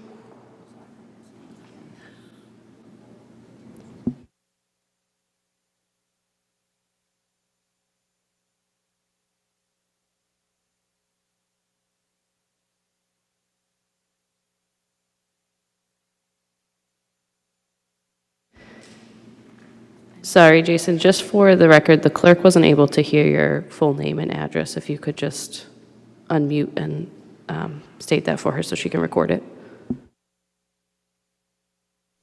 Hi, sorry, can you hear me now? Jason Stone, 16 Fairview Ave, Peabody. Thank you. I'll go back to the auditorium. Is there anyone else in the auditorium that wants to speak? Of course.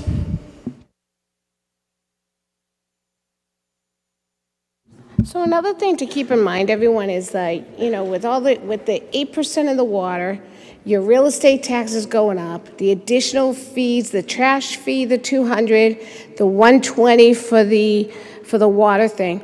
How many people's paychecks go up? Almost, let's say, 10%? Anybody's paychecks go up 10%? I don't think so. Okay? When I used to work for the state, we used to fight. We had to fight our union to even try to get a 2.5% raise in 1 year. Well, in 1 year, that might only be maybe $1,500.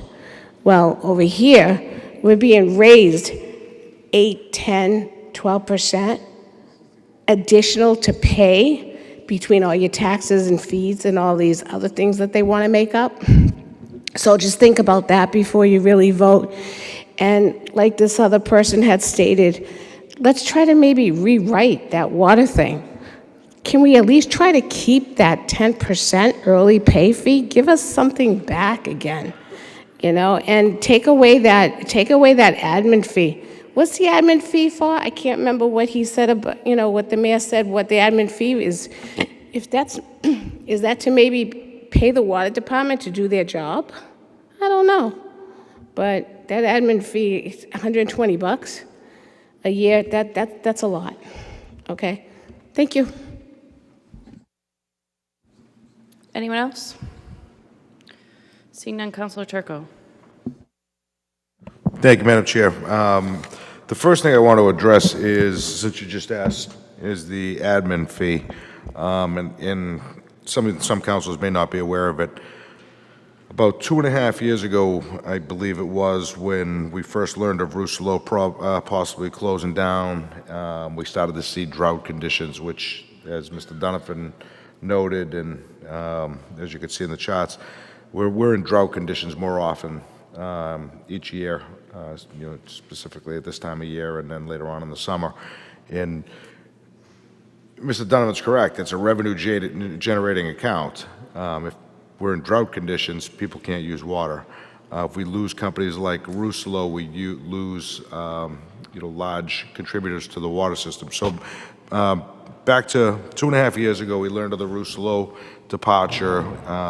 We found out that we were going to lose a lot of money in water revenues as well as tax revenues. I went to the state website to look for ways to stabilize our water rates and our water enterprise fund. And coincidentally, on the state website, there is a pretty significant amount of information about that. And there's two ways that they recommended stabilizing the fund. One was through a quarterly administration fee, and the second way was through drought charges, so that people's water rates would change during drought conditions. And I didn't like that idea because people couldn't determine how much they were going to owe at the end of it, and whether there's a drought or not, you still need to take a shower. So I thought the simplest way to do this was through the administration fee, and what it does is it creates the stability. I think Mr. Gingrich had said, correct me if I'm wrong, Mike, I think you said $1.8 million just for the admin fee. Am I correct? It's approximately 1.7. I'm sorry? Approximately 1.7. And that's at $30. Is at $30 a quarter, it's 1.7 million? Oh, hold on.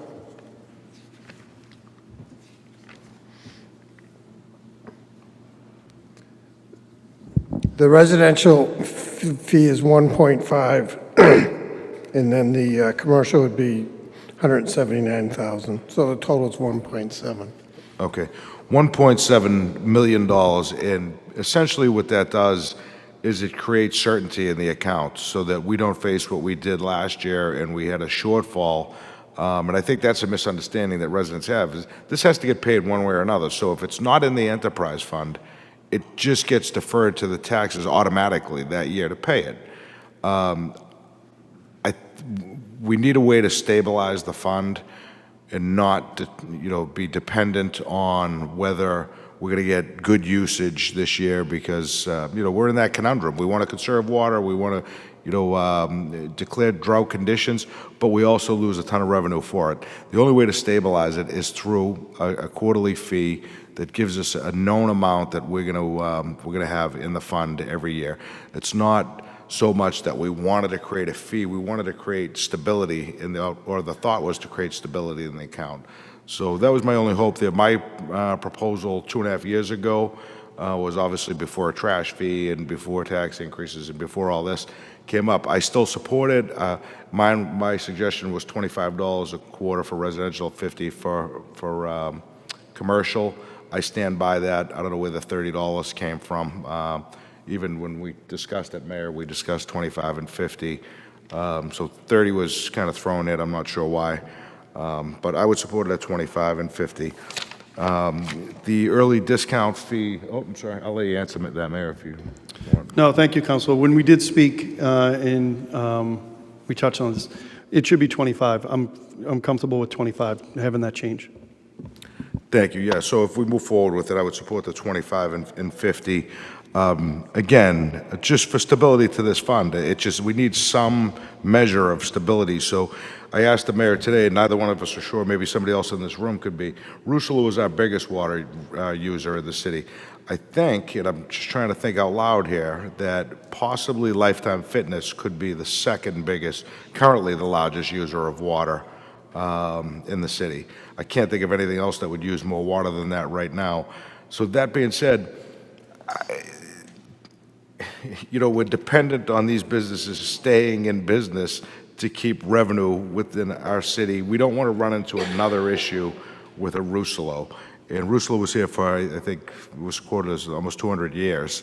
Lifetime's been here for less than a decade. Hopefully they last forever. Will they? Probably not. None of the businesses are here forever. It's planning for what happened to us. And that's why I support that. So I know that ticked a lot of people off about a billing fee, but that's what it's all about, is the stability. The 10% early discount, I talked to Janice Servilis about that. There's some confusion. We give the 10% early discount, but only on water. We don't give it on sewer. So if your quarterly bill is $300, it's probably 200 of it's sewer, 100 of it's water. So you're getting the $10 off just on the water side using those numbers.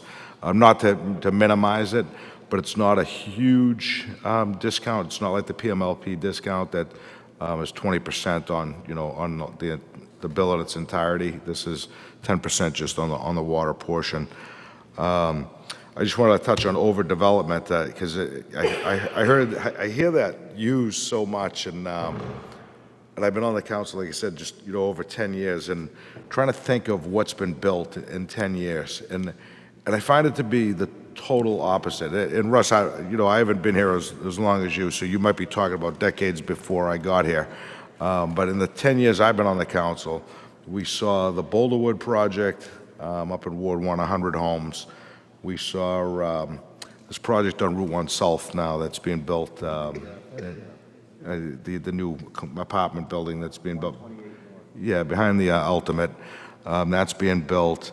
And maybe one in Ward 4, like a small one, 28 units over there. We've probably seen, like, in total, I'm probably not naming them all, but there's maybe like 5 major developments that have been built in this city in a decade. We're not overdeveloping. It's quite the opposite. And I think that's part of again, I'll use the word conundrum we're in, is nobody wants development, but everybody wants to keep their property tax low. Well, the only way to keep the property tax low is to develop, and I think Councilor Hockman touched on it, Councilor Latoff. I have a 24-year-old that's making a lot of money, can't leave the damn house, there's nowhere for her to go. She looked at a house on Linfield Street the other day for $700,000 on Linfield Street. yeah, we need development. I'm sorry, it seems to be the popular thing. They come up and say, you know, we're overdeveloping. We're not overdeveloping. As a matter of fact, we're probably underdeveloping in the city. So I just wanted to address that. As far as I'm glad the mayor clarified 5%. I would not support a rate in perpetuity on water, so I support the 855. I think it puts us in a good spot for the future. Other than that, I just wanted to give you a brief explanation as where that fee came from. I'll fall on the sword, but I had good intentions with the fee. So, thank you. Any other committee members like to speak? Seeing none, Councilor Rossignol.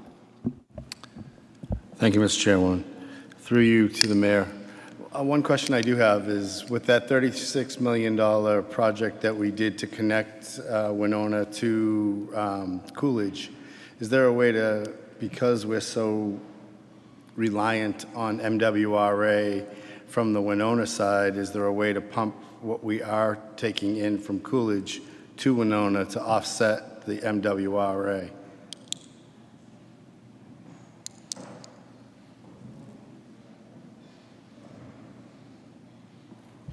We do have that capability. We do that. We do pump, and that was the purpose of connecting the two stations, was to be able to pump water. It's just we don't have the capacity to meet the needs of West Peabody without MWRA. But we do that. We send water over. We have a pumping station over near the entrance to Baldwin off of Lowell. That helps with some of the pumping to push the water over. But we don't have the capacity to meet the needs of West Peabody, particularly during peak hours. And I completely understand that. So how often do we pump water from South Peabody to West Peabody, and to what volume? I don't know the volume. I can certainly find that out, but it's every day we're moving water over. Right. Yep. Okay. So that was my first question. Just a few comments regarding this overall proposal.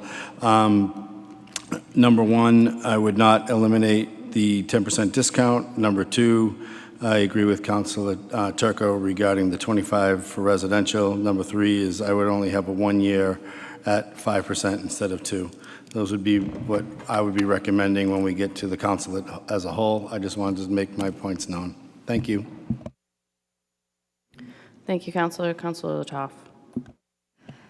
Hello. I just had a couple questions. These are more so questions I heard from my residents that I'd love to get clarification on. Some of them had questions about the drought fee. They weren't sure exactly the logic on the drought fee. You've explained it, Mr. Turco. Some of them were asking about a more equitable balance versus a home with 2 people versus a home with 8 people paying the same administrative fee. Some people felt that was off balanced. And also, the discount was really important to people. I know, as you mentioned, it's not as big as you would think it would be, but the perception is it's a discount and we're taking something away. And my residents, again, weren't very happy about the 5% continuing.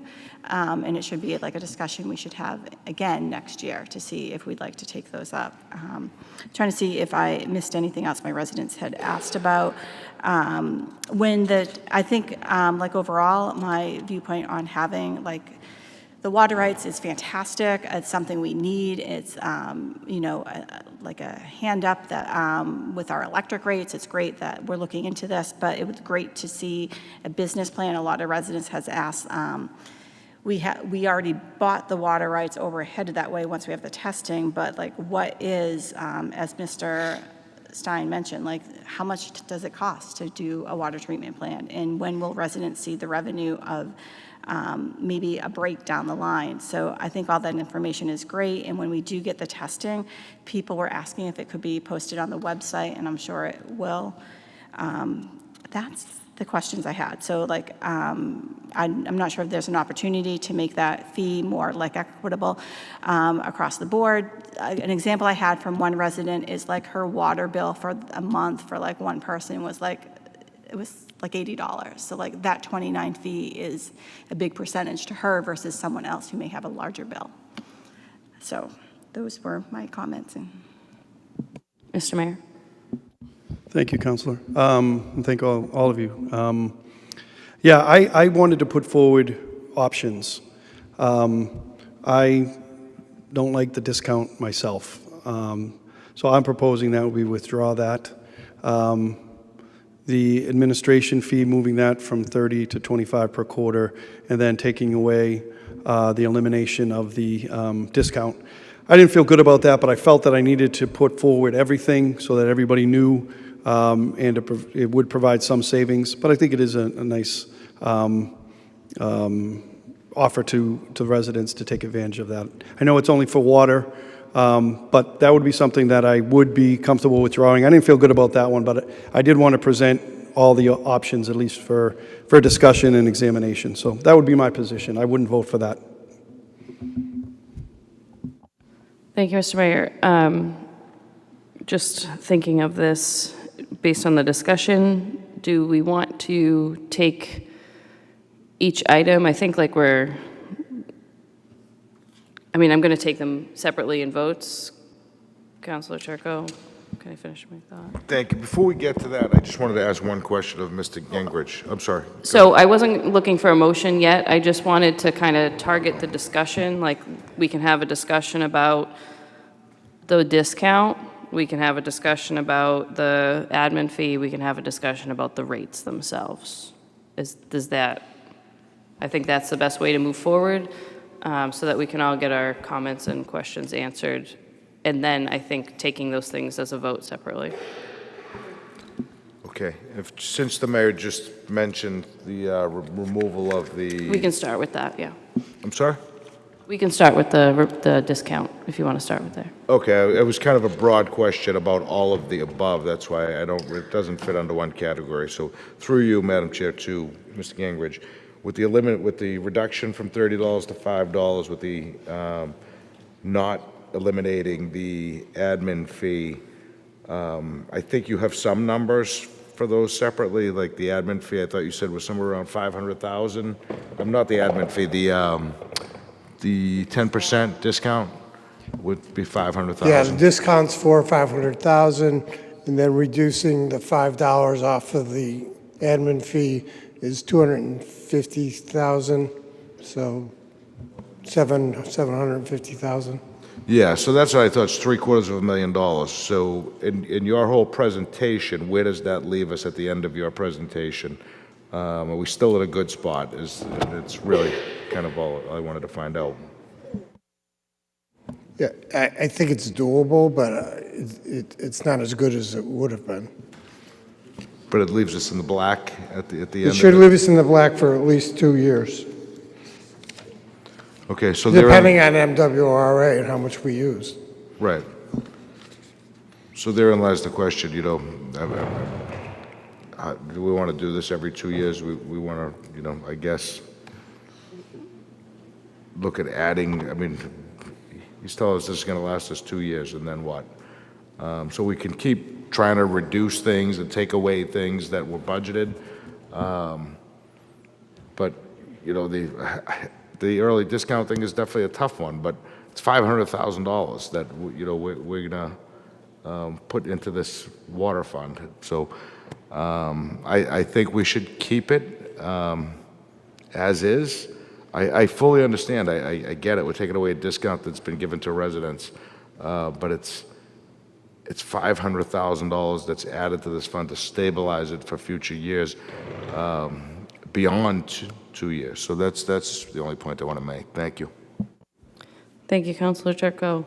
Councilor Gamache. Yeah, I think Councilor Turco is on the right track. That if we don't have the 10% discount, we're still in the ballpark of what we're actually looking to receive. The mayor has said 8%, 5%, 5%. We're going to have to revisit this again in a couple of years, I would assume, based upon the 5%. But it's a start. It gives us a jump on what we have to do. We reduce it to $25. I just think that at this point, 5% for 2 years and 8% is I can live with that. And I'm just speaking on my own terms, but I think that's the way we should go. Thank you. Councilor Hockman. Thank you. First of all, I'm not on the Finance Committee, but can someone on the Finance Committee make a motion to suspend? Move to suspend the rules of 11 p.m.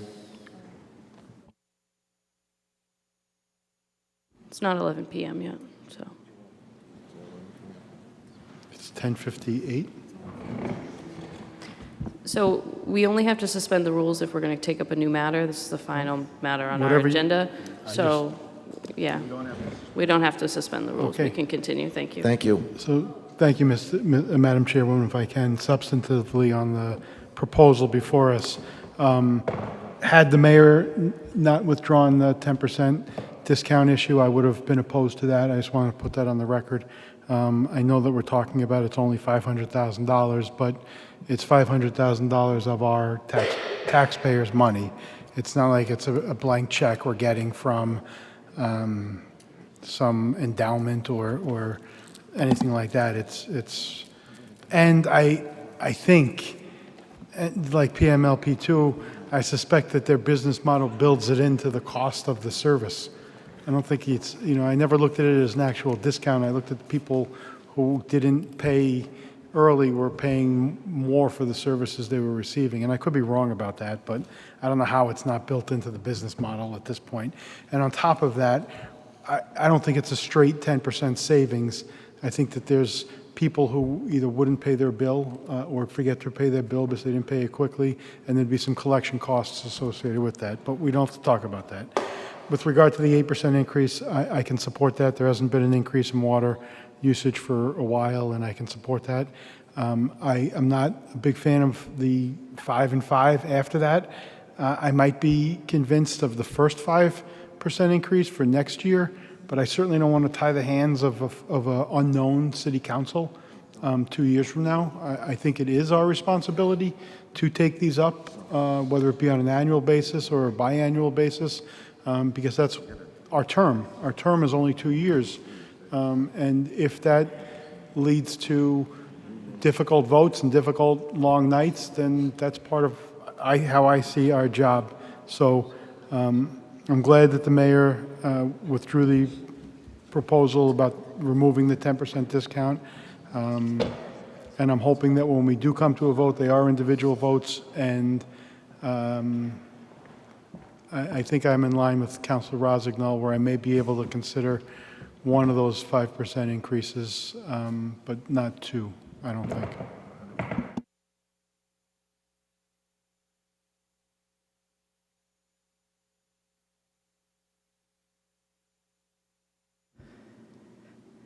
Any other councilors?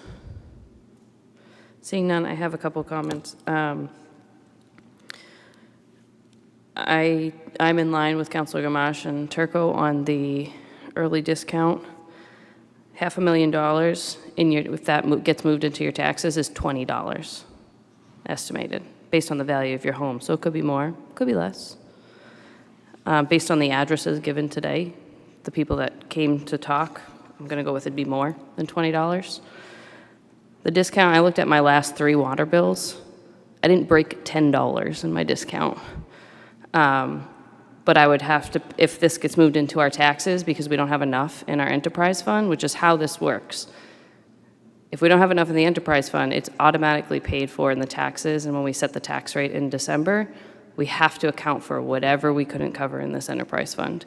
So if $500,000 gets moved from this enterprise fund to the general fund, that's estimated on average a $20 tax increase for every single person in Peabody. So I understand the concept of like we're taking something away, but it's actually so much more fiscally responsible, and that's just my opinion. And we did discuss $25 initially when you brought this up a few years ago, Councilor Turco, on an admin fee. And thank you for your explanation on the fact that this stabilizes this fund so we don't have to move, hopefully, funds from our general fund into this. So, Councilor Hockman? Yeah, thank you, Madam Chair. I didn't even get a chance to say I'm not in favor of the administrative fee either.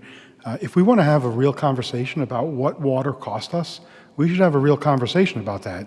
And if we want to increase the water fee by 23%, because that's what we need, I'm willing to entertain that conversation. But to say that we should take away a discount and add administrative fees because we need that money to cover the actual cost of either water or infrastructure for future water projects, I don't think is the way I'd like to operate. So if the city, the administration, I should say, excuse me, wishes to withdraw this proposal and come forward with what the actual percentage increase that they're seeking to cover these expenses, I can have that conversation and I might be able to support it, but I don't want to, I think it was Councilor Ladoff, a person who's getting, we do have real reasonable water rates here, and a person that's getting a bill for $100 a quarter is now getting hit with a 25% increase just for the administration fee. That's, as opposed to, and no offense to, someone in a different situation that might have a swimming pool or a family of 6 that's using more water, that's being subsidized by that single senior citizen or that single veteran because they don't use as much water. And I'm okay with user fees as long as they're applied to the user. I don't think that this is, I think it's a disproportionate, regressive way of implementing a fee that may be necessary. I'm not saying I'm not opposed if we want to have a conversation that says that we need to increase our water and sewer charges by 25% over the next year, because that's the actual cost that we're experiencing. Then I think that's the way I prefer to talk about it.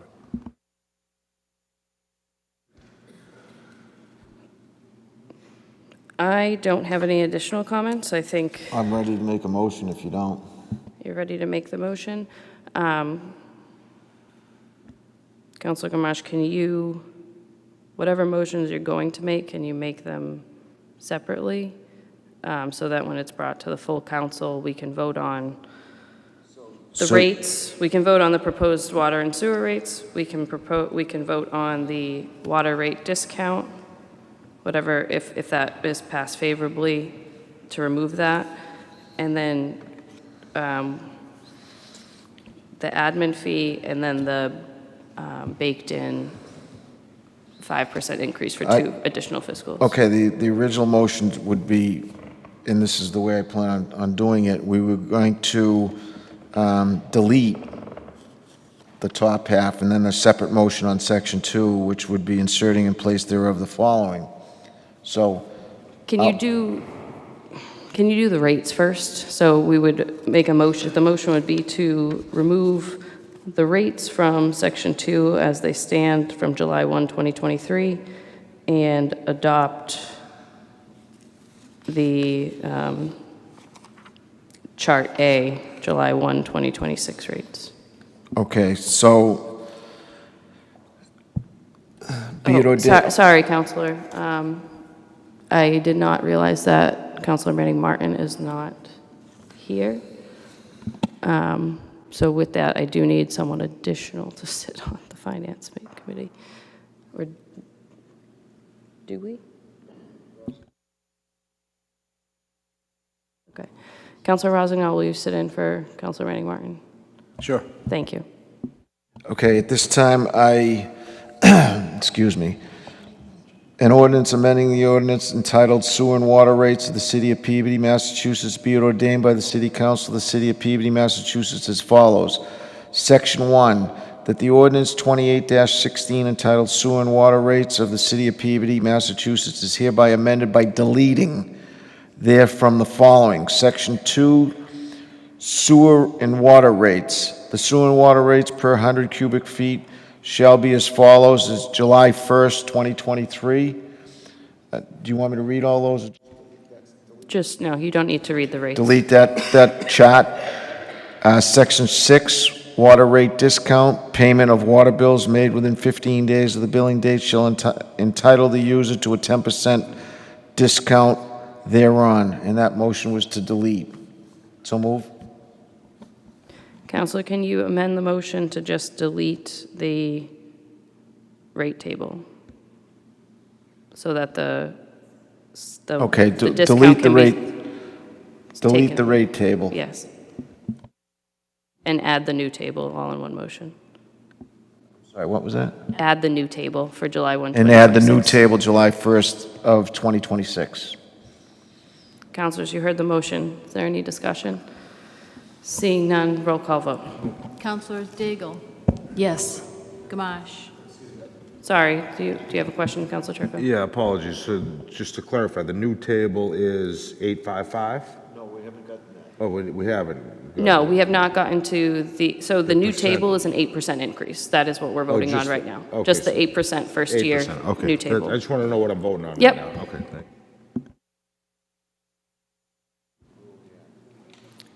So the motion on the floor right now is to remove the existing rate table from 2023 and to replace it with the presented to us rate table, which is an 8% increase for FY27. Roll call vote. Councilors Daigle. Yes. Gamache. Yes. Turco. Yes. Rozignol. Yes. Peach. Yes. Motion carries 5-0. And Councilor Gamache. through you to the president, you want this done separately, or do you want, I mean, I would, my motion is going to be in inserting in place thereof the following Section 2 sewer and water rates. The sewer and water rates per 100 cubic feet shall be as follows. Effective for billing beginning July 1st, 2026, rates shall increase 8% as follows with the table. And then annually each fiscal year, 5% for 2 years. And I can make that as a motion. Thank you. The motion on the floor is to adopt a 5% increase for FY 28 and 29. Roll call vote, or any discussion on that motion? Any clarification? Councilor Rozignol.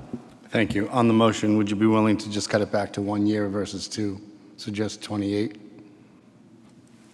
for discussion?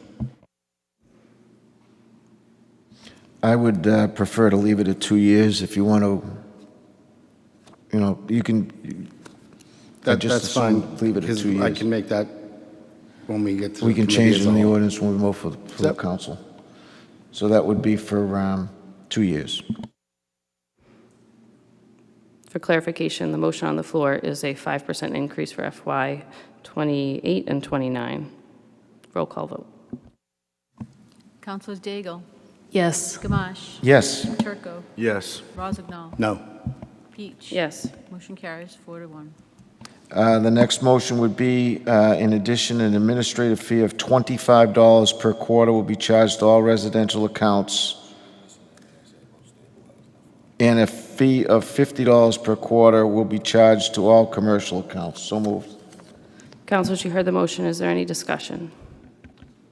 Roll call vote. Councilors Daigle.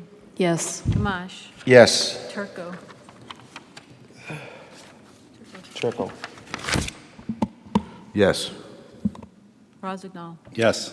Peach. Yes. Motion carries And 5-0. the final motion would be Section 2, all ordinances, parts of ordinance inconsistent herewith are hereby replaced.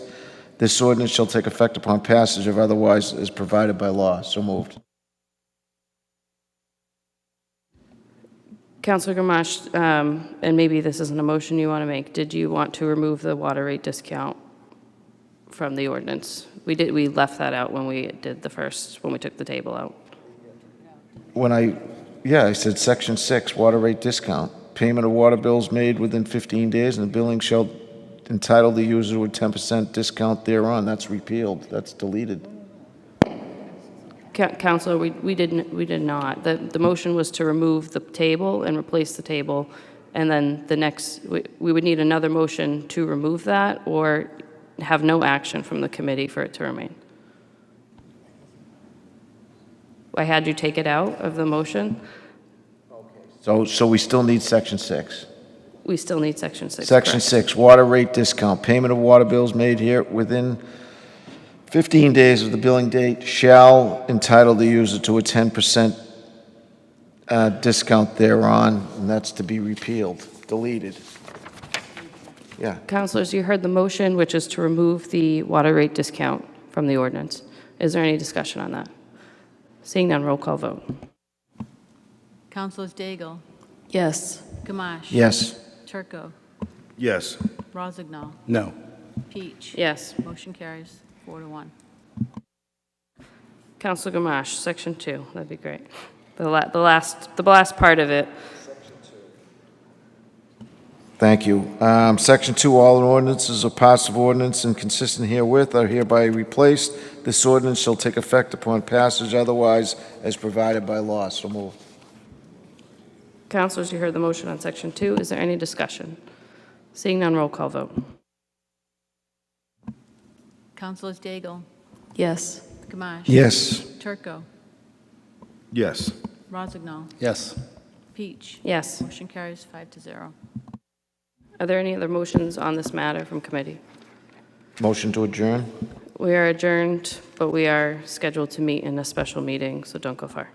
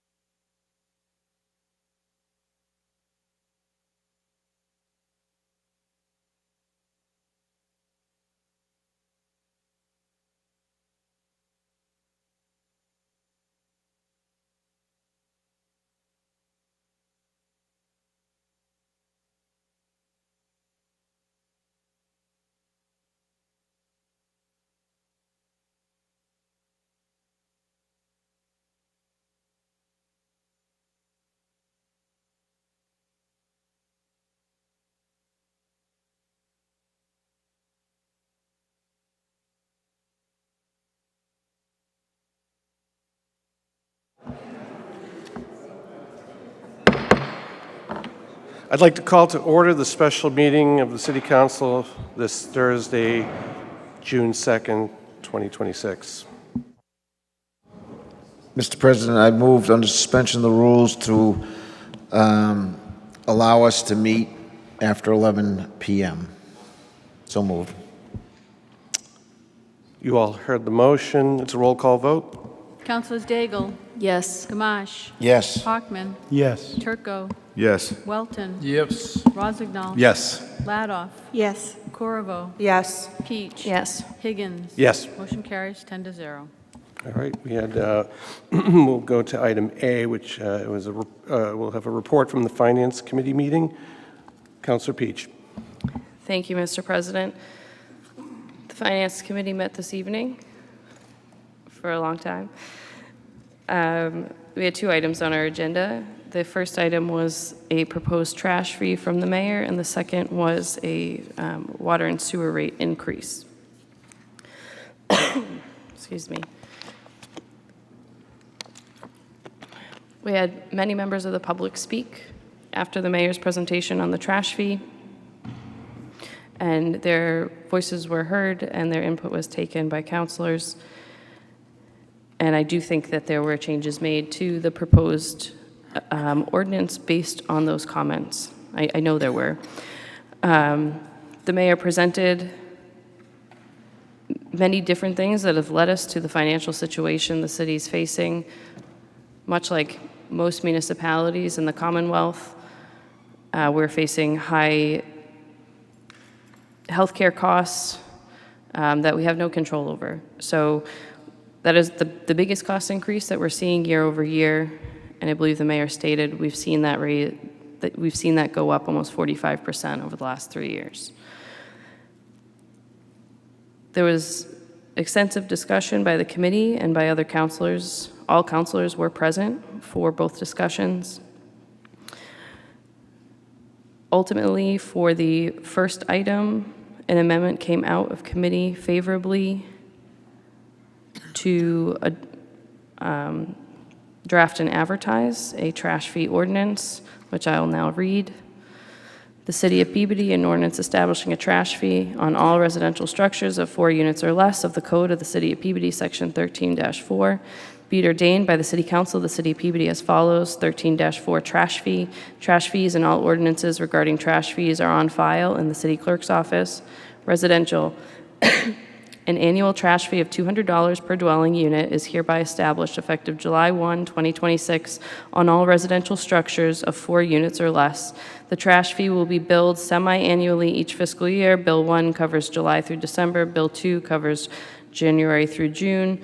The finance team has the discretion to bill that quarterly if they see fit. Discounts and waivers.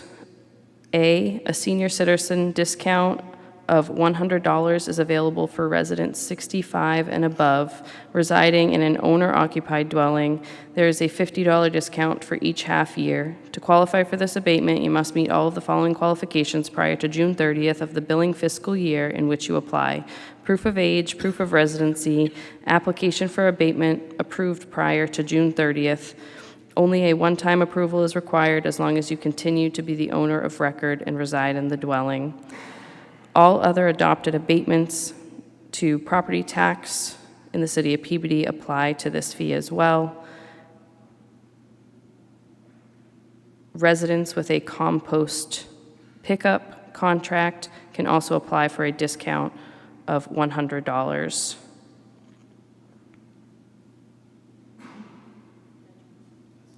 Yes, veterans, that's in my other note over here, in this margin.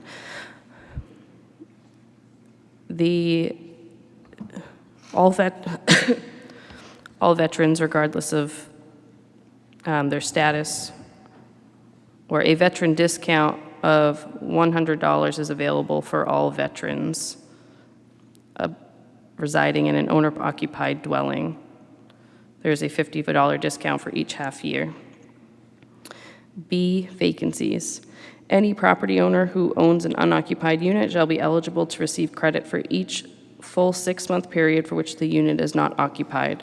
Property owners must provide documentation to the Director of Engineering, Director of Public Services, Public Works, signed under the pains and penalties of perjury, demonstrating that the unit was vacant during the entire 6-month billing period for which such credit is requested.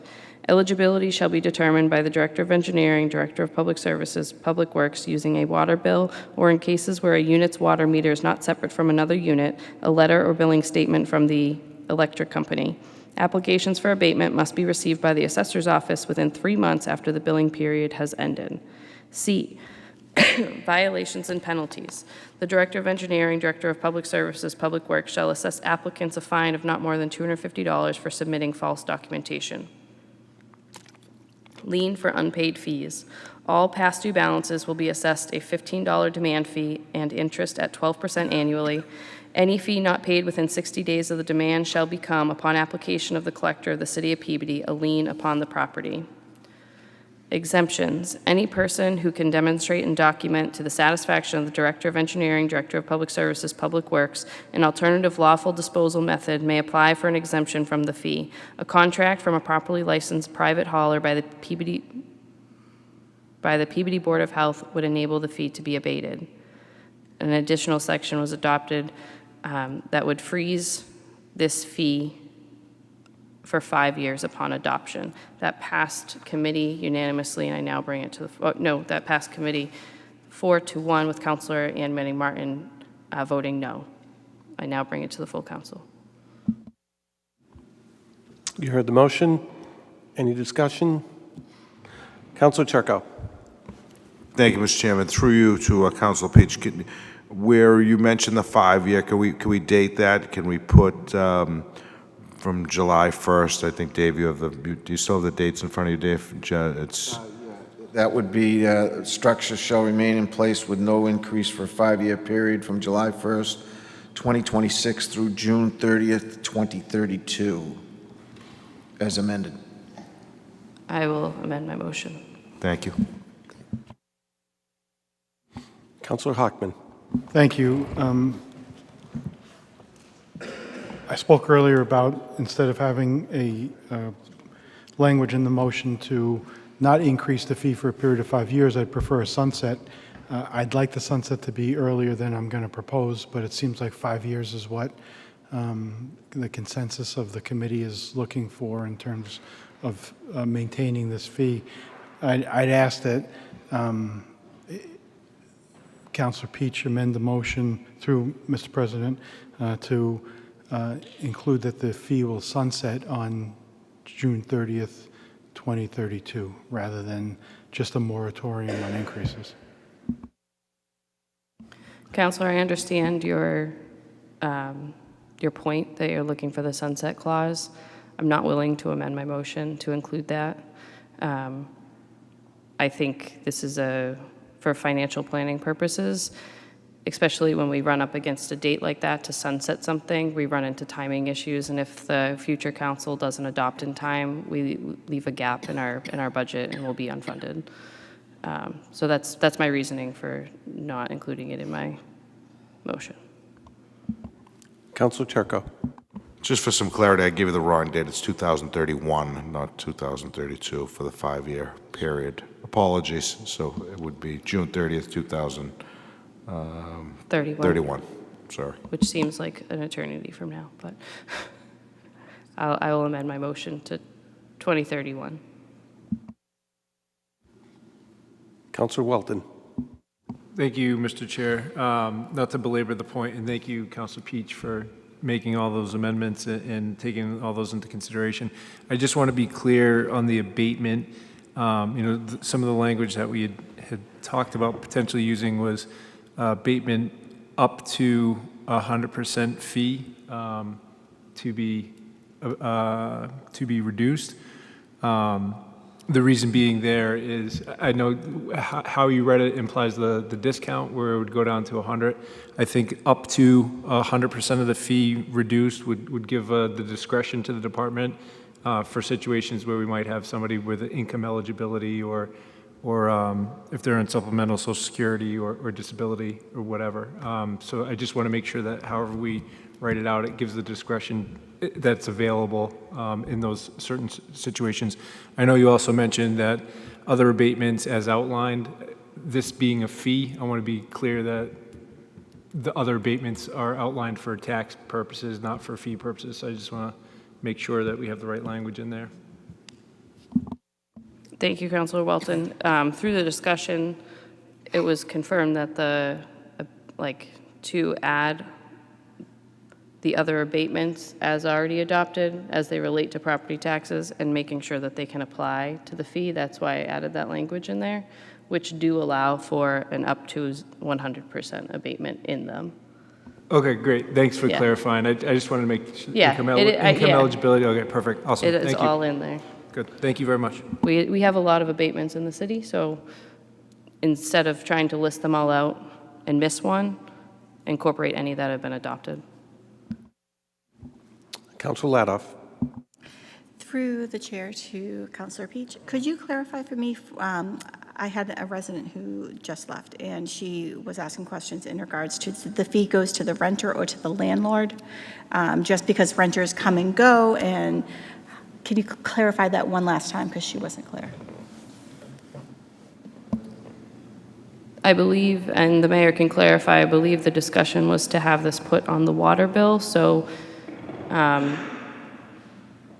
if an apartment building, if a two-family home only has 1 meter, the water bill is going to the property owner and not going to the renter, but it'd be whoever receives the water bill. So it'd be different in each scenario, depending on who's paying the water bill.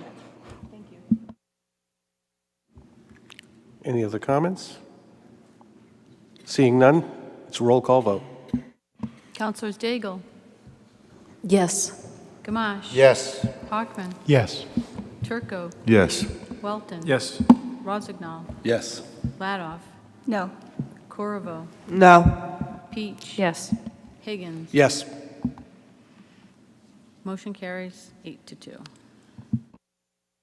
Councilor Peach. Thank you, Mr. President. In the trash discussion, we also received 2 late communications. Those were received in committee. I now bring them to the full council. So the motion to receive late 1 and late 2. You heard the motion. All in favor, any opposed? It's a vote. Councilor Peach. Thank you, Mr. President. Moving on to the water and sewer rates, which was the second item on our agenda. The mayor spoke briefly about the need for this increase, and Mike Gingras presented a really thorough breakdown, which is a preview into the budget we'll see in a couple weeks, and even got high praise from the public that was here. So thank you, Mike, for being so thorough and showing us where these numbers are coming from. I did allow public participation, and there were residents who spoke. I just wanted on the record that Russ Donovan spoke in favor of this proposal, so that had to be on the public record. But there were a few motions that came out of committee. The proposal from the mayor is an ordinance change. We kind of piecemealed it, as there are a few different portions that are, or there's some disagreement on, so I would entertain the full council to be able to vote on each piece. The first motion made by Councilor Gamache was to, through the president to the clerk,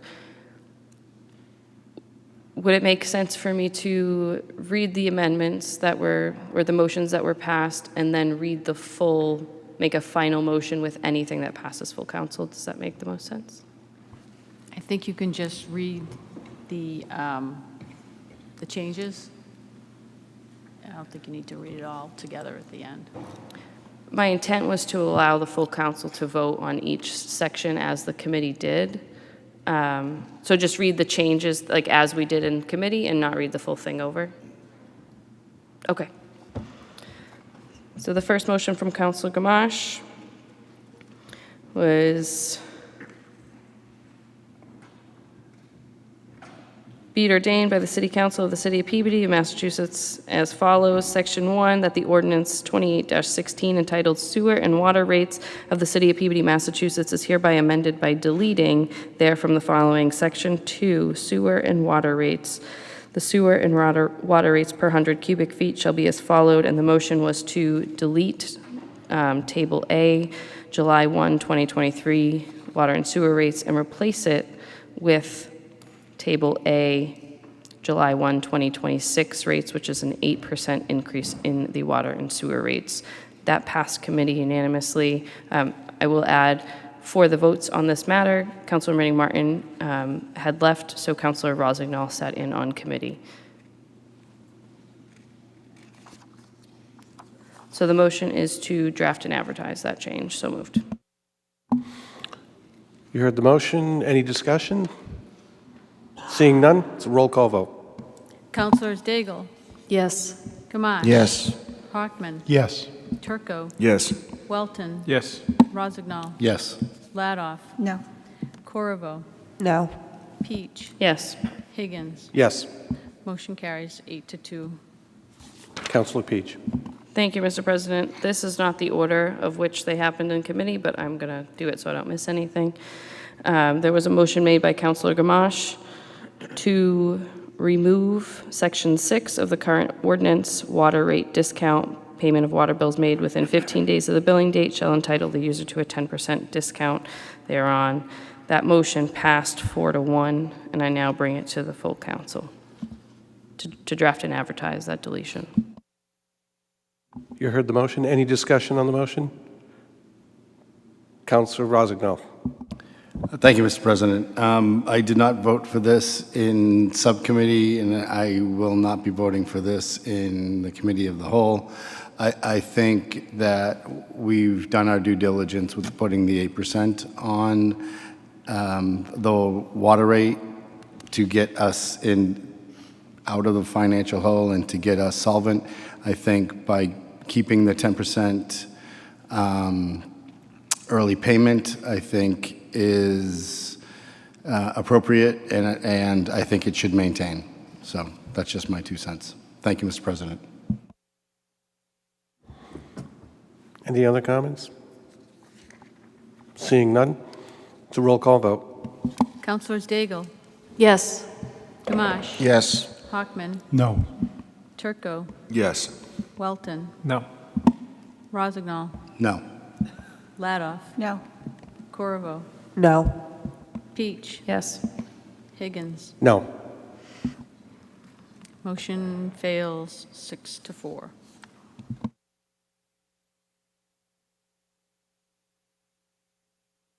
Councilor Peach. Thank you, Mr. President. There's another motion made by Councilor Gamache. And this is in inserting the place thereof the following. Section 2, sewer and water rates. The sewer and water rates per 100 cubic feet shall be as follows. Effective for billing beginning July 1, 2026, rates shall increase as follows. And then annually by 5% for fiscal year 28 and 29 unless otherwise repealed. That motion passed 4-1 in committee, and I now bring it to draft and advertise to the full council. You heard the motion. Any discussion? Councilor Rossignol. Thank you, Mr. President. Sitting in for Councilor Manning Martin, I also did not vote for this as well. I just think doing a 3-year projection is a little bit too much. I think by having a 5% increase already kind of built into next year, I think is appropriate, but looking 2 more years out, I just think is a little excessive. So that was my rationale for not voting for it in subcommittee. I would be willing to entertain an amendment to the motion where it's only 1 year after this current fiscal year that we're talking about, which is 27, so 28. I just think looking 2 years past next year is a little bit much, because anything could change. We actually might have to Councilor Hockman's point, we may have to even go up higher than that if all of a sudden there's really some catastrophic things, or I don't want to be locked into a 5% increase 2 years down the road when we don't know what the situation brings. So that was my rationale in subcommittee, and will be my rationale moving forward, to not vote for this for a 2-year, 5-year, 5% increase past the 8% this coming fiscal year. Thank you. Councillor Hockman. Thank you, Mr. President. I agree with Councilor Rossignol. If this amendment were made, I could support 1 additional year at 5%, but I would not support 2 years at 5%. Any other comments? Councillor Peach. Thank you, Mr. President. I still think it's a better fiscal responsibility to project out 3 years, as we're doing with everything else. Our Director of Finance is very conservative in his estimates, which has boded well for us in these hard times. I will make the amendment to only go out to FY28, as I don't think 3 years is going to pass the full council. So moved. You heard the motion. It's a roll call vote. So, Councillor, you are agreeing to the amendment to your motion. This is not a separate amendment for just the 1 year, correct? Correct. I agreed to the motion to reduce it and remove FY29, so it would read, and then 5% for FY28 would just be. Councillors Daigle. Yes. Gamache. Yes. Hockman. Yes. Turco. Yes. Welton. Yes. Rossignol. Yes. Ladoff. No. Corriveau. No. Peach. Yes. Higgins. Yes. Motion carries 8-2. Councillor Peach. Thank you, Mr. President. The next motion from Councillor Gamache was in regards to the administrative fee. And it reads, in addition, an administrative fee of $25 per quarter will be charged to all residential accounts, and a fee of $50 per quarter will be charged to all commercial accounts. That passed unanimously in committee, and I now bring it to the full council to draft and advertise. So moved. You heard the motion. Any discussions on the motion? Seeing none, it's a roll call vote. Councillors Daigle.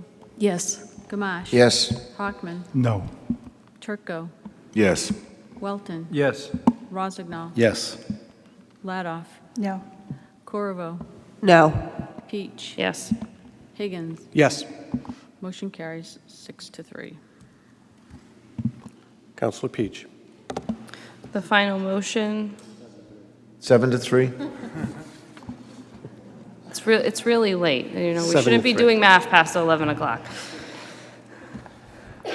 Motion. The final motion that came out of committee was to adopt the end of Section 2. Section 2, all ordinances or parts of ordinances inconsistent herewith and are hereby replaced. This ordinance shall take effect upon passage or otherwise as provided by law. That passed committee unanimously, and I now bring it to the full council to draft and advertise. So moved, Mr. President.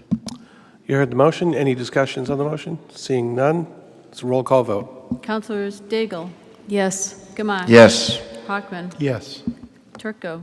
Yes. Welton. Yes. Rossignol. Yes. Ladoff. Yes. Corriveau. Yes. Peach. Yes. Higgins. Yes.